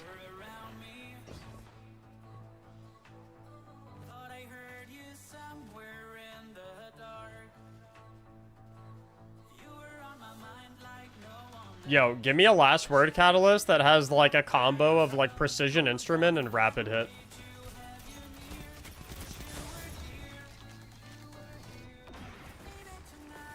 Maybe just rapid hit. PI plus rapid hit would be kind of fucked.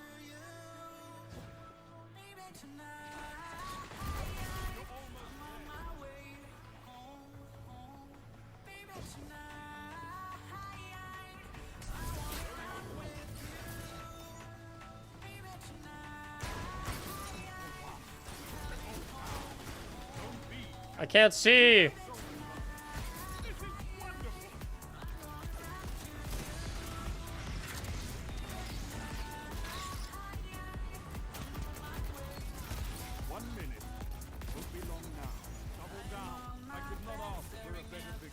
Cookery! Popping off? Yeah, dude. Yeah! Around those zones. Take that iron. Savathun voice actor? Dude, it's kind of funny. I think,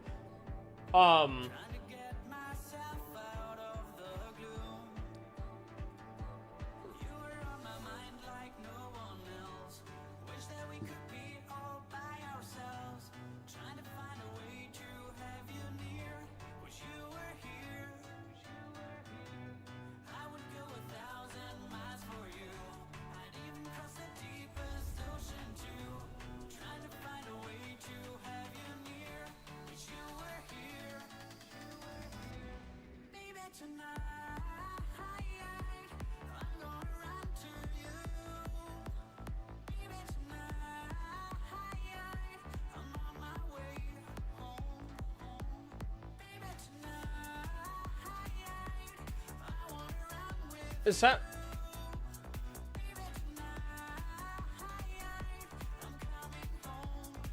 She had a really good message? Really? Mr. Mactics, would you carry me through raids? We can maybe arrange something. How about a trade offer of sorts? How about a trade offer?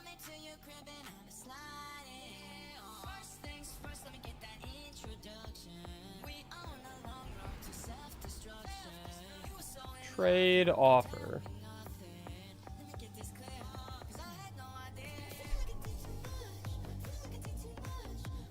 Who's the 7th voice actress again? Deborah Wilson? No deal? Damn, he don't even want to hear it? Damn. Fuck. Voice. Okay, give me your pitch. Okay. Okay, I will carry you in any raid forever until the end of time. And in return, I get, I don't know, what's reasonable? Nothing crazy, obviously. I don't know. I'll carry you in any raid ever until the end of time. And I get something simple, something basic. Destiny 3. I think, yeah, I don't know.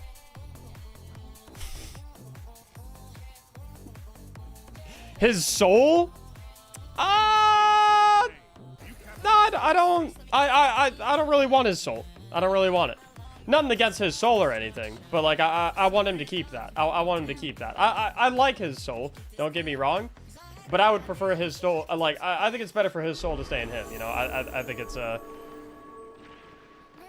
I think it's a better home for it. You know, Malik's got a good soul. Don't get me wrong, but like it's, you know, the best I can do is a Destiny Roblox mod. Destiny Roblox. Yo, fellas, wait, one sec. Let me discuss with my camp. Yo, chat. What do we? Chat. How we feel about that shit? We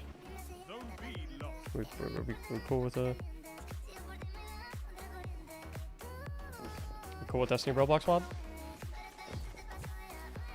Tough call there. Let me think.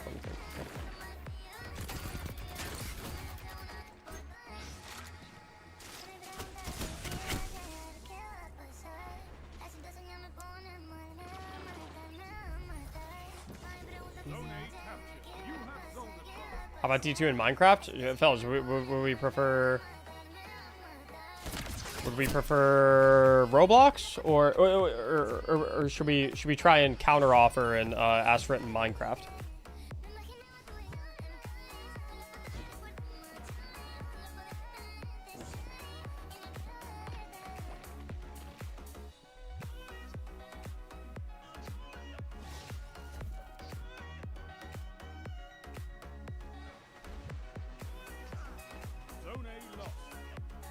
Yellow Mactics, just want to say Bungie and Sony will be back. Not so far away.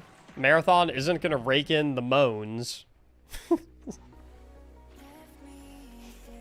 Chat, breaking news story. Marathon will not rake in the moans. It still has to pay itself, of which hasn't happened. I love the game, but I have doubts. And also, Trophy Hunter the Sniper is coming back. Holy shit.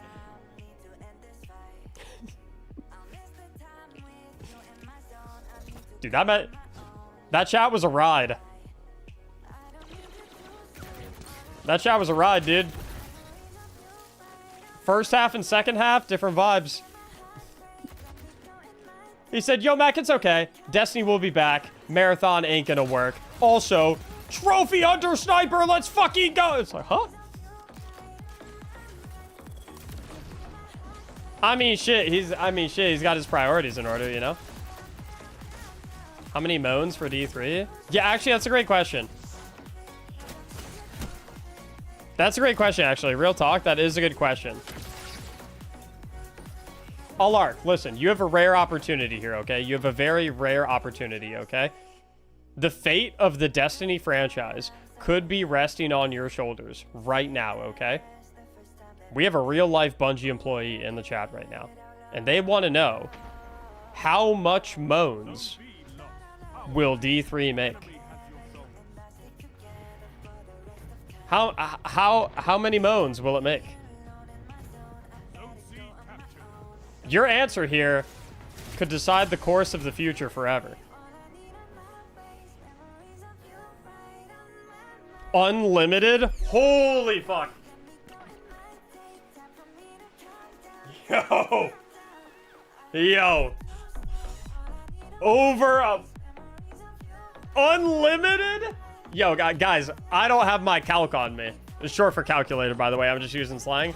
I don't have my calc on me, but I'm pretty sure that's a lot. That sounds like a lot. That sounds like a... That's... Yo. That one might have to be taken to the higher-ups. I mean, like, that one might have to be put in front of some people with some pretty gnarly decision-making power. Like, I mean, I don't know... I don't know how you pass up on something like that.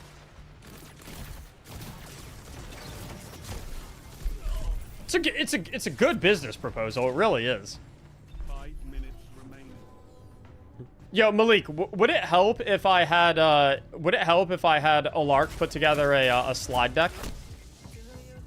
Would it help if I had him put together a PowerPoint and then I could go ahead and forward it to you to present to I think this guy, he's, I don't know, it's something about him, like he's pitching it in a way that's just so eloquent. I'm not sure if I could say it better myself. I'm not sure if anyone could say it better themselves. I mean,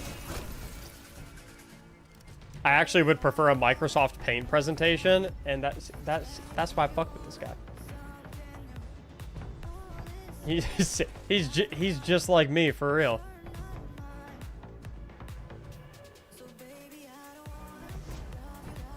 Like, real talk, if you fuck with Microsoft Paint, you are a ball knower.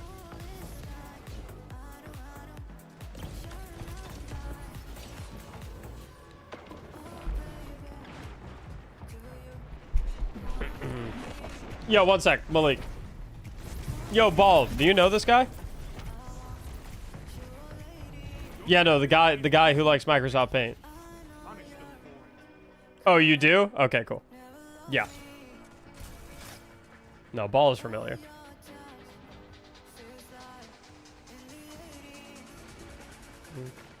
Mac, do you still play Magic? Yeah, a little bit. Not quite as much anymore. No, because he's afraid of getting owned?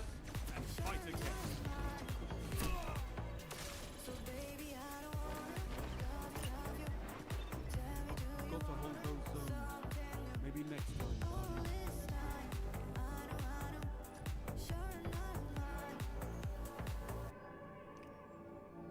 Chat, do you want to know the real reason Destiny 3 was shot down?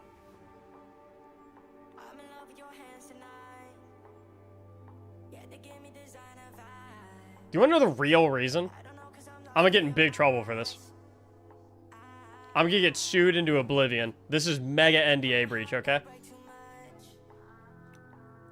But I'm done hiding it, okay? I'm done hiding it. I'm gonna tell y'all, okay? You see, it all started when I was at a Bungie summit. After the work had concluded for the day, we were enjoying some nice Magic the Gathering at night. I was engaged in battle with Malik. The blows were back and forth. It was a close game. But I triumphed. Valiantly, I might add. It was truly an impressive display. At the end, I exclaimed, "Get fucked. I just shit on you the same way I'ma shit on you in Destiny 3 PvP." Now, Malik, he played it cool. He was a good sport. I will admit that. But that was before I learned of his transgressions that would follow.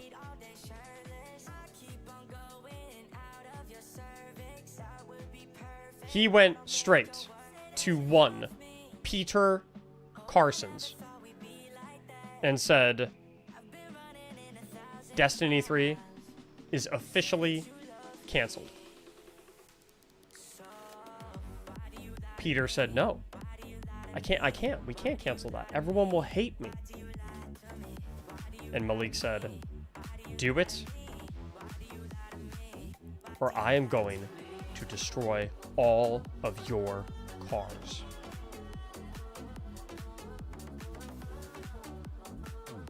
And that's the truth.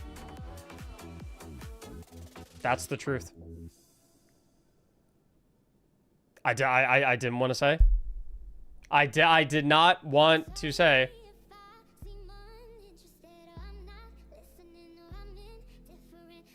I didn't want to break the story. I got lawyers calling me already. But you know what? At least I stood up for the truth. At least I stood up for what's right. And before this goes on Twitter and I get fired,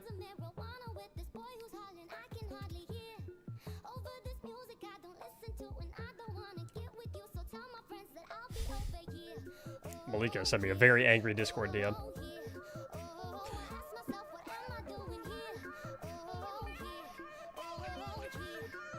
Malika hit me with the, I know where you live. We've mailed you things before. Next package you get ain't gonna be so good.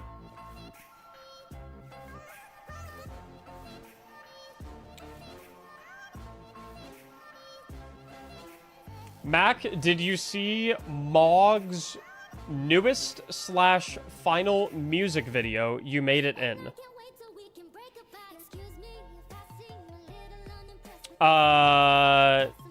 No, I'm no disrespect to them whatsoever, but I'm not familiar with who that is. It's like a Destiny YouTuber. Their name is Mogs.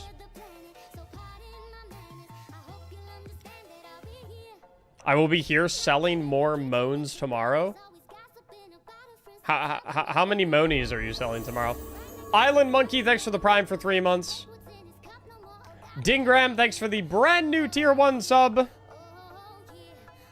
He did the music box stuff for Destiny. And their name is just, I'm kind of curious about this. It's called Dear Destiny.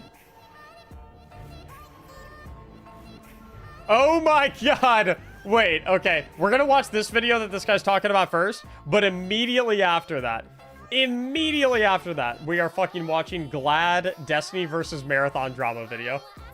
Oh my god. We are watching this immediately afterwards.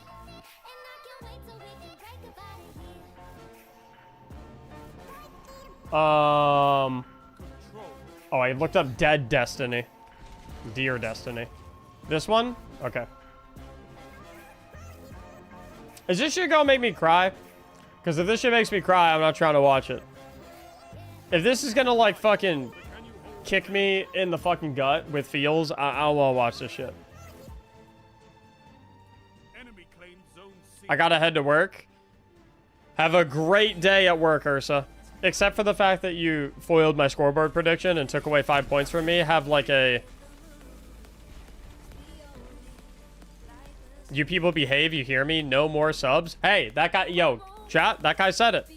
That guy right there, he said it. No more subs. Y'all listen to Ursa. Y'all listen to Ursa. No more gifted subs. Ursa said it. Ursa said it, not me. Hell yeah, brother. Keep it up. The news has stung. I wanted to get my support and share in your sentiments. I appreciate that. The news is brutal.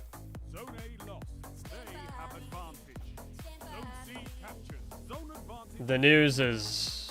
it sucks. It really sucks. But... Listen, I hold firm, and I don't think it will be for... I think it won't be for a very, very, very, very long time, right? Like, I'm talking like half a decade to a decade or something like that, right? It'll be years and years and years and years, right? I think someday there will be a Destiny 3 or something similar. And, you know, at the end of the day, like, I don't know the specific, like, balance sheet. I don't know the logistics. I don't know the finances behind all this stuff. I don't know, like, the, you know, the fucking politicking and the red tape and the corporate, you know, mumbo jumbo and shit like that. But I can't wrap my mind around the idea that a franchise and an IP this popular and this beloved never has anything made for it ever again for the rest of time. Now hold. Zone B locked. I think it's gonna be a while. I hope it is made by Bungie, but there is a possibility it's made by not Bungie. There's a possibility the IP gets sold to someone else and they make it. There's I don't know, right? I think whenever it does eventually happen, I think it'll happen when the economy is doing this instead of doing this like it is at the current moment. Like the reality of the situation right now, especially in the gaming industry, is a lot of companies seem to be playing it super safe because we've been like bordering on recession for the past 4 years. Zone B captured. But I do think, you know, like there will come a time again where where the economy is fucking booming, and game studios are in the spend a lot of fucking money right now mode. There will come a time where the economy is popping the fuck off and game studios are going, take risks, spend money, incubate projects, Hail Mary shit, like, let's go, let's do some crazy shit. And it's hard to believe that the Destiny IP is not strongly considered in one of those conversations, in my opinion. How different would the game be if Sony developed it in terms of gameplay? Well, correct me if I'm wrong, but Sony itself does not develop any games. Zone A captured. You have advantage. Sony simply owns a lot of game development studios that develop games. I could be wrong, but I do not believe that Sony itself creates any video games. They're just a publisher. Similar to how, like, Activision doesn't actually make any games. Every game that was made by Activision was made by Infinity Ward or Sledgehammer Games or Blizzard or something like that. Has a power play. PlayStation Studios exists? Oh, okay. So am I wrong then? Am I wrong? Maybe they do make games then. I don't know. But that's not Sony, is it?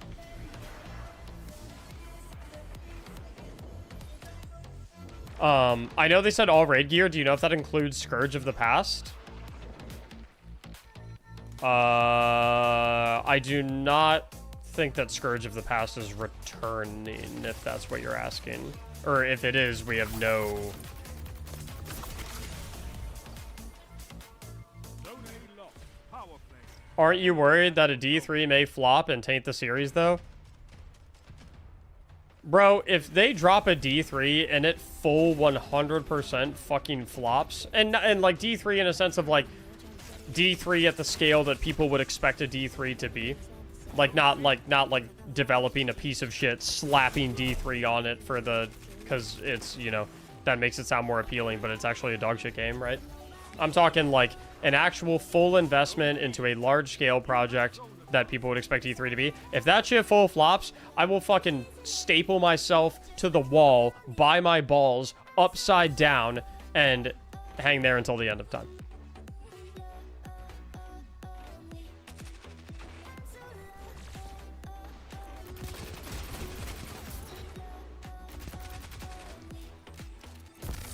And yes, don't worry. I'll stream it. Don't worry, I'll stream it. Yes, to answer your questions, I know, question on everyone's mind. Yes, I would stream it. But,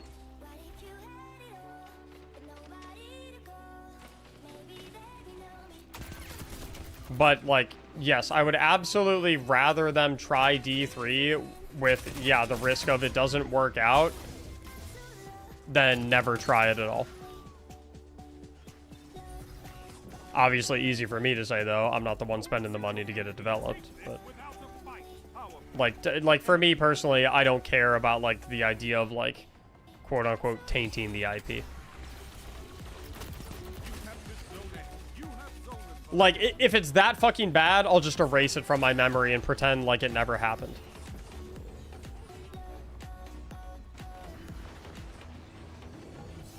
It's pretty easy to do.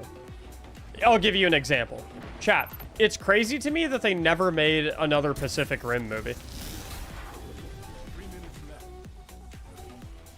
I feel like Pacific Rim was such a good movie. I can't believe they never made another one. Maybe they will someday, I don't know.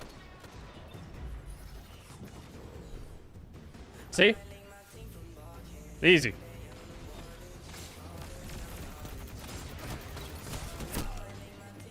Shut the enemy down. Weren't there 2 Pacific Rim movies? No, Pacific Rim only ever had,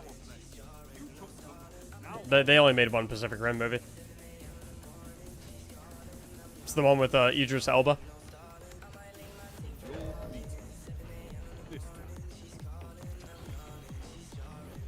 It's good. It's a good movie. It's a good movie.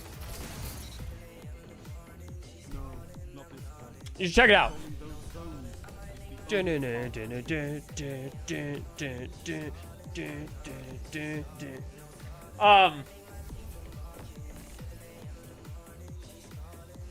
All right, this is gonna be so incendiary, but like I can't help but look. I need to see what this is. I need to see what this shit is. I've gotta.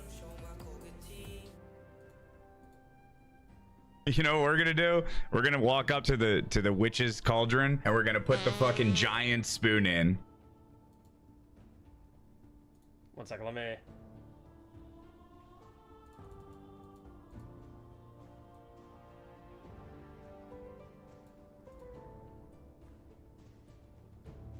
He's stirring the pot. Is he stirring the pot? We're gonna stir the pot, dude, like a fucking witch, man. We're gonna stir the pot, dude. I'm ready to do patrol missions again. I'm ready, dude. I'm ready, dude. I am fully prepared. Now the... Bro, I'm sorry. This is the funniest thing I've ever seen, okay? He's on his computer and he's just on his desktop, right? He hasn't launched any applications, right? His entire desktop is completely blank. Not a single thing on his desktop except for this one folder in the top left corner of his screen labeled porn.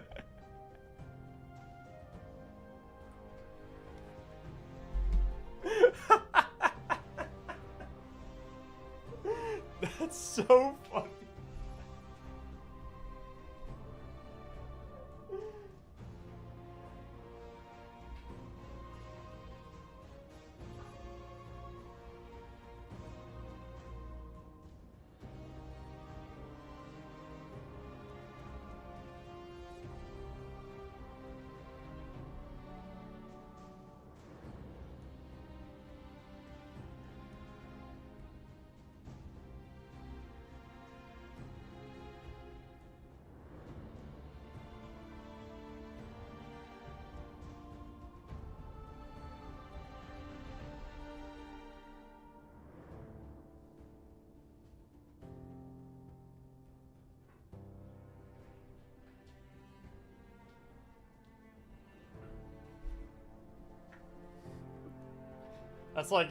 That's like genuinely hilarious. awful community can die with it. You know what? Fair enough, man. The Destiny community is not an awful community. It is. They're overall they're good. It's just there are a lot of people in the community that have this don't touch my game mentality, and I've seen that.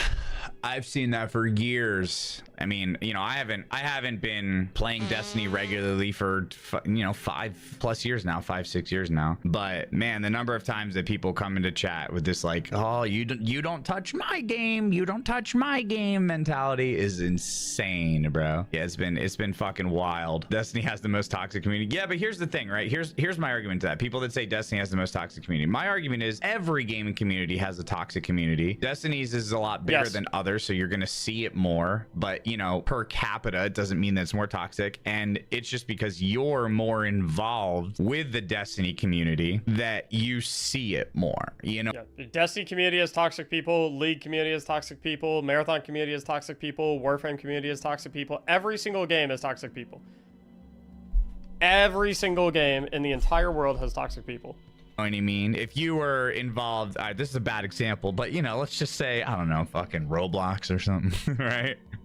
Like, you're gonna see the same thing over there if you were involved with them. 10 years of brewing, man. Yeah, I mean, that's what I think, right? Every gaming community has a toxic side. Every gaming community has a toxic side. The one that you're a part of is going to seem like the most toxic out of all of them because that, you know, that's the shoe that your foot's in, essentially. Can't be using SAT terms like per capita. Yeah, I mean, you know, sample size, dude. What are you gonna do without my Glad Scrotus solo vids? Glad privated vids. Delist your only revenue source on your channel. Yeah, I'm about to, bro. I'm about to. All right, chat. Should we let's just get into a little pot stirring here. All right, so first thing we're gonna do here is let's see. Okay, we're gonna bring up this video from What the fuck am I looking at? So as the cross, you know, y'all know him. This clip surfaced the other day, so we're gonna watch this here. I know a lot of people right now that from since last week's announcement have this guy essentially completely walked away from Marathon. Oh, I guess I should move my fucking crybabies. Well, objectively, Destiny's a better game. And it's our game. And you know, this guy, we don't want to play what a fucking dumb Marathon. Objectively, it's a better game. Just Not to the extent that we play Destiny. I don't want to play Marathon. I'll play it maybe seasonally. I may jump in a few weeks. But I want Destiny. I want Destiny 3. Mm-hmm. I want this we know expanded. We know you want Destiny 3 Across. We know, bro. We get it. I think you've been very vocal about that on multiple occasions. We know you want Destiny 3. Chat, is anyone here confused on what Across wants? I'm not sure if he's liking Marathon. We know you want Destiny 3. No, that's funny. Or if he wants Destiny 3 or not. I'm not really sure. I don't know. I'm leaning a little bit towards the fact that he probably wants a little bit of Destiny 3, but yeah, that's he Marathon, might. if I have to fucking bury you myself to send that message, I shall. I will do everything I can to destroy you, piss on your corpse, and light you on fire afterwards. To send even the smallest of messages to Bungie leadership and Sony. I know what I'm saying right now won't bode well for me in the future. Believe me, we have Sony partnerships, sponsorships, and I appreciate playing those games and having those not anymore, buddy. And from this point on, well, probably not going to be good in that aspect. Yeah. I've even had discussions already with my agency and everything else. So, is this okay? But, is this true? Is this right? He said he's been discussing with the agency. So about the Sony deals. This is a personal decision. Okay. Probably not a good overall decision. Yeah, it's but okay. It's a personal decision. Few people probably going to be upset about this. I only That's all got right, into this thing because of Destiny. That's okay. Here's my initial thoughts, right? Across is very undeniably, like, you know, he's the big horse in the Destiny community in terms of content creators, you know, particularly on the viral live streaming, you know, part of content creation. And he also has an insanely, I mean, even YouTube, like, you know, he's a powerhouse. So anything that he says, and I've learned this the hard way too, anything that he says says is going to have insane influence and impact over a lot of people because so many eyes are on him, right? Yeah, I Like, got you, Rez. I was once in his position where all eyes were on me. You know, it was a different era, a different time. You know, my content was a little different, but you know, it was essentially I know what it's like to have that many eyes on me, and it has been in this position for a while. And what he says is, it, like I said, is going to have a huge influence on a lot of people. So in that sense, you know, it is there is a little fuckery, and it's like, what the fuck are you saying, Cross? Like, okay, all right, you know, fair enough. But if you've ever tuned into an Aztecross stream, you know that he says a lot of off the wall, outlandish, over the top stuff to his chat all the time to get a fucking rise out of them, right? And it's really easy for somebody that doesn't really watch his content, or somebody that you know, a soft spot has been hit, right, to clip a specific short portion, a minute out of it, and be like, oh, this is all that he stands for, right? Do I truly believe that Cross wants everyone involved with Marathon to be burnt to the ground? No, and I don't think he truly does either. But it's very clear that he is making a point here about Destiny 3 that is not going to land well with a lot of people, right? It's very clear that he's making a very aggressive point here that a lot of people are going to see. So, you know, I saw this and I'm just like, all right, I've tuned into many Aztecross streams. He's just being a fucking goof. He's doing what he does with his chat, right? And obviously I'm biased a little bit as well, because, you know, I've been buddies with Aztecross for a while, and you know, he's a funny guy, and I think a lot of people that could be in the position to like lead Destiny from content creators, I'm happy that it's not some fucking douchebag like I don't know, fucking Glad or something. I'm happy that it's somebody that's like genuinely a nice guy, even if you may agree or disagree with some of the things that he says, right? Like, I don't agree with him here that fucking Marathon needs to, like, we need to fucking boycott and burn it to the ground. You know, I've never been on that fucking, yo, down with Marathon, kill Marathon, fuck Marathon, yo, fuck this. I just treat it a little bit more realistic. I'm like, if you want my honest opinion, we don't have to do that, Aztecross. We don't have to do that, because Marathon is gonna, I think it's just gonna do that on its own. I said this before in another video, it just doesn't carry main character energy, and it's not gonna be that game for Bungie or that game for Sony.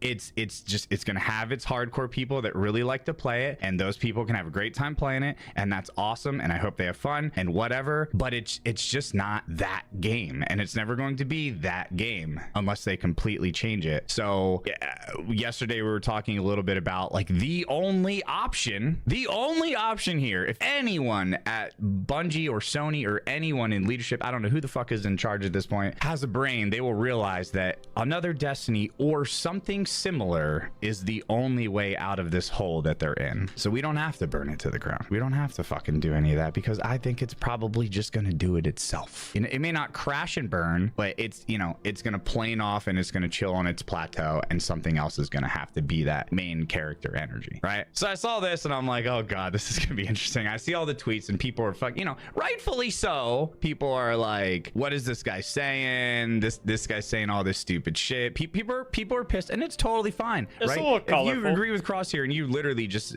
hate Marathon and you're pissed about it, some people just want something to point a finger at, and Marathon is the easiest thing. Just fucking fuck Marathon, right? It's the easiest thing to point a finger at. Is it the source of all the problems? We don't fucking know. Maybe not. Who the fuck knows? But it's an easy finger to point, and that's fine. You may totally agree with everything that he says here, even if he may be talking you know, in metaphors. And then a lot of people don't like what he said here, so they're, you know, commenting on his shit or retweeting or whatever, and, you know, talking about it in videos and saying things like shitting on him and being like, you know, hey, this is really fucked up, dude, you know, you didn't have to go this far, blah blah blah blah blah blah, you know, and I totally get that, right? Whereas I'm just over here laughing. So then it's already creating like a division. So then last night, I think it was last night, it was either last night or this morning, I don't remember, I think it was last night, I see another thing regarding the situation from Mylan, and I was like, okay, so we have somebody else that's gonna to like follow up on what Aztecross said. He says, to quote Aztecross, but switching Destiny Marathon. I'm like, okay, so this is going to be a pro marathoner.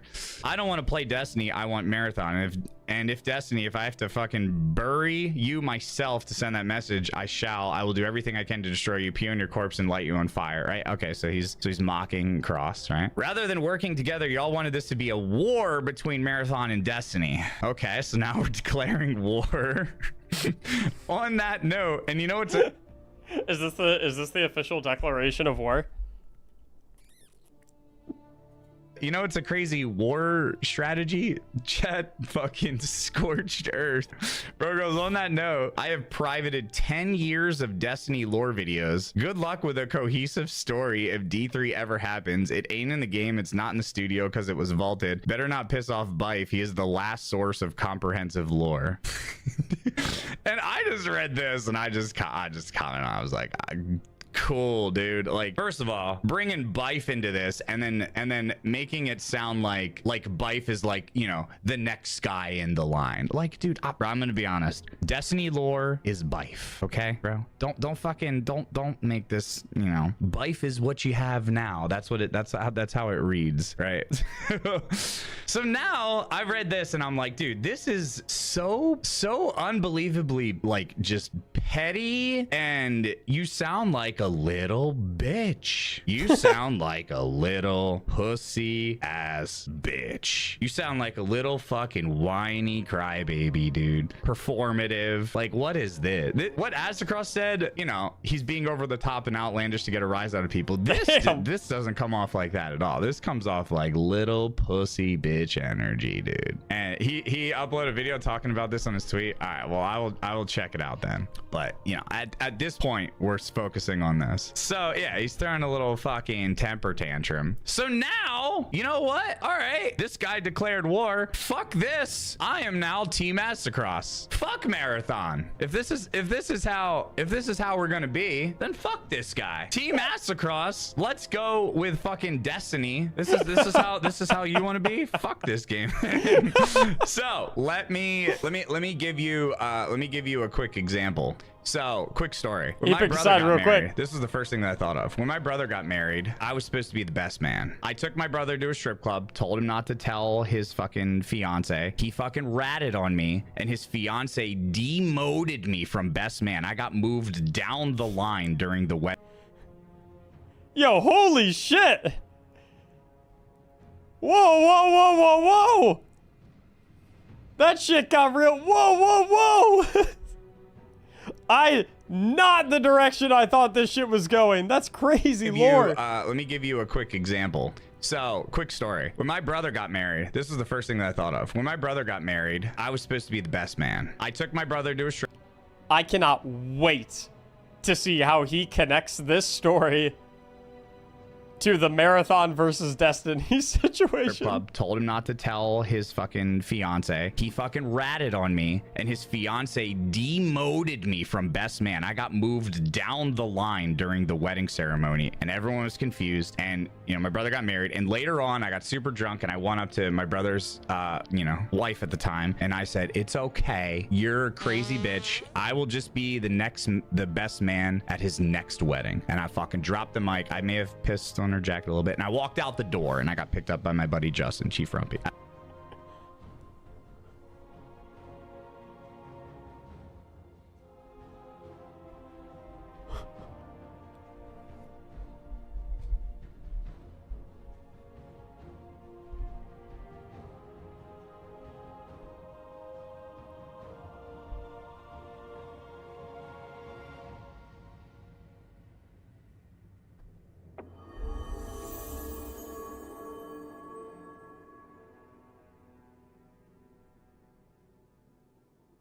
Holy fucking shit.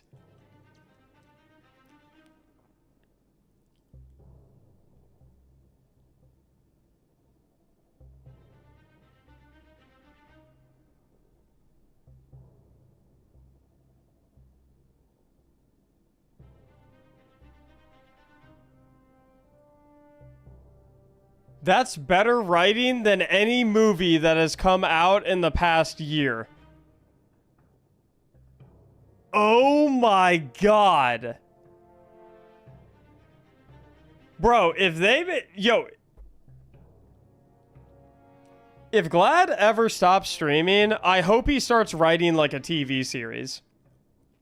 Or directing like a sitcom or some shit like that. Because... Holy fuck.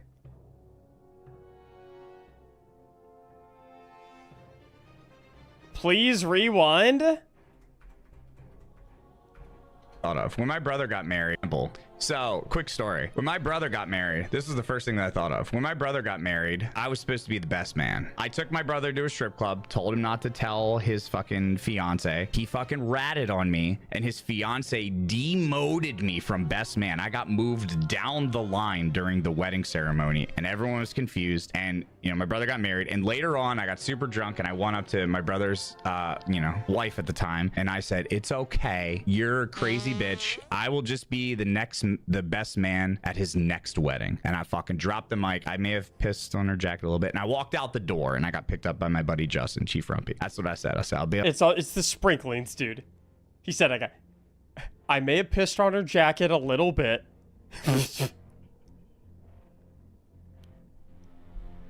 Huh? How? How?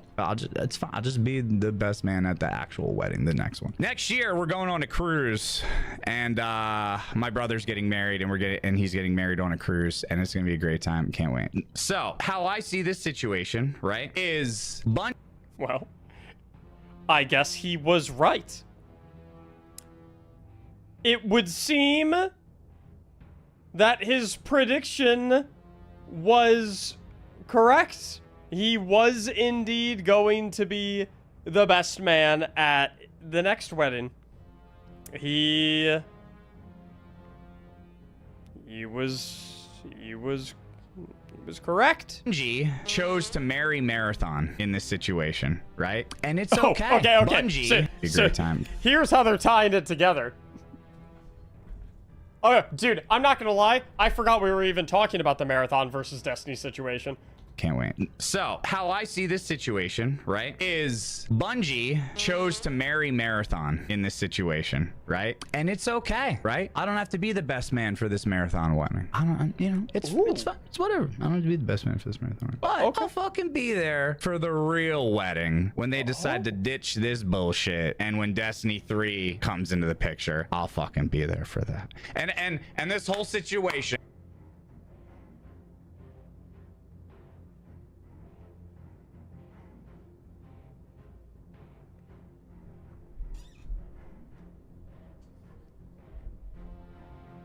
Bro, I thought Shakespeare was dead.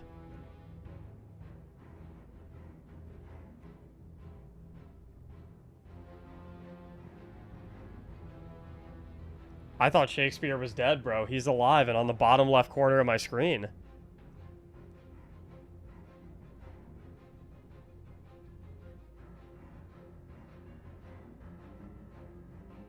Oh my god. And just makes me think of that, dude. You know, the temporary marriage, it's fine. It's fine. The temporary marriage, we'll all be there for the real marriage for the D3. Just hold me on it, you know? Hold me on it. Destiny 3 will come out and everyone will still bitch at maybe. So, yeah. Anyways, I just wanted to touch on all of this because I'm a pot stirrer.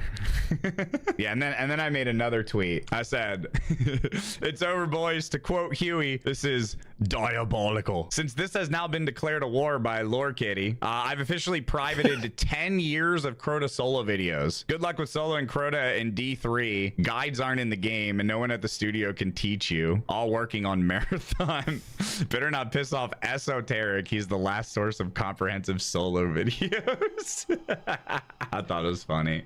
I fuck with people. I like having fun. I like to stir the pot, and I've been doing it for years. No, I'm still Team Cross. No, we're Team Cross for sure. We're Team Cross. Yes, we are now fully Team Across. Burn Marathon to the ground. Yes, we've converted. Does Cross know my stream title?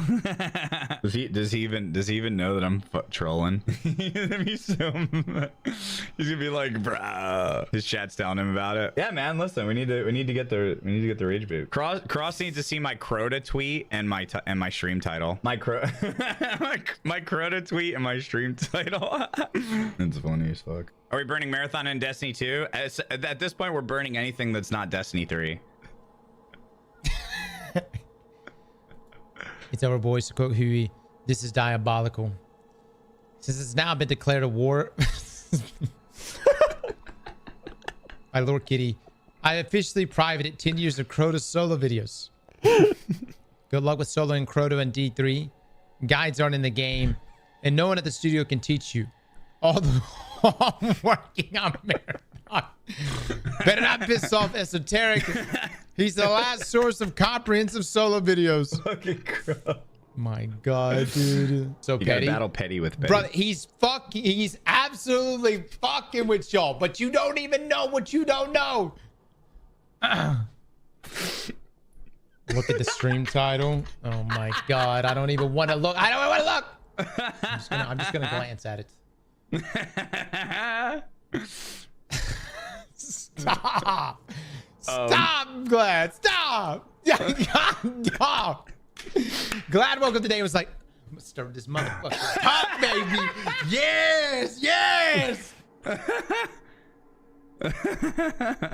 Oh, this is so funny, bro. Dude, that shit was... Holy fuck. That was a ride, let me tell you. That was a ride. That shit was crazy. Holy fuck. I did not think that, dude, that wedding story was... I genuinely can't remember the last time I had a actual jaw-dropping moment listening to something. I like, my jaw legitimately dropped. And I have no idea when the last time that happened was. That story was fucking insane. My favorite part of it was I might have pissed on her jacket a little bit.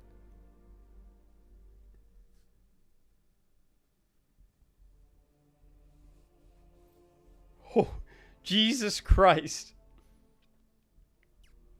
How's it going, Mactics? What's your opinion on the game now? I might download and retry now, and in June, just to say goodbye. It's time for you to come back. That's what my thoughts are. It's time for you to come the fuck back. It's time for you to get your ass back on the game. Every damn day. You hear me? Every damn day. You are now your full-time job is now playing Destiny.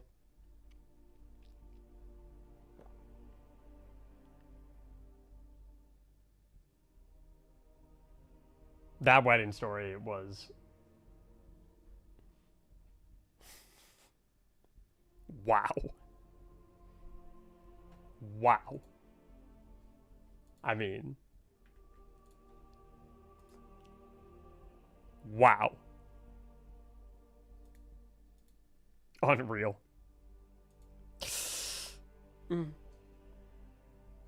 Honestly, the way he tied it all together at the end, did not see that shit coming. Did not see that shit coming.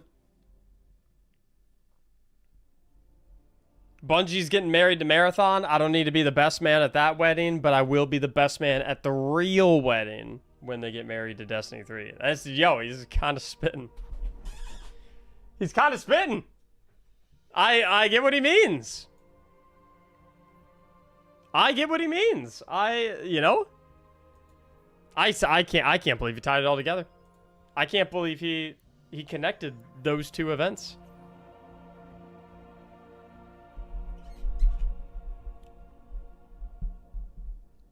It is like a good point though. Like I feel like You know, a lot of Destiny 2 players just do not want to be the best man at the Marathon Bungie wedding. A lot of them, frankly, don't even want to attend the Marathon Bungie wedding. And there's nothing wrong with that. There is absolutely nothing wrong with that whatsoever. And there's also nothing wrong with them being eager and willing and anxious to be first in line to be the best man at the Destiny 3 Bungie wedding. You know?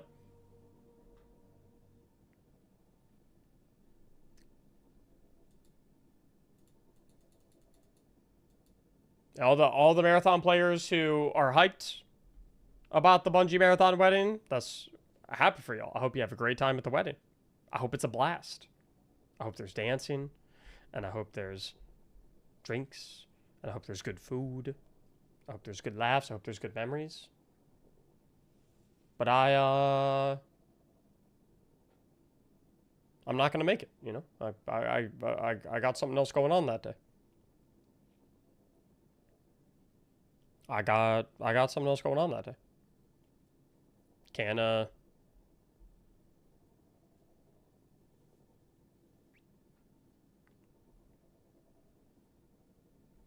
And if you're pissed off that I can't make it, that I can't attend, that's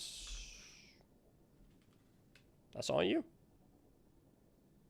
I don't know why. I don't know why you care whether or not I'm gonna be at the wedding if you're gonna go to it and have some fun, but I'm not making it. Fusion plays.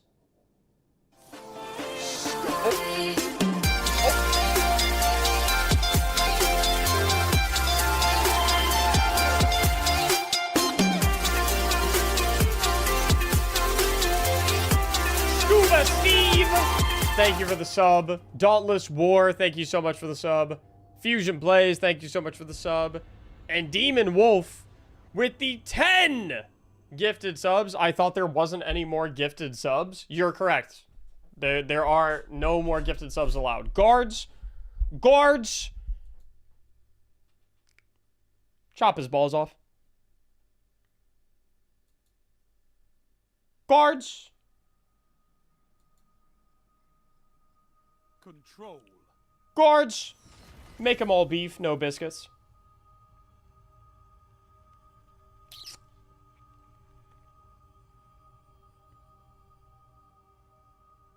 Move in and take those zones.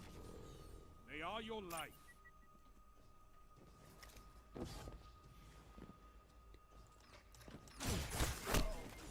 Ugh.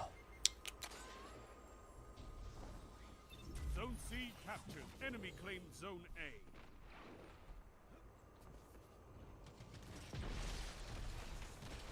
Can we all be 100 though? Nobody was playing Destiny? Because they were screaming for half a decade that they wanted Destiny 3. What can stop you? They kept saying. They couldn't have said it more times. Nothing. Zone A captured. You The Destiny community could not have said it more times. Hey, after the final shape, pressure on. I'm gone. I'm out of here. And I will return the second that you do Destiny 3. And Sony, Bungie, I don't know, whoever. Constantly. I don't know who made the call. I don't know who was for what. I don't know who was against what. Maybe they both didn't want to do Destiny 3. I don't know. Someone somewhere made the call. Nope. No Destiny 3. We are going to keep doing Destiny 2. And so eventually the community was like, all right, fuck, fine. I told y'all I wasn't sticking around for this. I told y'all I wanted Destiny 3. I'm gone. Zone A lost. And I will come back the second you do Destiny 3. Your enemy can't kill if they're dead. There's a reason that even though we've only had approximately 10,000 players on Steam, 10,000, 20,000 players on Steam for the past like 4 or 5 months, there's a reason that despite those extremely low numbers, we have a 300,000 signature petition going around for Destiny 3. People aren't sick of Destiny, they were sick of Destiny 2.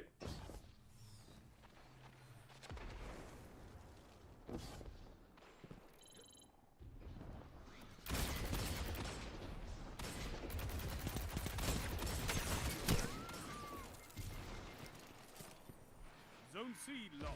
It's a power play. Get those zones back. Misplaced Marathon hate? I'm not hating on Marathon, bro. I just don't want to play the game.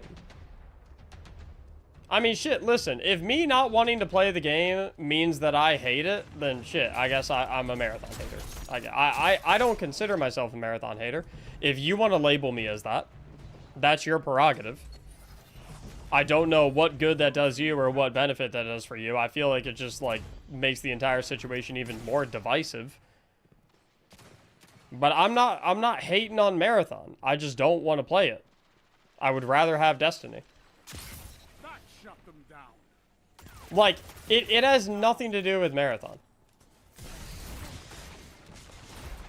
And everything to do with the fact that it is the game that Bungie decided to kill Destiny in favor of.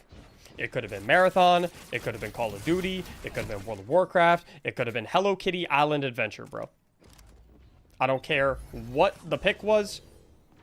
It's that they decided they are going to kill the Destiny franchise in favor of something else.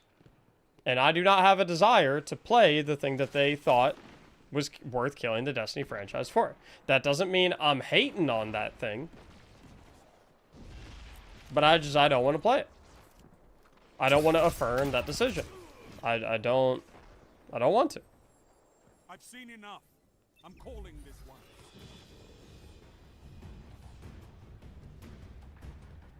And it's like, I'm not understanding all these Marathon players who are like, Fight again. Persistence. for the longest time, they're like, it's fine if you don't want to play the game. It's fine if you don't want to play the game. It's all good. The zones are your life, Guardian. Keep We'll play it, we'll have fun with it. It's fine if you don't want to play it. Forever, right? And now finally, a ton of Destiny players are like, damn. They, like, our favorite game just got shut down. Our favorite game just got shut down. We don't really want to go play the thing that it got shut down for. And now a ton of Marathon players are like, well, that's not a good reason to not play it. You're being petty. You're acting like a toddler who got their toy taken away. So it's like now it's not okay that we don't want to play it. Now we have to have a very specific reason that we don't want to play it. Certain reasons for not wanting to play it are okay, but other ones aren't. It's just like the goalposts keep moving, and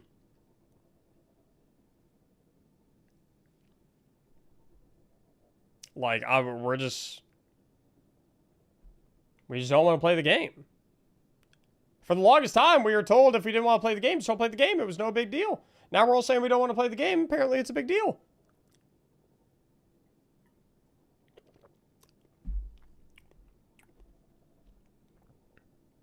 So I don't fucking get it.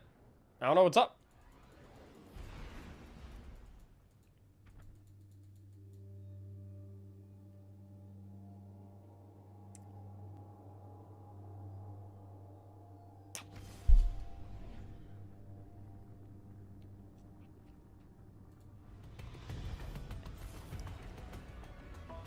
Because they know if we don't play their game, it will get shut down too. I don't think Marathon will get shut down, though. I really don't.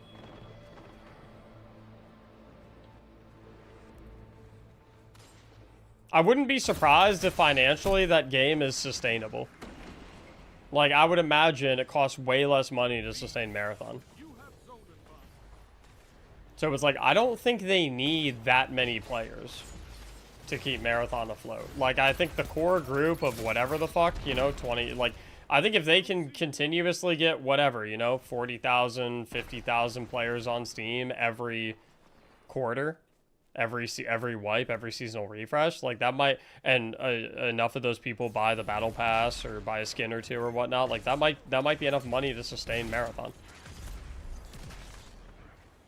So it's like,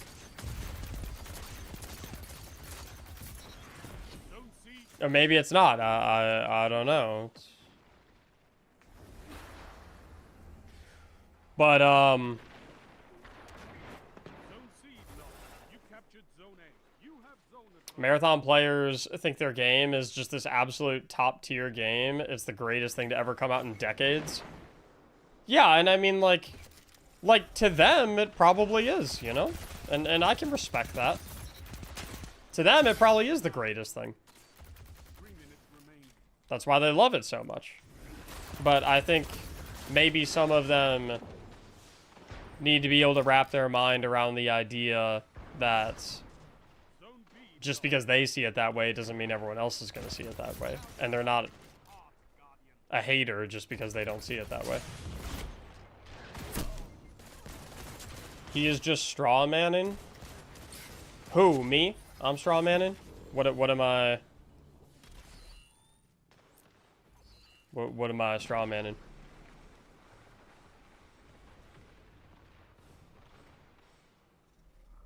I guess we were just ignoring the fuck the marathon D2 crowd and the D2 players review bombing the game. I mean, yeah, like obviously that stuff is not ideal.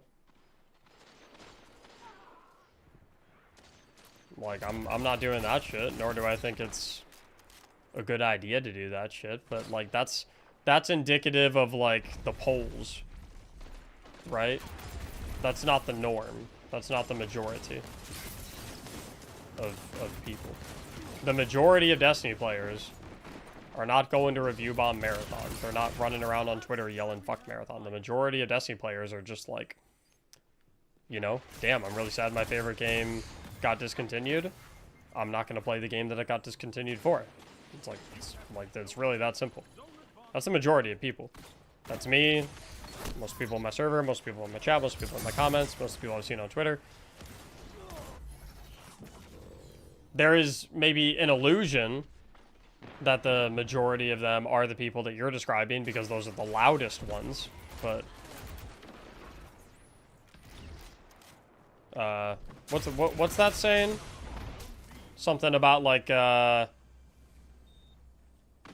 what's that saying? Something along the lines of like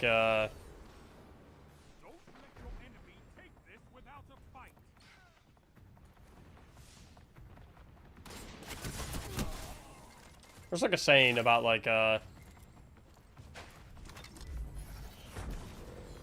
sometimes like small crowds are extremely loud, whereas the majority is very quiet, so it creates the illusion that the small crowd is the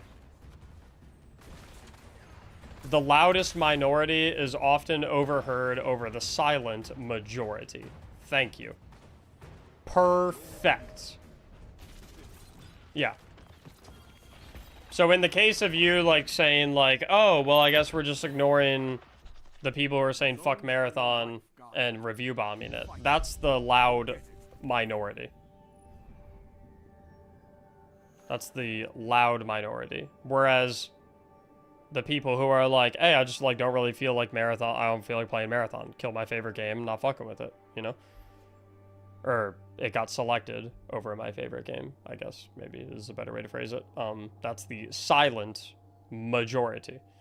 Because, like, that demographic of people, like, they're not running around on Twitter screaming. They're not going in stream chats, you know? They're just... I've never been a fan of review bombing. No, review bombing's stupid. Review bombing's dumb as fuck, obviously.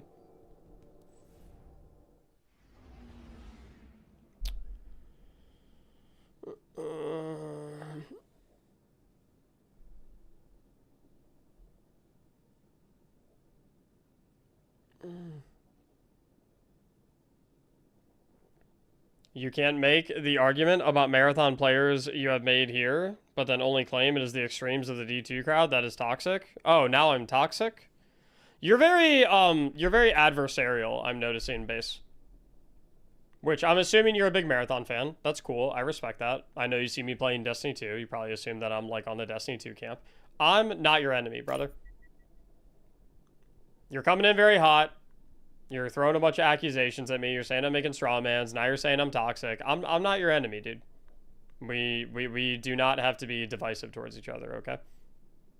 I've been very calm, very cool, very collected with you. I haven't said anything about you. Haven't called you any names. Haven't said that you're being toxic. Let's take the temperature down a little bit, okay? Just be mature adults about this shit. In any case. Oh, shit. Meta, thanks for the $5 super chat.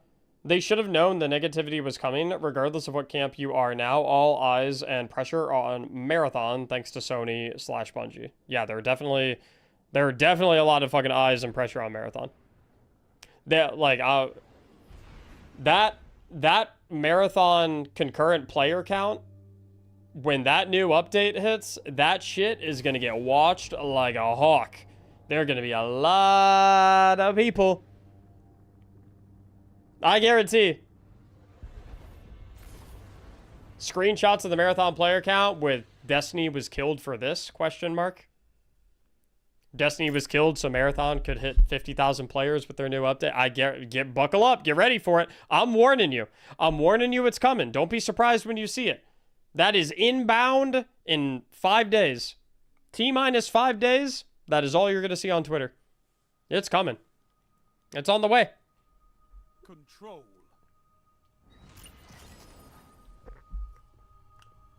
It's weird we're acting like Marathon didn't take D2 funds and talent away and that game is entirely blameless for this.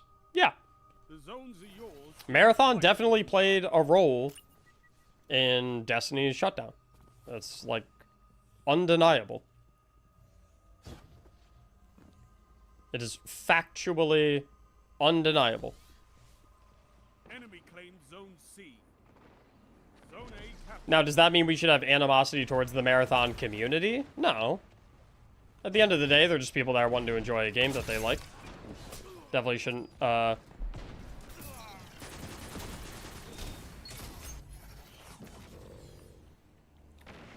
But, you know, I don't think it's unreasonable to, like,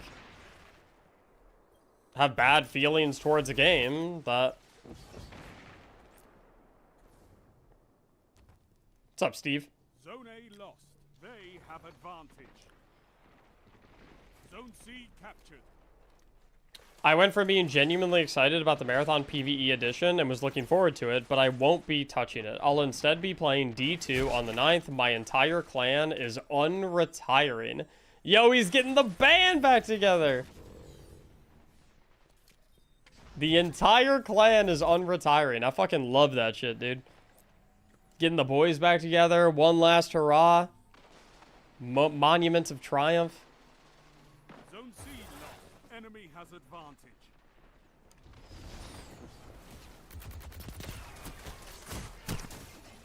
That's what I'm fucking talking about.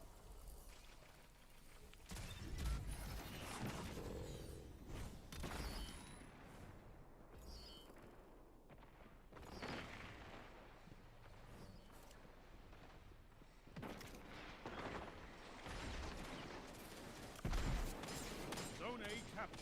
Zone advantage is yours.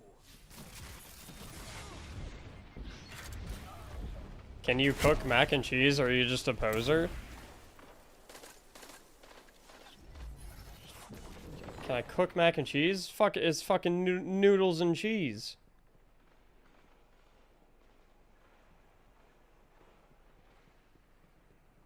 It's fucking noodles and cheese. The fuck?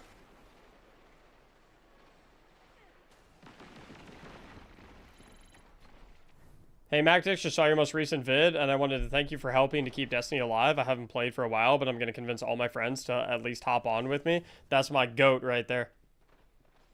Get a lot. Text all your friends, text all your homies, text your brothers, your sisters, text your dad, text your parents.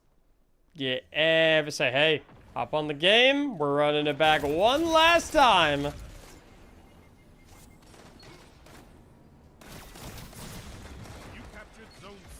That's a power play. You took them, now hold them. Mactics, I haven't played in years and I'm getting the fire team back together. That's what I'm talking about. I love this shit, dude. Zone A lost. I love this shit. That's what I'm talking about, dude. I'm telling you guys, you gotta show Sony they made a bad call. Show Sony and Bungie, be like, yo, shutting down Destiny, no Destiny 3, not the right move. Number one way you can do that, log on June 9th, get everyone the fuck on. I'm talking about. Do you play WoW, Mactics? I do, yeah. I do play World of Warcraft. Any chance this is for publicity? No. No. What class do you main? Paladin.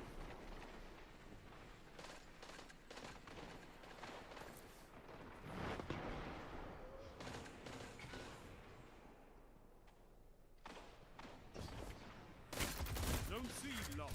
Enemy has advantage. How many cats do you have? Definitely a lot of them.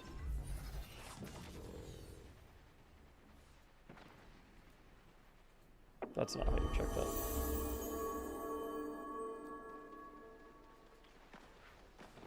Most of them. I think I'm missing some like PvP catalysts. Oh, apparently I don't have Heirloom or Graviton Spike either.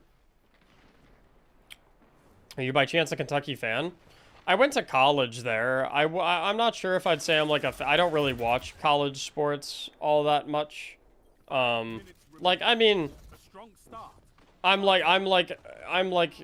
a very casual Kentucky fan, you know. If I see that they're playing a football game or they're playing a March Madness or something like that, like I'll root for them, obviously. But I'm not like I couldn't tell you a single player on either of their teams. I couldn't tell you who their coaches are. I couldn't like I'm as casual a fan as and like really the only reason I'm a fan is because I went to college there.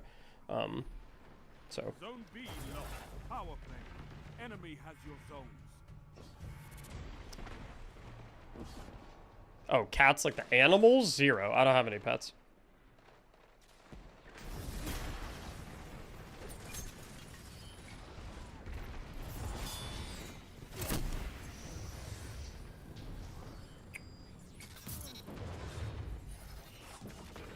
Paladin is a base choice.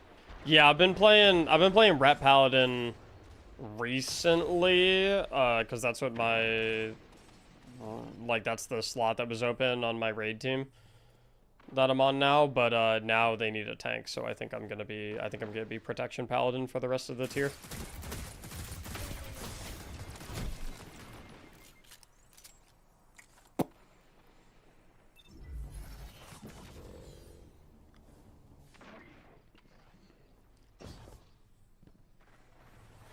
Yeah, we're talking about retail. I don't have much interest in Classic. I didn't play World of Warcraft for the very first time until Legion. So I got on the World of Warcraft train very, very late. I played Legion for a couple months, stopped, came back, played Shadowlands for a couple months, stopped, and then came back like a month ago. So I've only been playing World of Warcraft for like in this particular point in time, like I've been playing for about like a month and a half, and then like before then, the last time I played was like 5 years ago.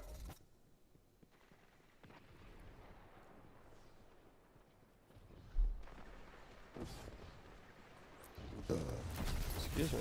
Gross. Yo, I'm burgering this up.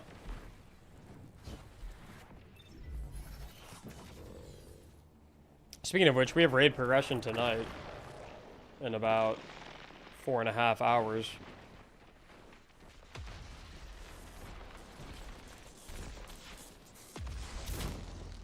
They cooking you, dude? Yeah, they sure is. Oh! How about them apples? Where you guys at, prog-wise? We are starting Beleren Prague tonight. We just killed Ilaria on Tuesday. Double down. Three down. So, this will be tonight will be poll number 1 of Beleren.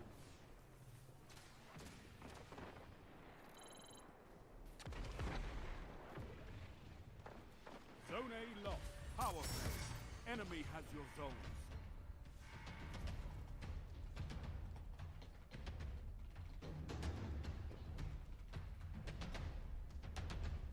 Speaking of which, I gotta DM the raid leader and ask. I don't think I'm gonna stream prog tonight, by the way, guys. I know I streamed the Ilaria prog on Tuesday, which I hope you guys liked. I hope you guys enjoyed.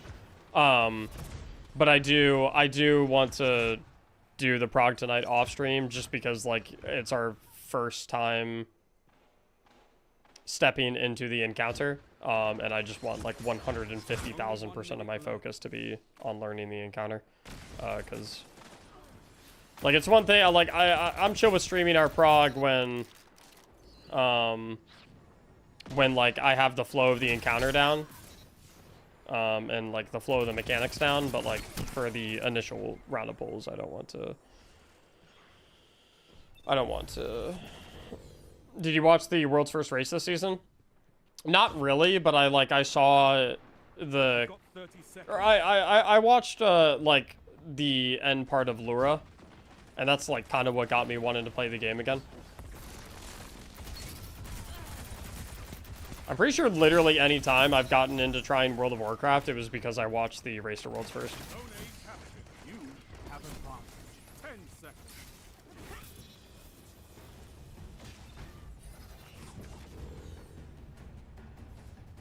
Zone C lost. Enemy has zone advantage. You're defeated. Fight again. Persistence is key. The video the Drifter voice actor posted on X, the Drifter voice actor did one as well. This war is for territory. I know the Crow voice. I know the Crow voice actor did one. I didn't know the Drifter voice actor did one also. So now who are we at now? We've got Lodi, Crow, Drifter, Savathun,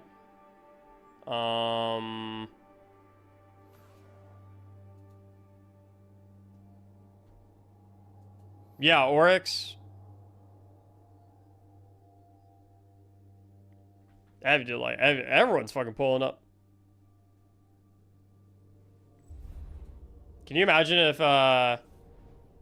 Nathan Fillion did one?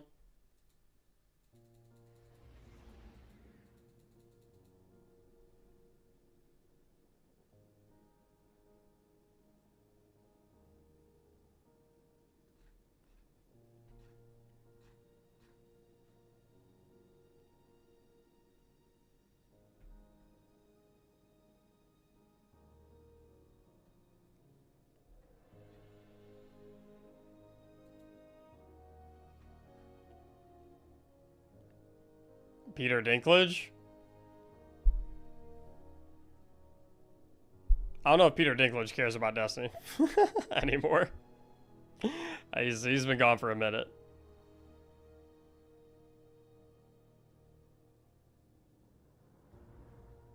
Maybe he does. Maybe he does like it. I don't know. I don't want to speak for him, but I'd be pretty surprised.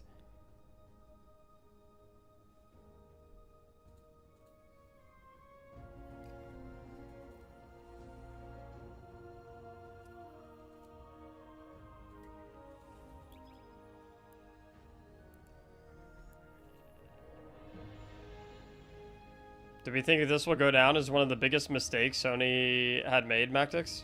I got no idea.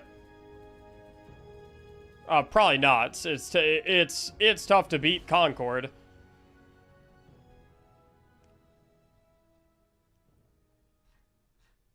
Concord's a pretty big mistake.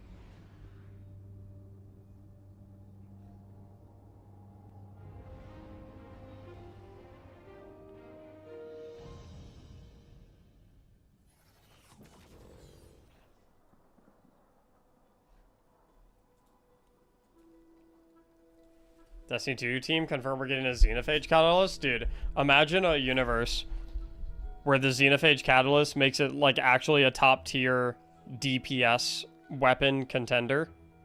And we're unironically like best in slot DPSing with Xenophage.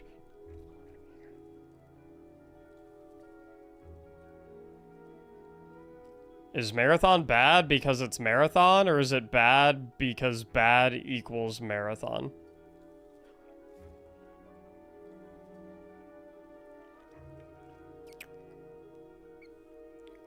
I feel like I just smoked weed with Pure Chill after reading that.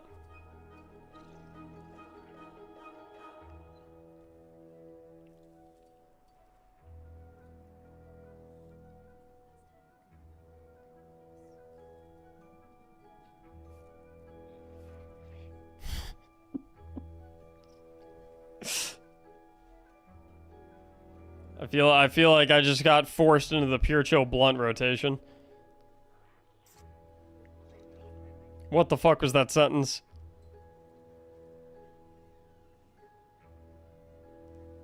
Oh, my wife's home. Fellas, I'll be right back. Don't go nowhere. Hang out in my chair, but don't gift him subs. He don't deserve them.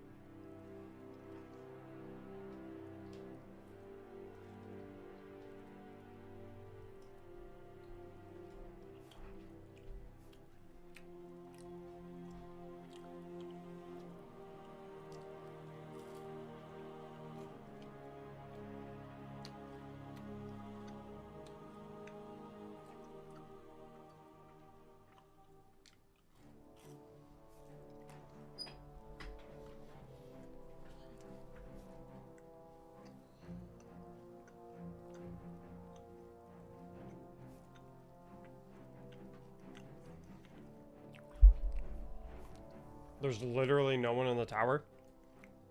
Literally? There's literally no one in the tower? Or figuratively no one in the tower?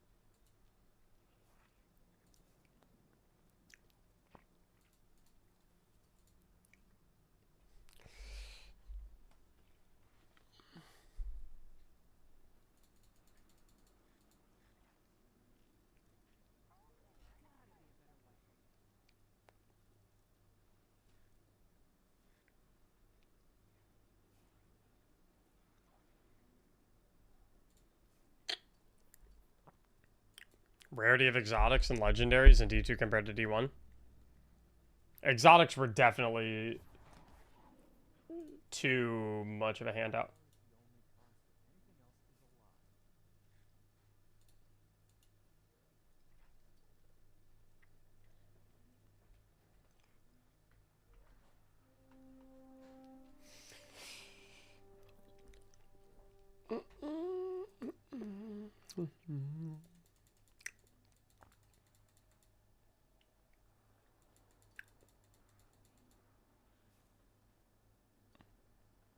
Trophy hunter. I love how the Destiny 2 team account on Twitter right now is just kind of like in like a fuck it mood and just like kind of giving hints at like stuff that's coming because it's like, why not, you know?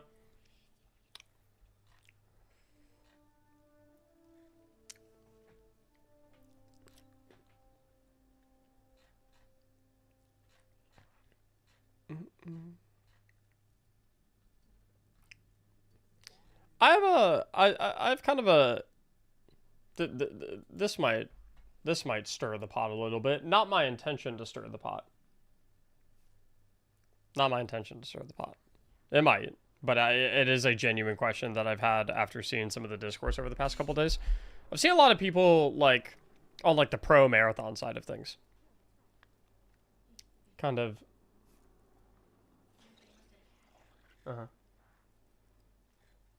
Kind of say something along the lines of like,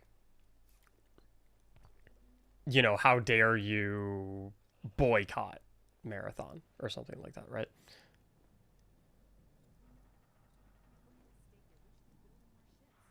Why is it such a bad and immoral thing to boycott marathon?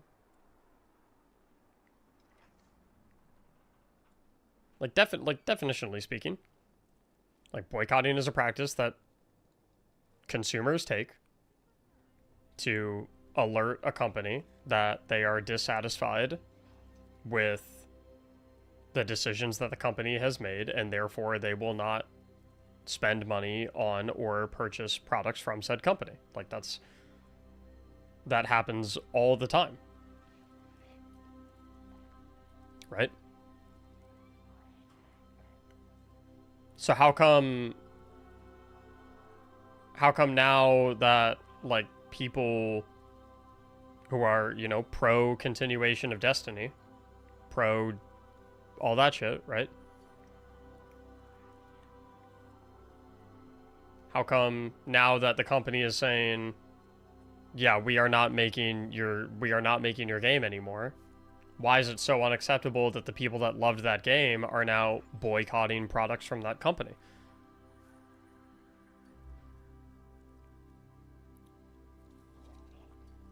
Like, that doesn't, like, historically, like, that's a very normal and common thing, is it not? I don't, like, that's, like, consumers have been doing that with companies and products for, you know, centuries.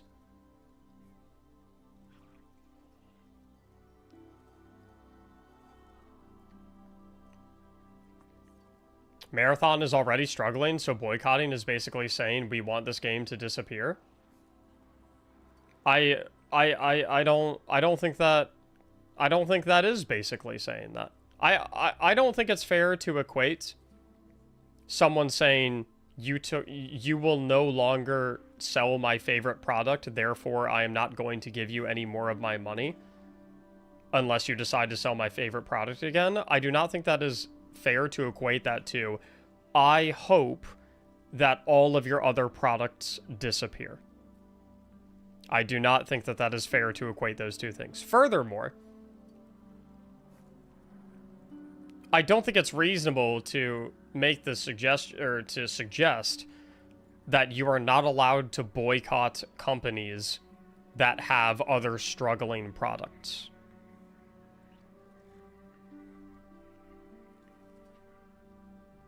Like, the relative success of a company's other products should not determine whether or not it is okay or not okay to boycott said company for taking away a product that you want.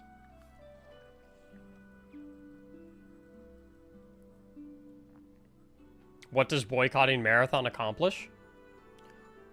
Well, the same thing that boycotting has attempted. It doesn't always work, obviously, right? But like historically, the objective of boycotting is, like I said, to communicate to a company, I am not going to give you my money and purchase your products if you keep if you keep making decisions and selling products or not selling products, like that's the right of the consumer, is it not?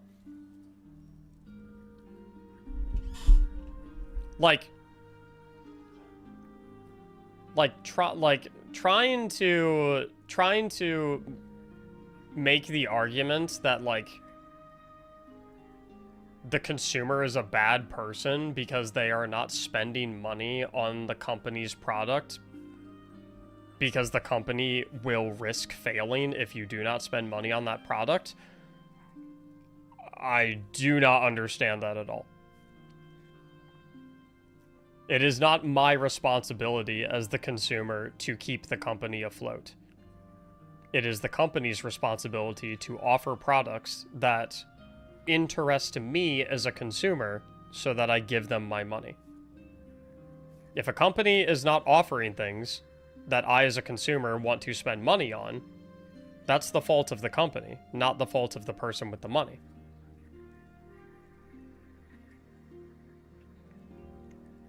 If the goal is D3 or anything, how does Bungie shutting down help? Again, the goal is not to get Bungie shut down.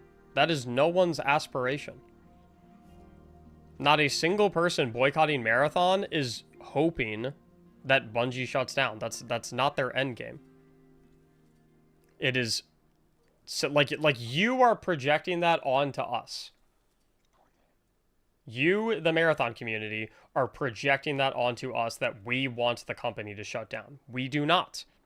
We do not. Like, our objective is not to shut down the company. People are not sitting here going, oh, we want to boycott Marathon because we hope that Bungie as a company shuts down. We don't even want Marathon as a game to shut down, let alone the entire company. However, if a company says, we are no longer going to sell you the product that you have enjoyed and purchased from us for the past 12 years, then I don't think it's unreasonable for the consumer to say, okay, then I am not going to give you my money anymore. Like, it's that simple. It's not...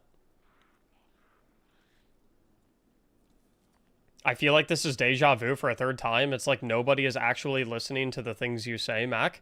I think in this argument, or in this conversation rather, I think a lot of people incorrectly assume that they know what my mindset is and why I'm doing the things that I'm doing, or why other people are doing the things that they are doing.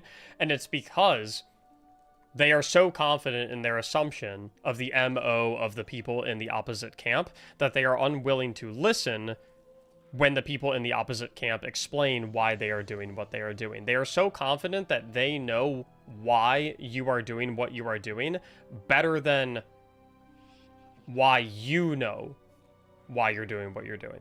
Like, they think that they know your motives better than you know your own motives.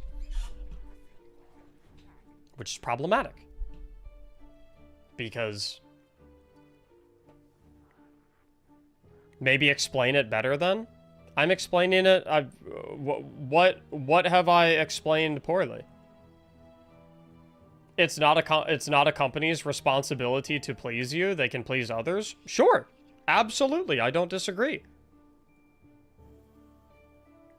But if their focus is to please others and not to please me, then they can't bank on getting my money.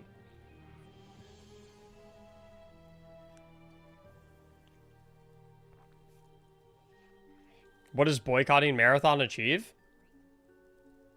I just don't want to spend money on a product that I don't want. Especially when that product was selected as the product that would be offered at the expense of the product that I do want. It's not like it's...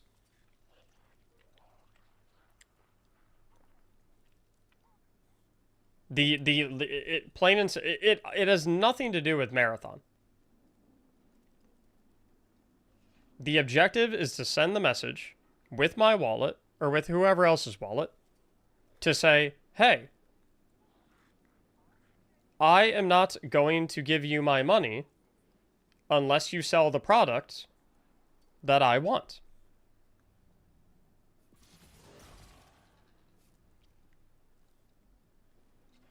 Your boycott of Marathon has nothing to do with Marathon?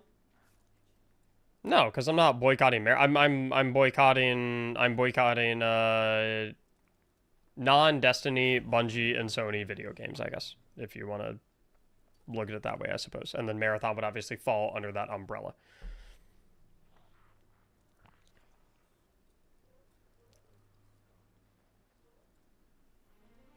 Nobody said you want the company to shut down? That's not true.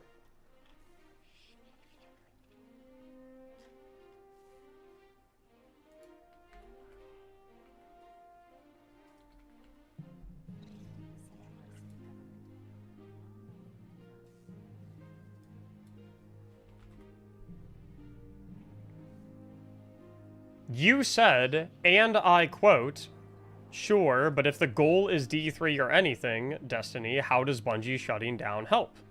You said that, actually. And I said, I don't want Bungie to shut down. That's not my objective.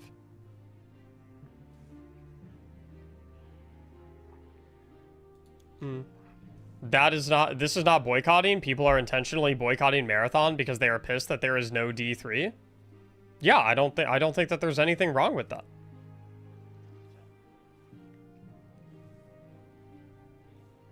I don't think there's anything wrong with that.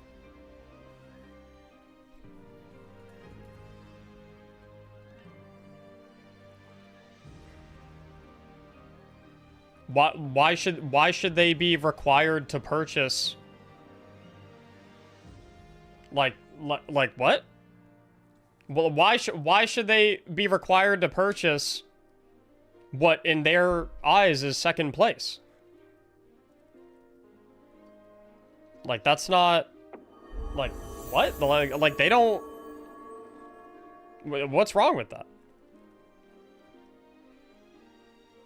If Wendy's stopped selling the spicy chicken and I stopped going to Wendy's until they brought it back, it doesn't mean I hate the Dave's double.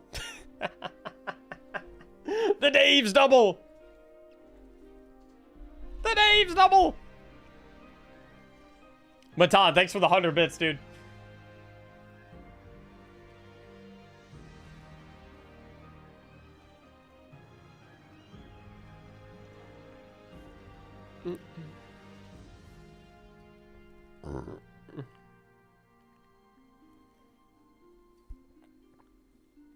I guess my question for like the marathon truthers.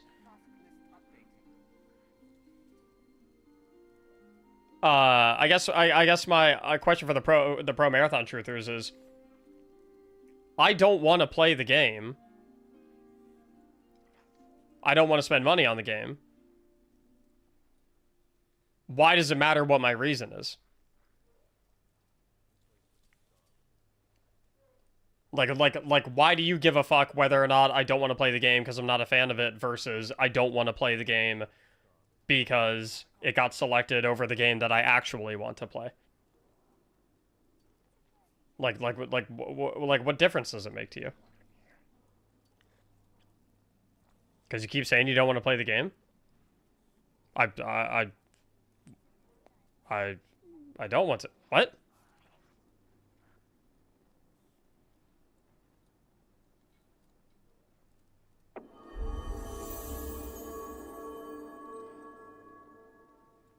Thunder Live, thanks for the 6 months. One second, I read this bit message. I think looking at the tweet, it seems like the Bungie devs knew how to fix the state of the game, but higher-ups at Sony and Bungie wanted the devs to focus on paid content, which is sad. I always said I would prefer Bungie to not make a DLC and just focus on the state of the game instead. Potentially. It definitely seems like in this update, they were allowed to pull out all the stops a lot more than they have been allowed to in the past. Like, there's definitely a certain degree of like,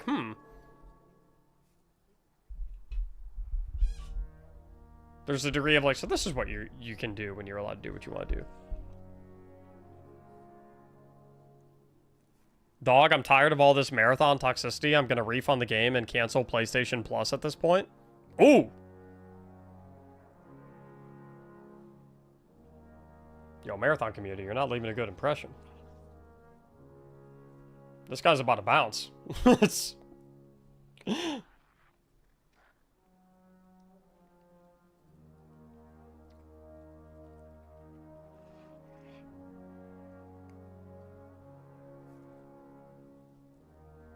Again, like, and I will happily wait for an answer. I will happily wait for an answer from all the marathon truthers. You guys have said constantly, which I respect, by the way, which I respect.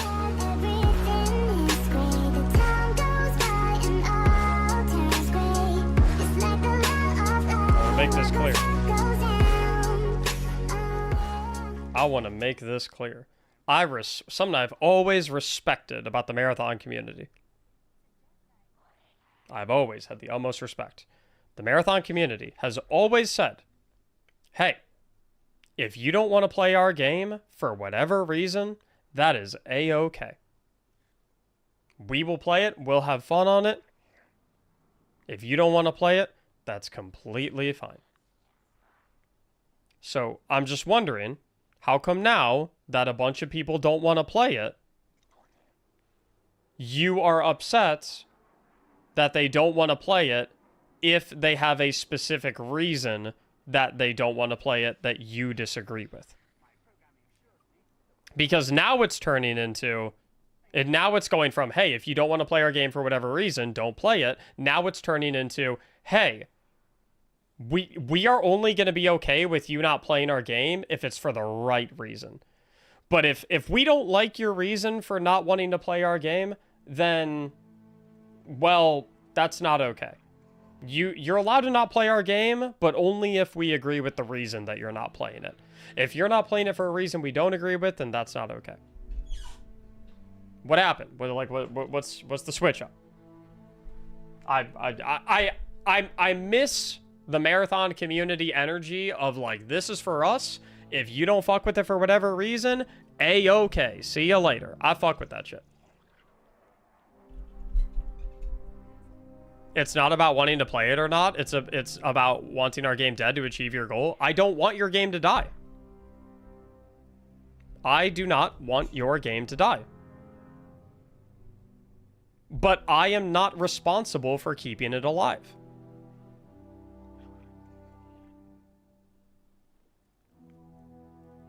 I hope Marathon is wildly successful. I hope the game is fucking awesome. I hope all the updates hit. I hope everyone... I hope you get 1 billion players on Marathon. But I do not want to contribute to that. Because in doing so, I feel like I would be communicating to Sony and Bungie, you made the right choice to kill the Destiny franchise in favor of Marathon, and that is not something that I will personally contribute to, because I want Destiny.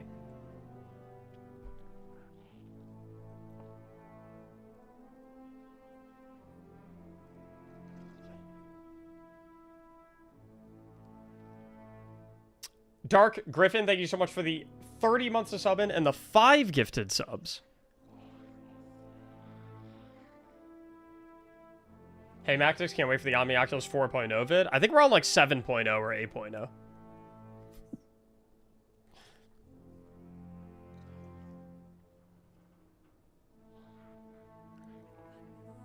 I'm not talking about you.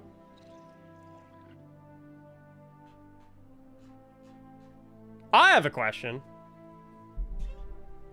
to the Marathon community.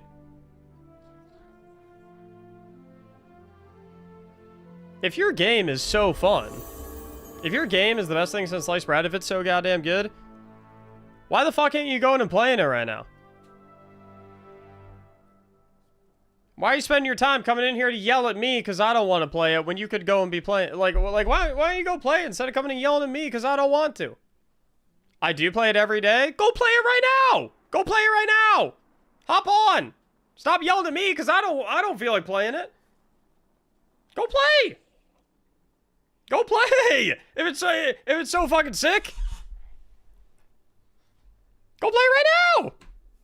Leave me alone. You don't see me coming into your Marathon streams telling you got to come play Destiny on June 9th. I came here to discuss? No, you didn't come here to discuss. You came here to be right. Which, cool. Fair enough, I guess, but...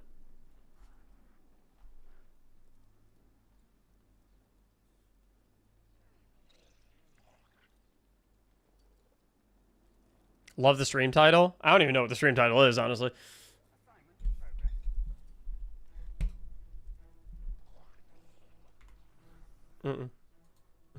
I think I triggered him a little bit too. He started calling me Bud.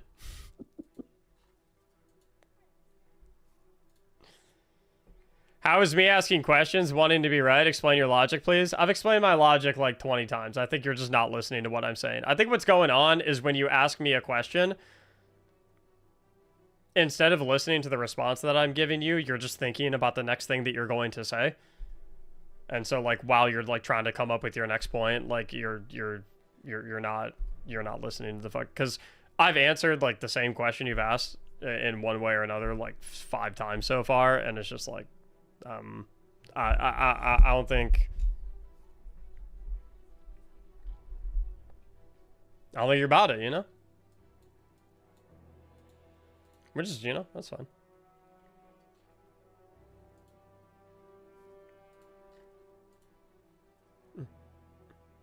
You're asking questions, but you're not looking for answers. You're looking for a specific answer. You're looking for the right answer.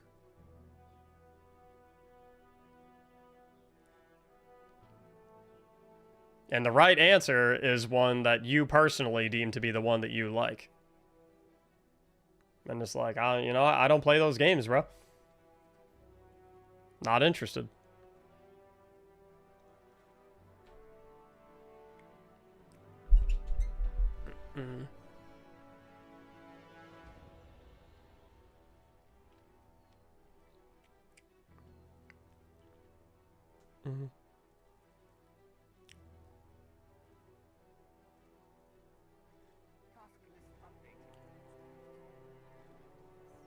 I'm listening and there is still no answer. What does boycotting the game achieve? Chat. I'm going to say my answer one final time. I want you guys to type in chat the number of times that I've said this exact sentence. What does boycotting the game achieve? It communicates to the company that I am not interested in purchasing their products until they return to selling the product that I am most interested in purchasing. This does not mean that they are not allowed to sell other products in addition to the product that I am interested in purchasing.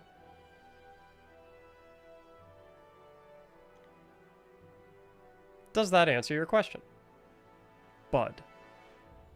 Ooh. He ain't going like that one. I've said that exact sentence like 6 times. Like, I'm sorry, bro, but like, forgive me if I'm getting the impression that you don't want to fucking listen. I'll gift 10 subs if you ban that dummy?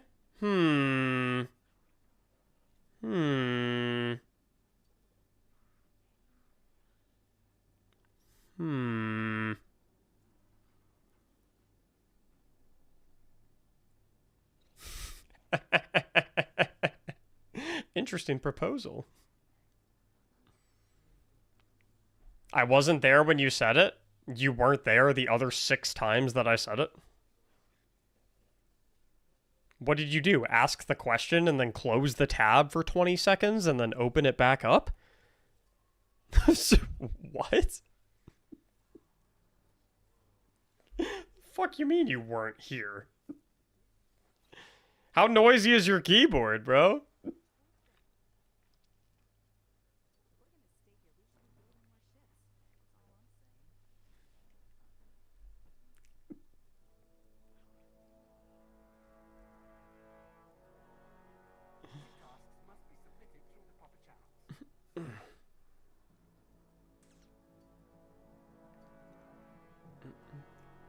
You all wildly overestimate the power of the consumer in the end-stage capitalistic society we live in.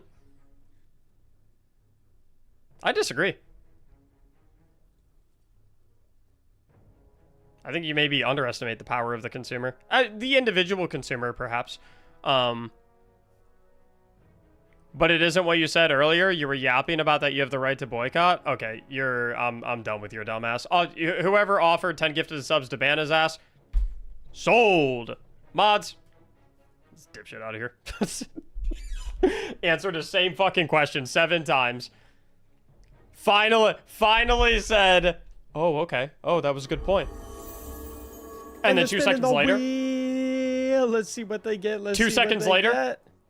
Okay, but actually, here's how you're wrong about this thing. Actually, now that I think about it, it's like, dude, like, his skin was fucking crawling that he didn't get to be right about the conversation. He was like, ah! He fucking, he spazzed out. He spazzed out.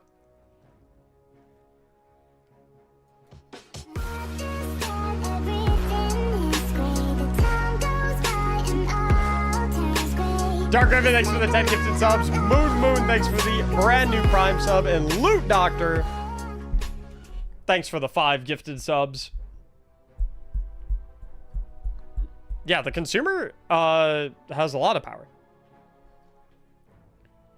There's a reason why voting with your wallet is like a very common term.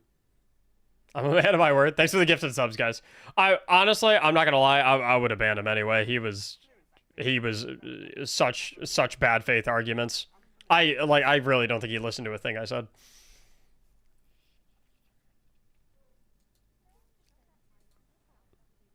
$16 subs for banning a guy? That's kind of insane.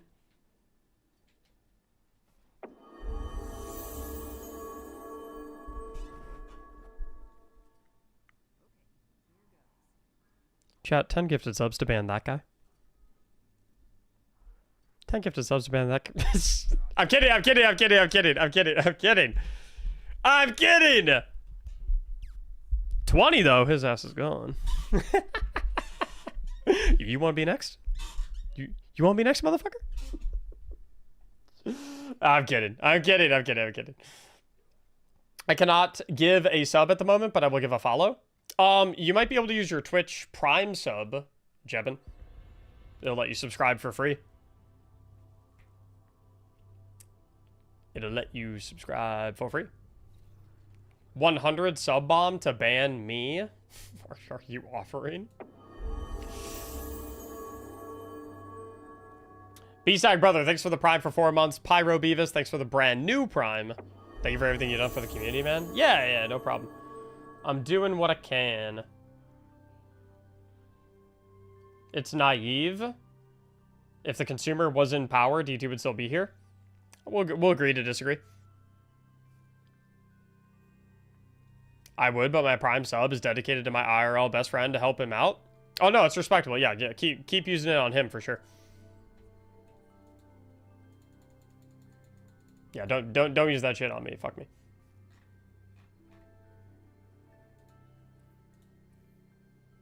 $100 subs to ban Mactics? Yo, no, you can't ban me. You can't ban me. I'm unbannable.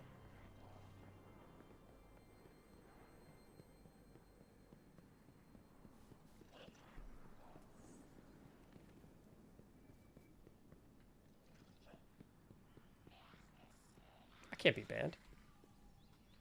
At least not in this stream. It's my stream.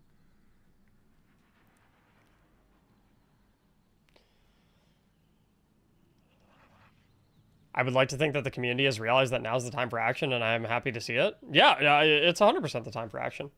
If there was ever a time for action, it's right now. Get loud, share your stories on Twitter, talk about all your Destiny moments, Destiny memories, sign the petition.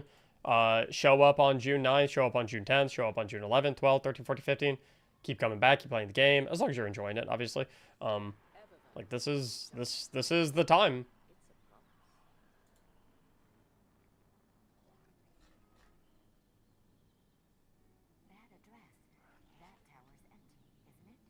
If there was a time, this is the time.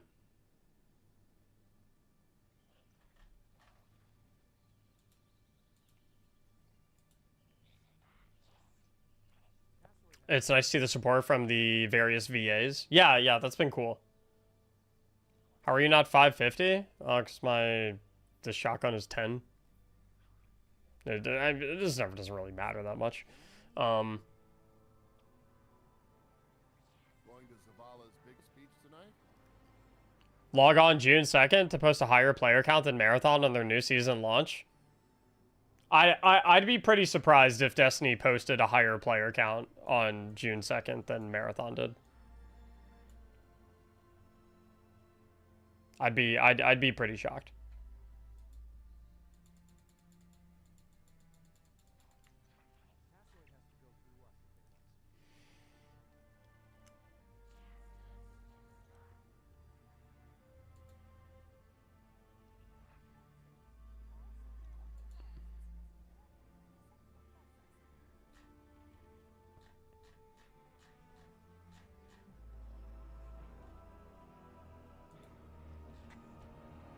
I cleaned some vault space for new loot? I probably should, shouldn't I?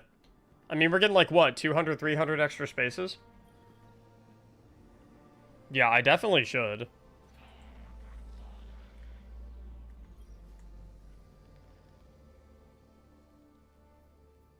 Do you guys think I need all these Emperor Callus tokens?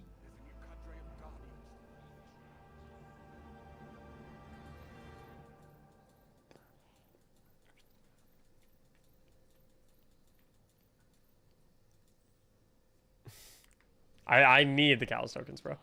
Wait, we're getting 300 more vault space? I thought we were. I thought someone somewhere... I know for a fact they said somewhere that we're getting more vault space. I don't know if they ever specified exactly how much extra vault space we're getting, but I know they definitely said that we were getting more vault space.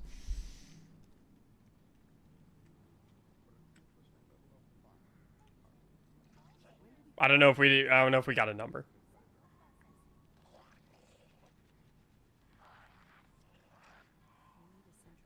I think DMG said it's not huge, but it's something. Probably like maybe 100 or 200 then.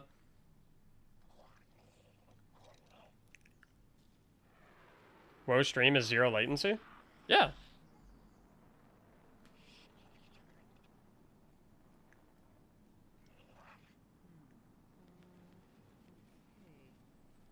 I gotta get these fucking this Destiny playing card order form up.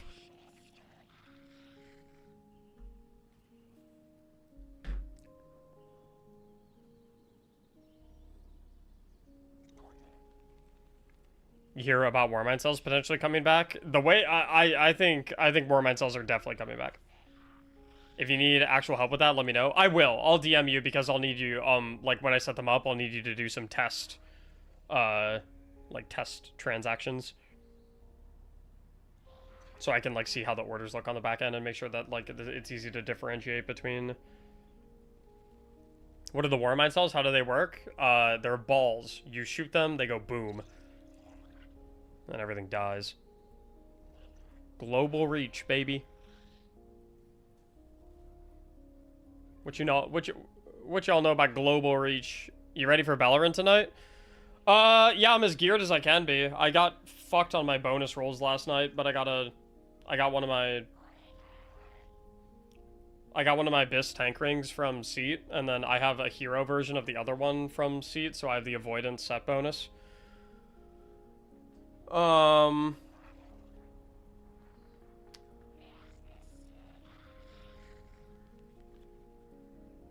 you and I need to raid plan before that? Like, do I need to like set aside like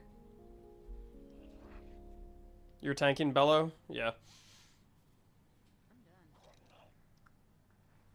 No. What's the goal for tonight? Get to first egg phase?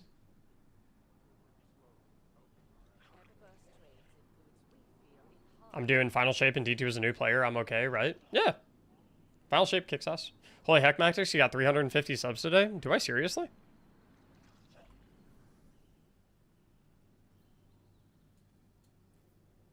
Do I seriously? Oh my god!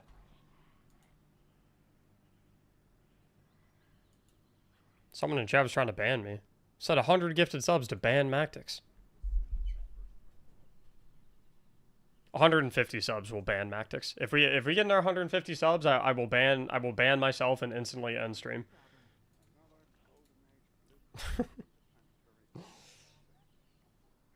Make sure everyone logs into Marathon on June 9th. You can log into Marathon on June 9th. I'm gonna be on Destiny, my brother. But I hope you have fun on Marathon.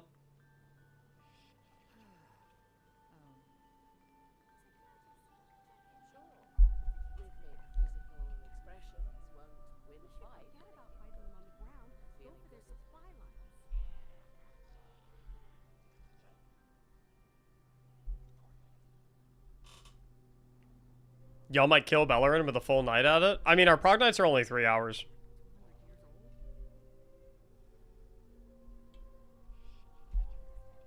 It doesn't seem like it's gonna be that hard though. Like once, I'm a little nervous about like the tank flow and getting the timings right for like clearing balls and being back in time for the frontal. But like once I get the rhythm of that down, like once I get that timing down, I think it'll be free as fuck. Because there's like basically nothing else that you have to worry about.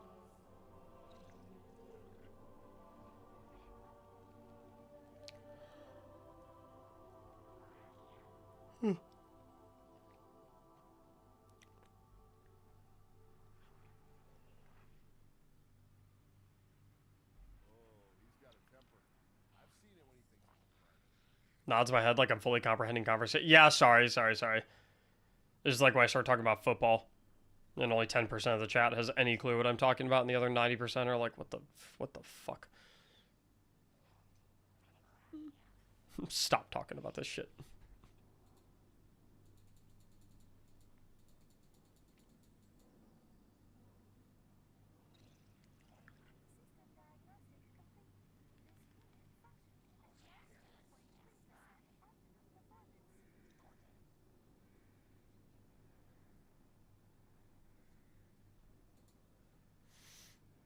When does Mac talk football? A lot more when we're in season. Are you streaming WoW later? I'm not going to stream Prague tonight. Just because, like, I could stream Prague last night or 2 nights ago because, like, I knew the fight like the back of my hand, and so it's like I had the attention span to be able to like glance at chat or like mute for 2 seconds to talk to you guys and then unmute and like shit like that. But it's like we haven't done a single pull of this fight, so I have zero fucking clue what's going on. It's going to be all learning, so I want 150,000% of my attention to be focused on figuring it out. If we have a prog night of this fight where like I feel like I have the fight mastered and the rest of the raid team is just kind of like catching up and like getting used to the fight, then maybe I would stream that prog night. Which would be like obviously like closer to the like the kill, but yeah, right now no. Have fun. Favorite team? Bengals.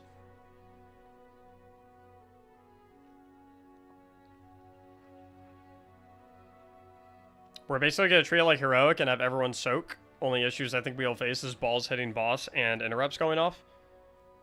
Yeah, I don't think the wall balls should be that big of a deal, but the fucking the spread ones and the circle ones, those are probably going to be kind of annoying. What does WoW raid loot look like? It's just high. It's just bigger number. I was talking about this the other night. A big difference between like World of Warcraft loot and Destiny loot is Destiny loot makes the gameplay feel different. World of Warcraft loot does not make the gameplay feel different. Destiny loot is so impactful because it's like playing the game with this gun is a significantly different feeling than playing the game with this gun, right? Whereas in like World of Warcraft, like it's just, oh, this sword has higher numbers than this sword. But your gameplay is the exact same. You just do more damage now. WoW loot is stats, D2 loot is gameplay. Yeah. Yeah, it's a good way to put it, actually. Like, some D2 loot has stats, obviously, like the armor.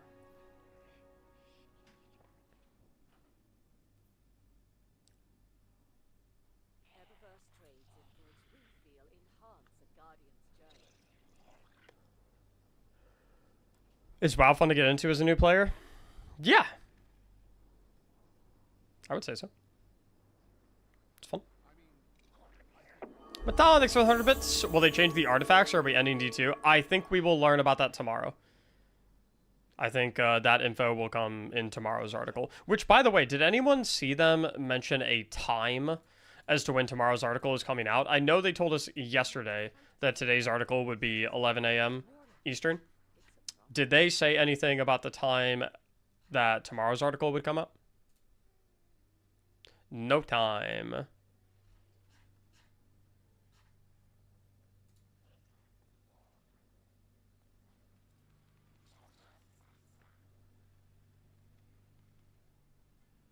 I thought they said noon Eastern.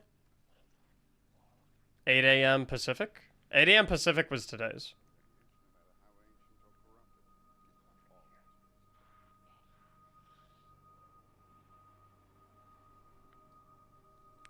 Well, I guess I'll get on at like, I'll try to get on a little early tomorrow. Maybe I'll get on at like 10:45 a.m. Eastern. Just to be safe.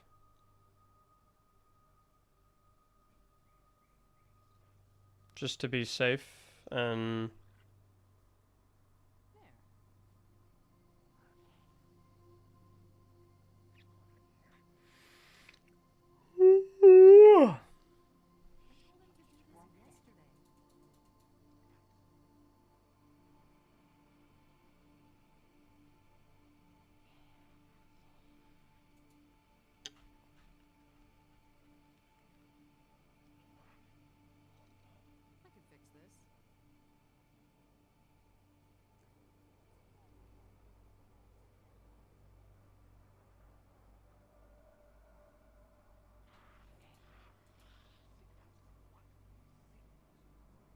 Mactics, are you gonna try Forza at all?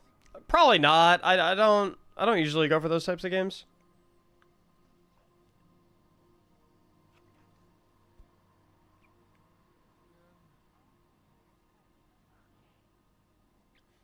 Artifacts are likely not going to be a thing. If you saw the weapons in the recent post, they had anti-champion in them. I did see that. I don't think that means artifacts won't be a thing, though. I think it maybe means that champion mods will not be on whatever artifact we end up with.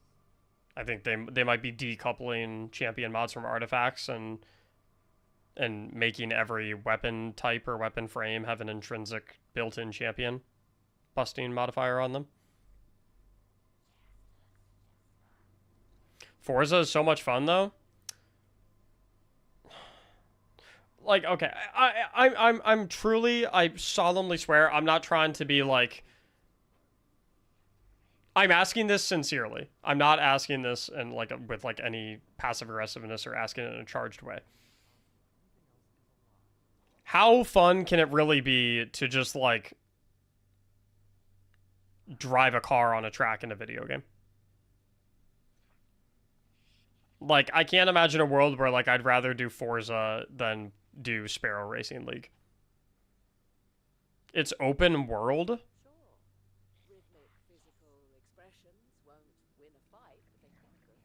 So it's an open world, but your character is a car?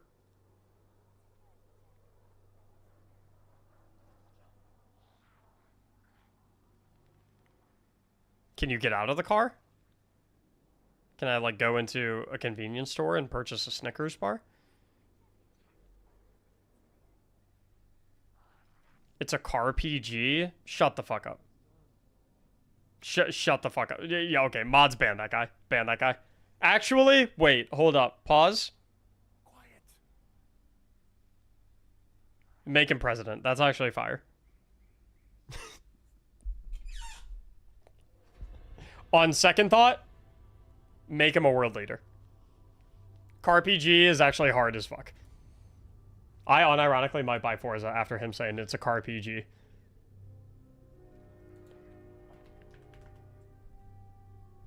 $70! I'll stick to Destiny. I'm good. I'm fucking... Yo, boys, I'm not playing $70 to be a car. Worth? No. No. I'm not paying $70 to be a car. I'm not doing it. Big edition is $120. I got that one. Q. No. Do you have Game Pass? No.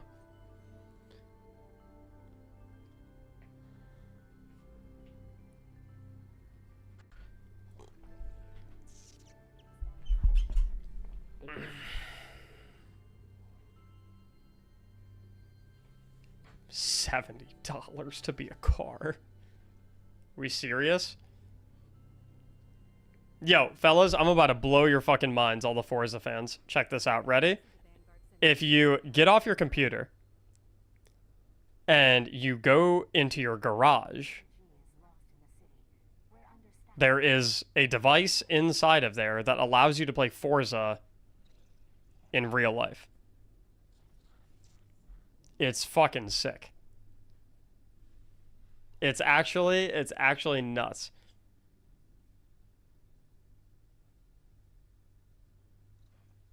And here's the deal. It like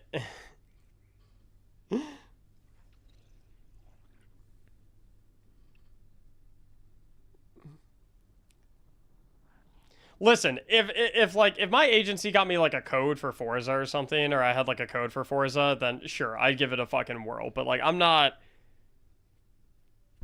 paying $70 to get a game that I am like pretty sure is not going to interest me that much.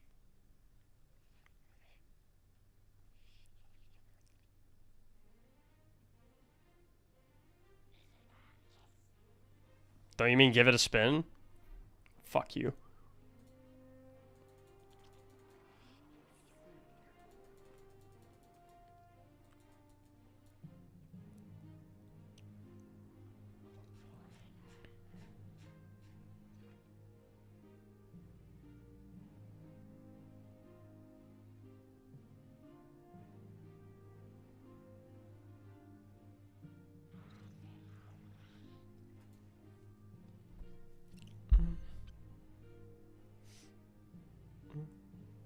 Did you see recent gas prices? Forza is cheaper. I drive an EV, so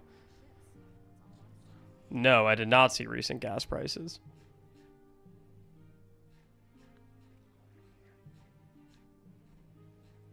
My gas comes from the outlet. Blitz! This is my proposal Bungie should have done years ago. Keep the Red War as a Destiny 2 story. Replace the first and second expansion with Forsaken and Beyond Light. Have the two big ones be Life on File Shape. Yeah, I mean, I can vibe with that.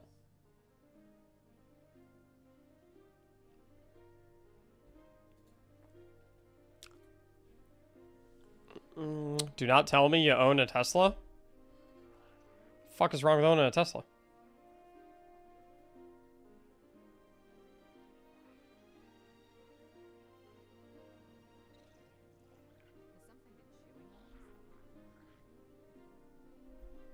I know people hate to have stuff taken from them, but the Red War is pretty ass IMO.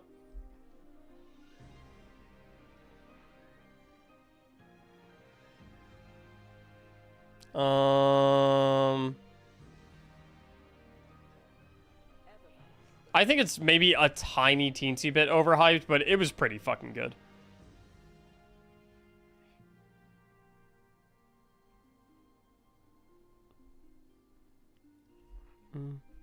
Supports Elon?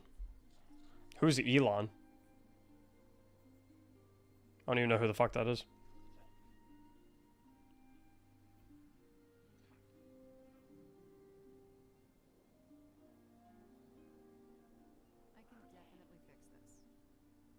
Good joke? I'm not joking.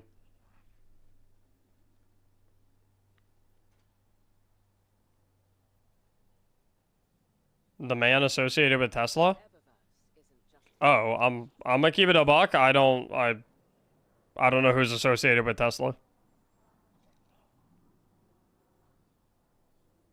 When I was car shopping, I didn't really do a lot of research into who endorses or who makes which cars. It was just fucking, oh hey, you're giving me a good deal on this car?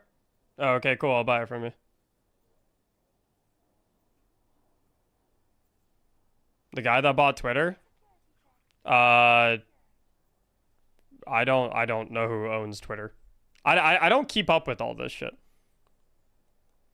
I'm on the internet to play Destiny 2 and play World of Warcraft. When I'm not doing that, I am outside mowing the lawn at the squash club or fucking like I don't fucking I literally never know what's going on in the outside world. I do not care. I know what's going on in my neighborhood. I know what's going on.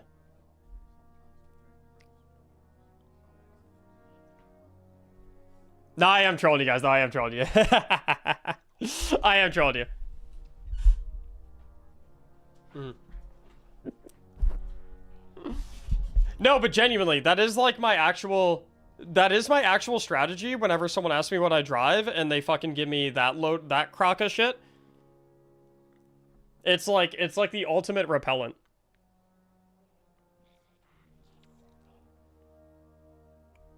Because it's like, dude, like, literally no other car in the entire world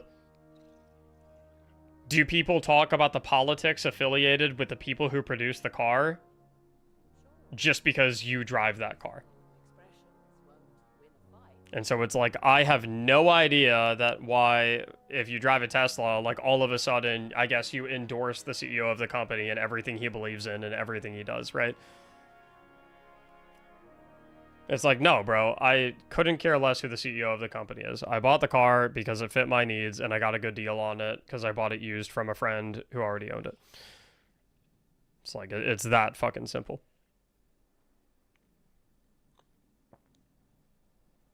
I was going to say you're one of the happiest people in the world. I would say I'm pretty happy. Extremely happy.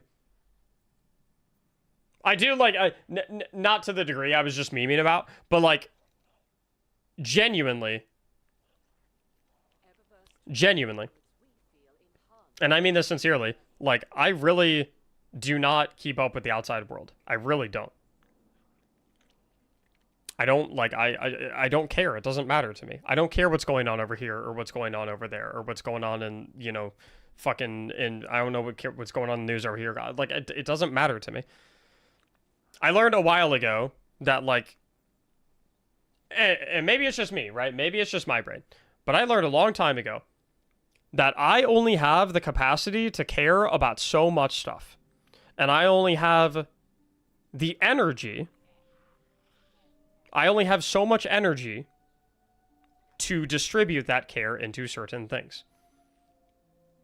And so I made a very intentional decision a very long time ago to be very particular with where and how I distribute my care and my energy and my focus. I put it into my family. I put it into my wife. I put it into the upkeep of my home. I put it into my physical and mental health. I put it into my diet. I put it into hanging out with my friends and spending time with my brothers. I put it into doing my hobbies. And it's like and then if like I put it into my career as well. A lot of it into my career, right? And like when it's all said and done, I don't have that many fucks to give about a lot of other shit. You know? It's just like I don't, like, my mind is like, for every second I think about the fucking hot dog shortage in France is a second that I don't spend on, you know, being present and being, and like enjoying my time with my brother when I'm out to grab a drink with him or something like that. You know what I mean? You don't need to care about it. Just know what happens around you. Why?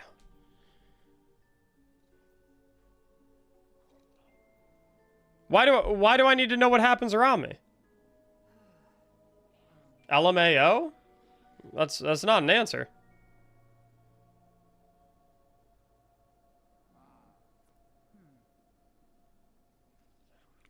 Like why do I need to be like super fucking in touch with what's going on around me? 9 a.m. PST for the next article.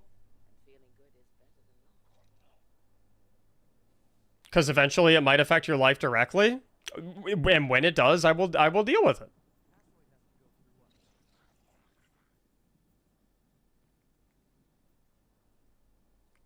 You need to know what happens around you, and I asked you why, and your answer is, I don't know, man. It's just how things work. Your answer is, I don't know, man? It literally screams privilege. You live in your bubble and lack empathy. How does that mean I lack empathy?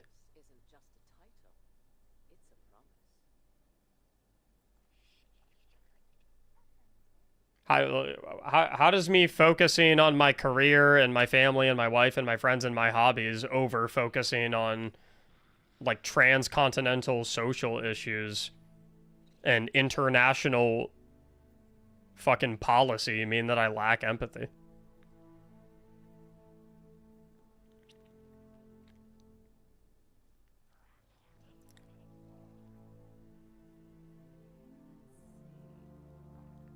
I'm just fucking minding my business.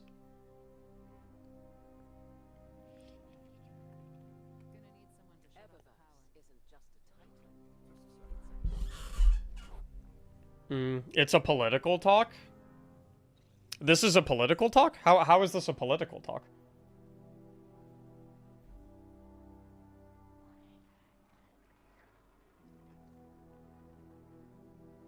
Screams privilege? Are we really shaming people for being well off? This isn't like a fucking... This isn't a being well off mindset. I had this mindset when I was broke.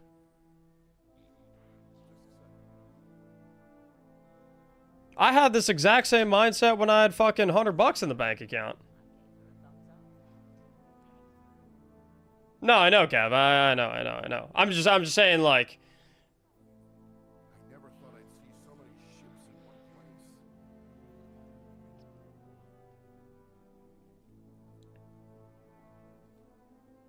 Main reason I got rid of social media? I focus only on what is in front of me. Yeah, I don't see what's problematic about that. Why is it such a terrible thing?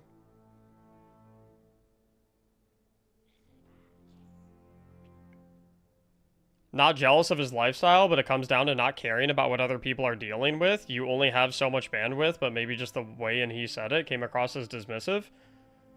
I mean, respectfully, like, they don't give a fuck what I'm dealing with. And I don't expect them to. They've got their own problems. They've got their own shit that they've got going with, you know? I don't expect them to fucking give a shit what I'm dealing with. It's not their concern. I don't really have bandwidth to care about what they're dealing with because I'm dealing with my problems. I don't really...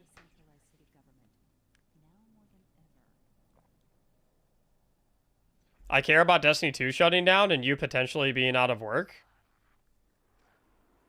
I mean, I care about everyone who's losing their favorite hobby, and I care about all the devs who are going to get laid off because Destiny is getting shut down. Like, does that count? Like, I don't lack empathy. I'm just saying I don't go out of my way to, like, pay attention to every piece of news that is going on in the entire world. That's especially, like, what's outside of my sphere. Like I said, you only have so much energy to, like, immerse yourself in specific communities. You only have so much bandwidth to, like, contribute emotional energy towards specific things. Like, I'm not... In no way, shape, or form did I say I do not give a fuck about anyone else and I don't care what their problems are. I just said, like, I'm not... I don't keep up with, like, every piece of news that's going on around the world. I don't know what's going on all the time.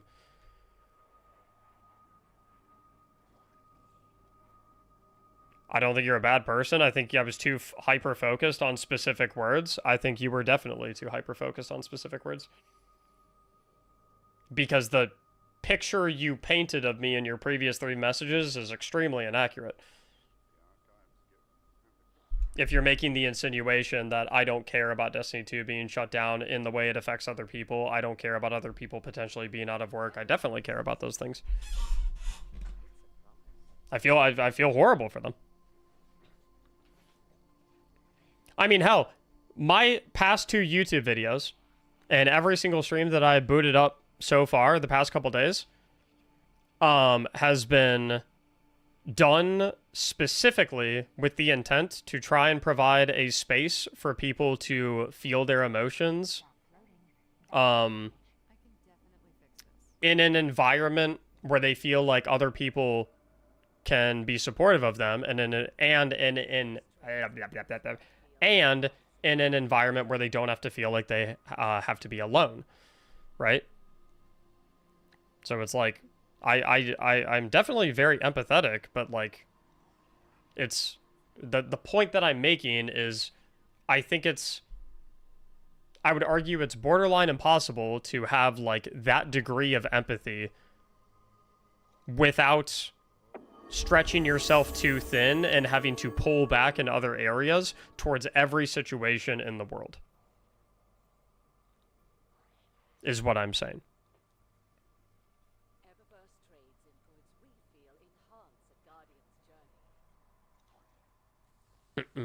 I have to disagree with you on this one. You need to be a citizen of the world. You can care about your family and your stuff, but also care about people being a victim of genocide, for example. By knowing about that, you inform yourself when you have a chance to vote.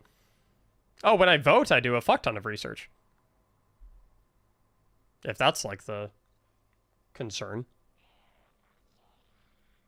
I'm just saying like more so like I'm speaking like generally, like I don't know.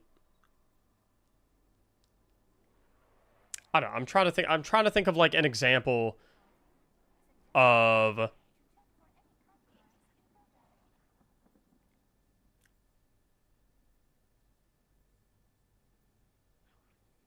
all this talk because of a car, basically.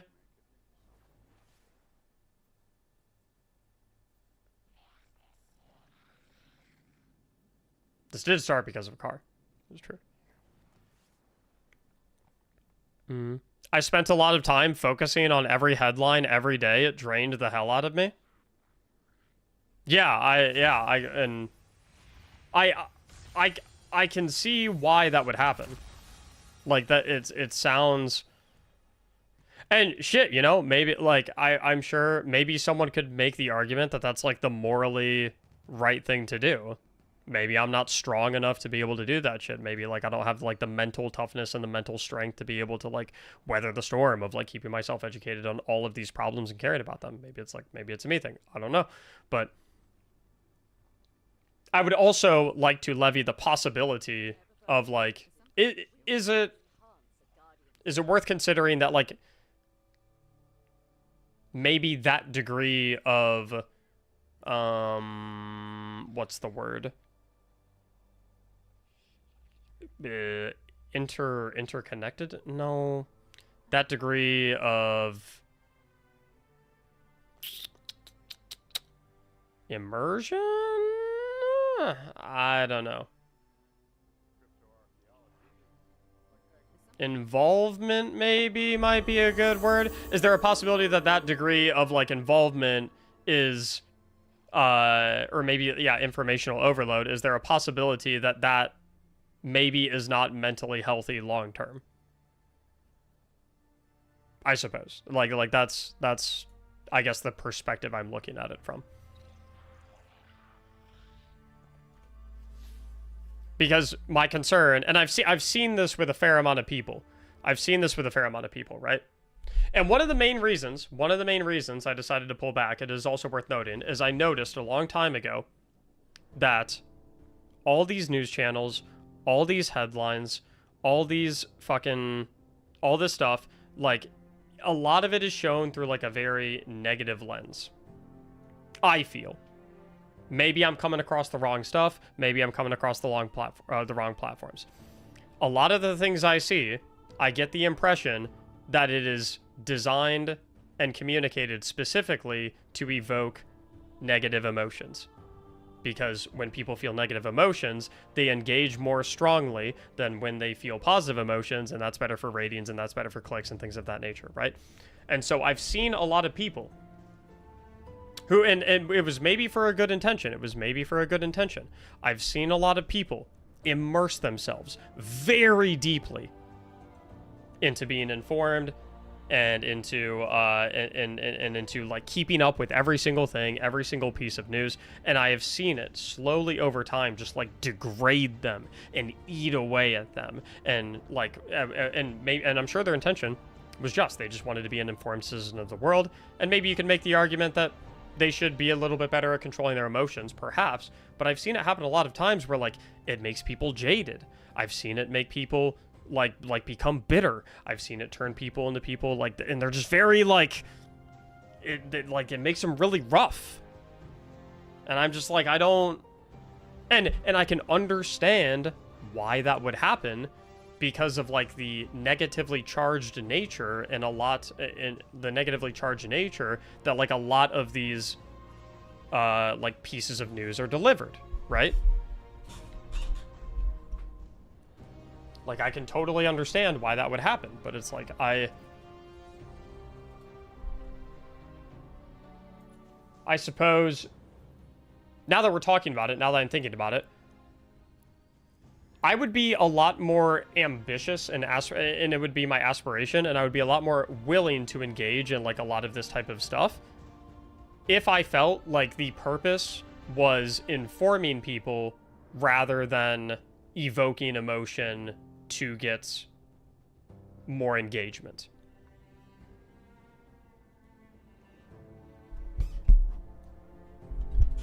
Like I would be a lot more into like, I'd be like, oh, like maybe I should check out what's going on if I wasn't. Kane, thanks for the $7 or $8 super chat. Sorry.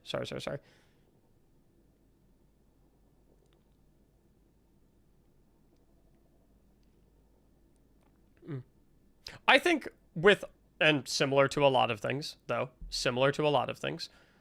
I think there's probably, I think the truth probably lies somewhere in the middle. I think it's probably not ideal to not engage with the world in any capacity, right?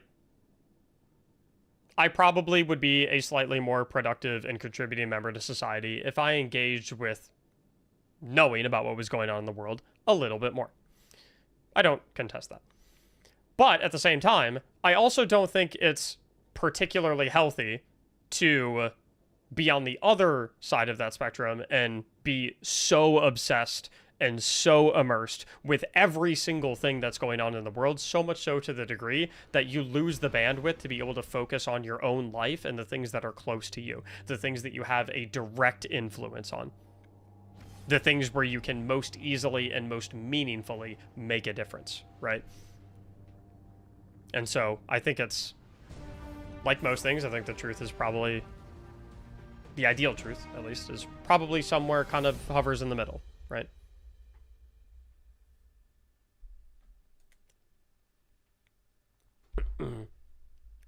But I wouldn't say I'm as disconnected from the world as I maybe gave the impression that I am.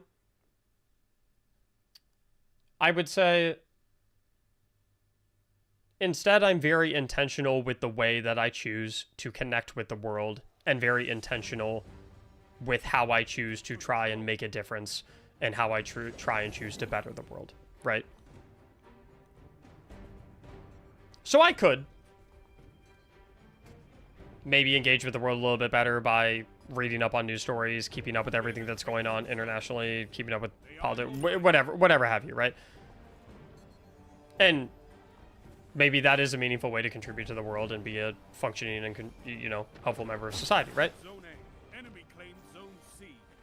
But I feel that for every piece of myself that I put into doing that, that is less of myself that I can put into contributing to the way I engage with all of you, the way I contribute to my platforms, the way I contribute to trying to establish a community that, even though it is centered around a video game, and comparatively that's seen as like maybe rather inconsequential or juvenile compared to, you know, things that are maybe a little bit more important. I think that fostering a community that makes people feel entertainment, that people enjoy, that makes them, you know, get excited to interact with people across the internet, that gets them excited. Like, I think there's value in that as well. And I suppose I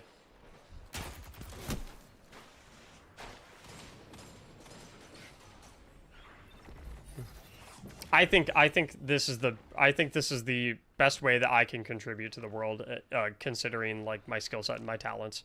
I think this is the best way that I can contribute to the world in a meaningful way to try and help make it a better place. And so I put everything that I have into this.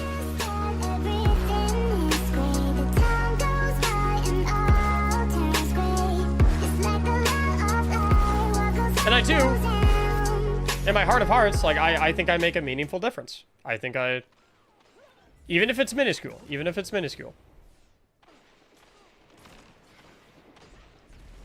I think there's importance in it.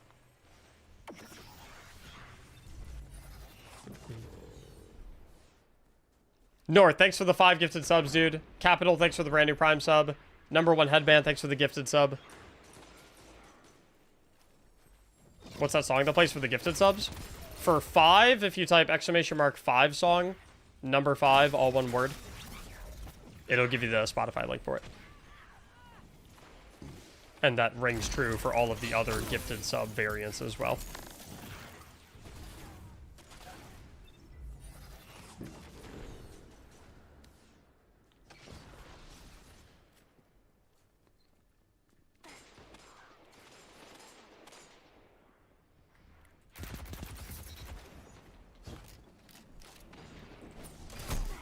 Holy shit. Oh, we had chaperone. Okay. I was gonna say, Jesus Christ.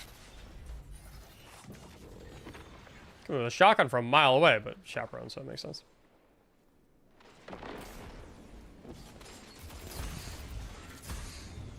I'm getting fucking bow blasted by this guy.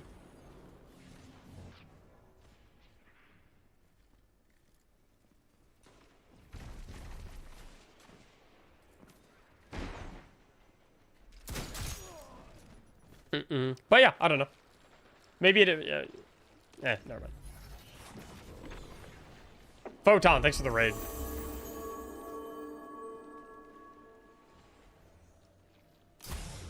What the fuck? Okay. I'm getting shit on by a bow.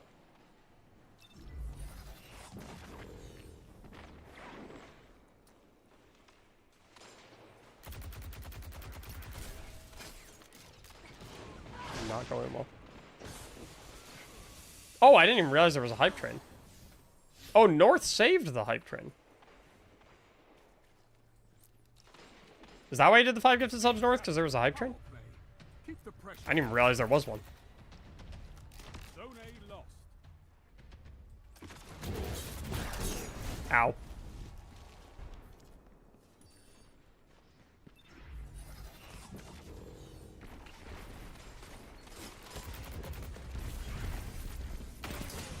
Holy shit. Okay, that kind of worked.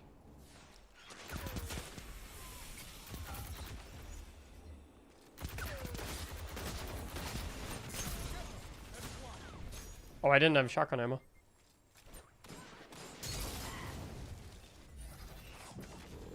The hype train banner didn't pop up for me. Well, it's at 0% right now, so it's like kind of hard to see because the color of the bar is the same color as the chat background, so it kind of blends in. If there was like, now there's a little bit of bar. Now there's a little bit of bar, and I can see it a little bit better. Good discussion. Yeah. I like those types of discussions, and like me personally, I don't consider those types of discussions inherently political in nature. Zone C lost. It's a power play. Get those zones back. You captured Zone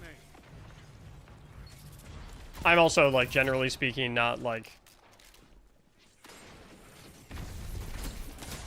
unequivocally averse to political based conversations, but only if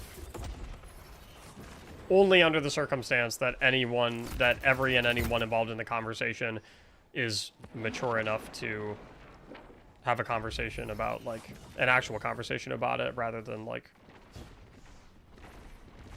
villainizing and demonizing each other for different viewpoints. But that's usually a little rare on the internet, which is why I never really don't really engage with that type of stuff usually here, because there's always at least like one person who just like can't handle it.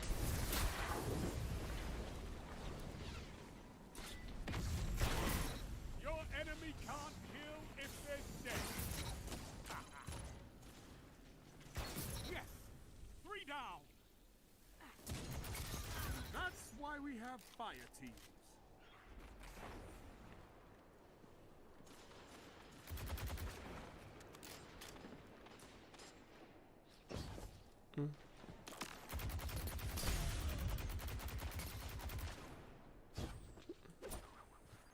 Sorry, buddy.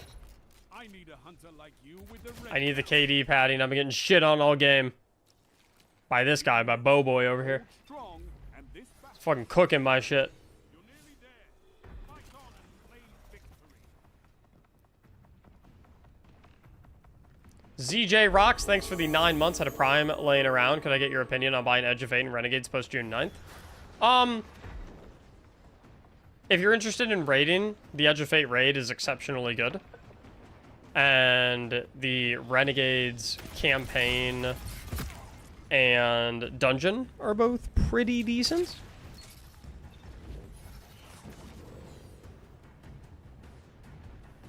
Do any Renegades access the June 9th update? No. No.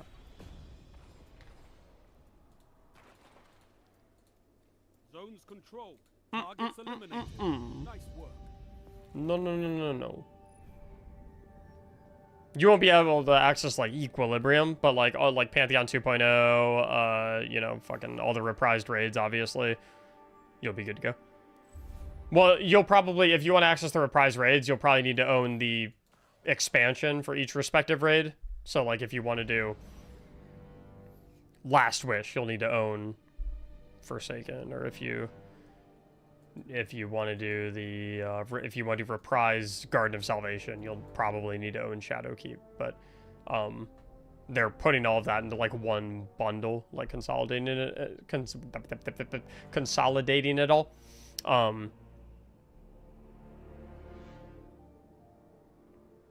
Is Leviathan Encounters going to be available for Pantheon? We have no idea yet. No idea.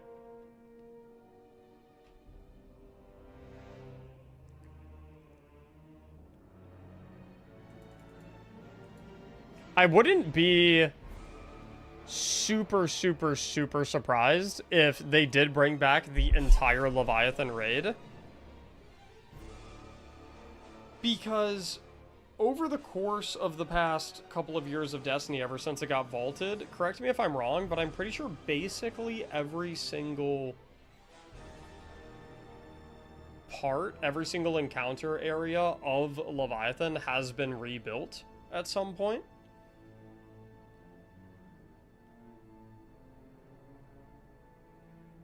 Same with Garden.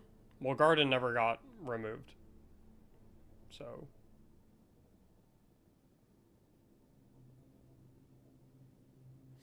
But, like Leviathan Castellum was rebuilt for Season of the Haunted. In conjunction with... Didn't we also have access to the pools and dogs areas when we got the Derelict Leviathan? Like, couldn't we also go into those areas? I think that was also part of the Season of the Haunted patrol space. So we know those 3 areas have been rebuilt. We know Gauntlet was also rebuilt for Season of the Haunted, because it's you fight like who do you fight? I remember it was in like one of the rushdown modes. You fight like the Fanatic, I think, and you go around like the loop-de-loop. The Gauntlet outer area. I think the only environment that maybe has not been rebuilt was Callus's room. but pretty safe to assume that we are getting Callus because he's in the promotional image for Pantheon 2.0. So I think it's actually legitimately possible that we do get the full Leviathan raid back in this upcoming update, because the main reason, I could be a little off on this, but my understanding is the main reason that we lost all those raids is because they would have had to rebuild them from scratch in the new engine that they switched to when we got the Beyond Light expansion. So since we have seen each of those areas repurposed for some activity or another in the game post Beyond Light, that means every single area of Leviathan has been rebuilt at some point or another to be compatible with the current engine that we're running on. Which means, how much extra effort is it to staple them all together? And it could be a lot of extra effort, in which case we probably won't get it back. But like, if it's not that much effort, or it's like a minimal amount of effort to like staple it all back together, because you've already built all the rooms, like how much extra effort is it to staple it all together? If it's not like a crazy amount, not a crazy reality to imagine that maybe we get full Leviathan back. I do not think we will get full Eater of Worlds or full Spire of Stars back, though, because neither of those areas have been rebuilt or repurposed for any part of the game post Beyond Light. I do think it is safe to assume, though, in my opinion, that we are getting Argos, the Argos encounter back, because he was also shown in the promotional image for Pantheon 2.0 in the Destiny is getting shut down article.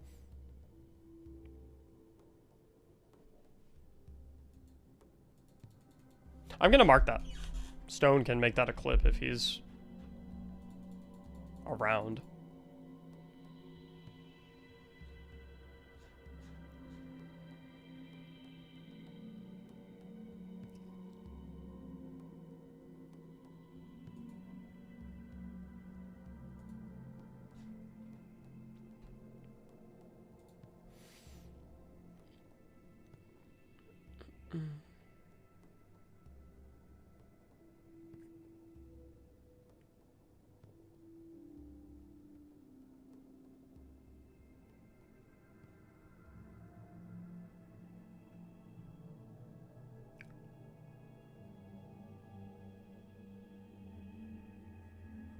I would love to get Spire of Stars back.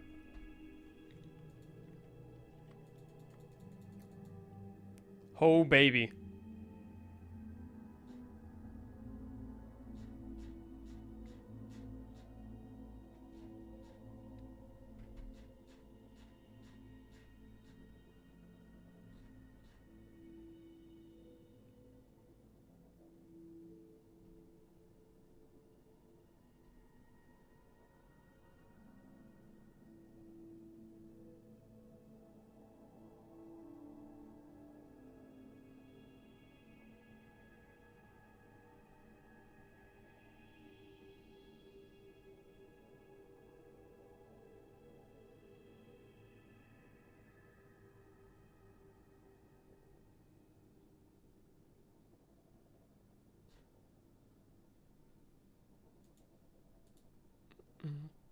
Is it worth coming back to catch up, or just wait and play raw? Yeah, no, come back and catch up right now. Start getting the juices flowing.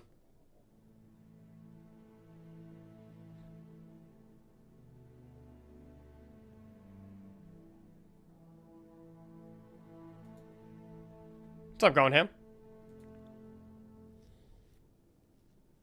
If there was one new thing you could add to a D3, what would it be? Forge mode. Easy answer. Forge mode. Give the community the ability to make their own content. If the community can make their own strikes, raids, crucible maps, game would be the best game in the entire world.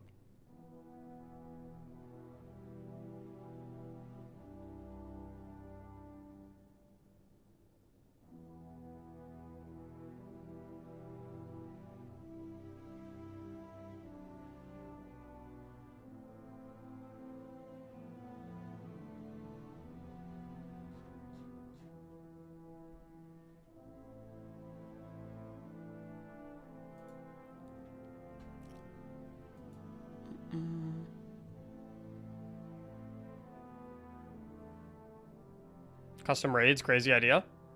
I mean, that one guy made a raid in Halo Infinite, right? Not to say that, like, it's as simple as saying, like, well, if Halo Infinite can do it, then Destiny can do it. But it's like, you know, surely there's a...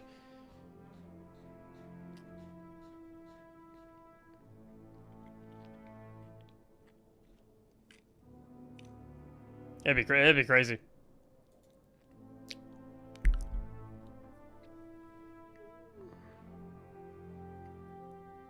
We aren't getting a raid this upcoming update? No, we are not. My number one cope, though, my biggest cope, is that...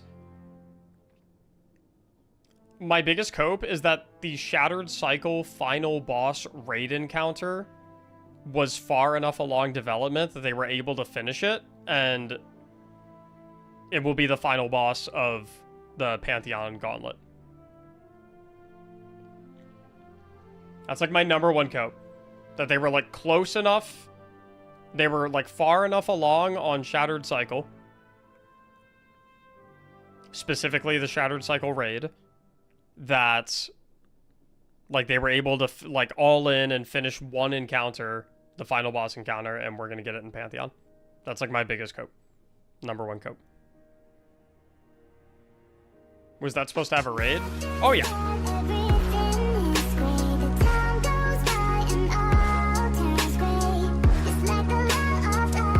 Northup! Thanks for the 5 gifted subs, bro. I appreciate you. Thank you so much. 363 subs today. The community is fucking firing on all cylinders. I don't know, Enigma. I don't know. That's one of life's mysteries, and probably always will be. I do not know.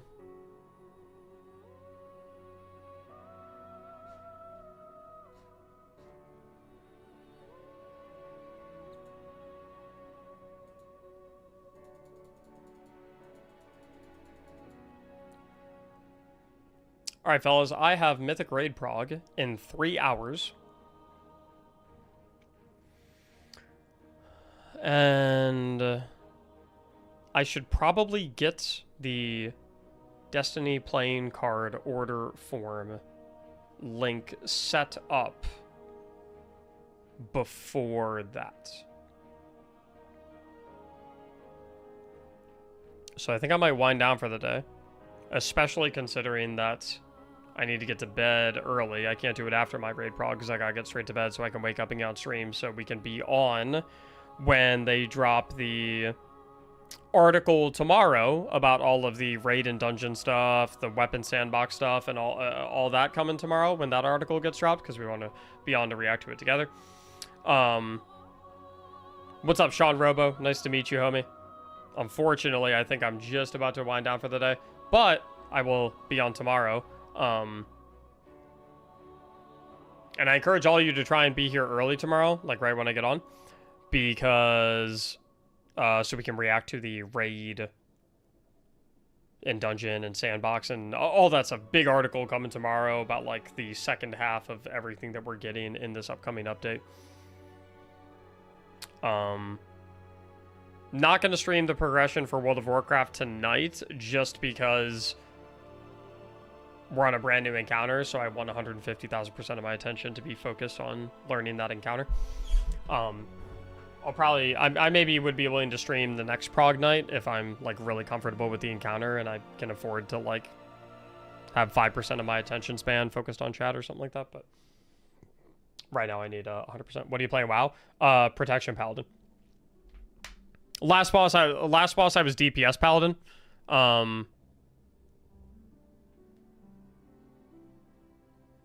Last boss I was DPS Paladin, but one of the tanks is wanting to take a break, so I'm pivoting to tank for Bellerin and Lura. Why is it called progression? Because you're trying to like progress through learning the encounter. Like the goal is that like the first pull you're probably gonna die in 5 seconds. Second pull, try and figure out what you fucked up and make it to 10 seconds. Pull after that, try and figure out what you fucked up the first time and the second time and make it 15 seconds. Fourth pull, fuck up the first thing again, you die in 5 seconds. So you're just like trying to progress your way through the fight as you eventually. You don't expect to actually do it tonight? No, we will not kill it tonight.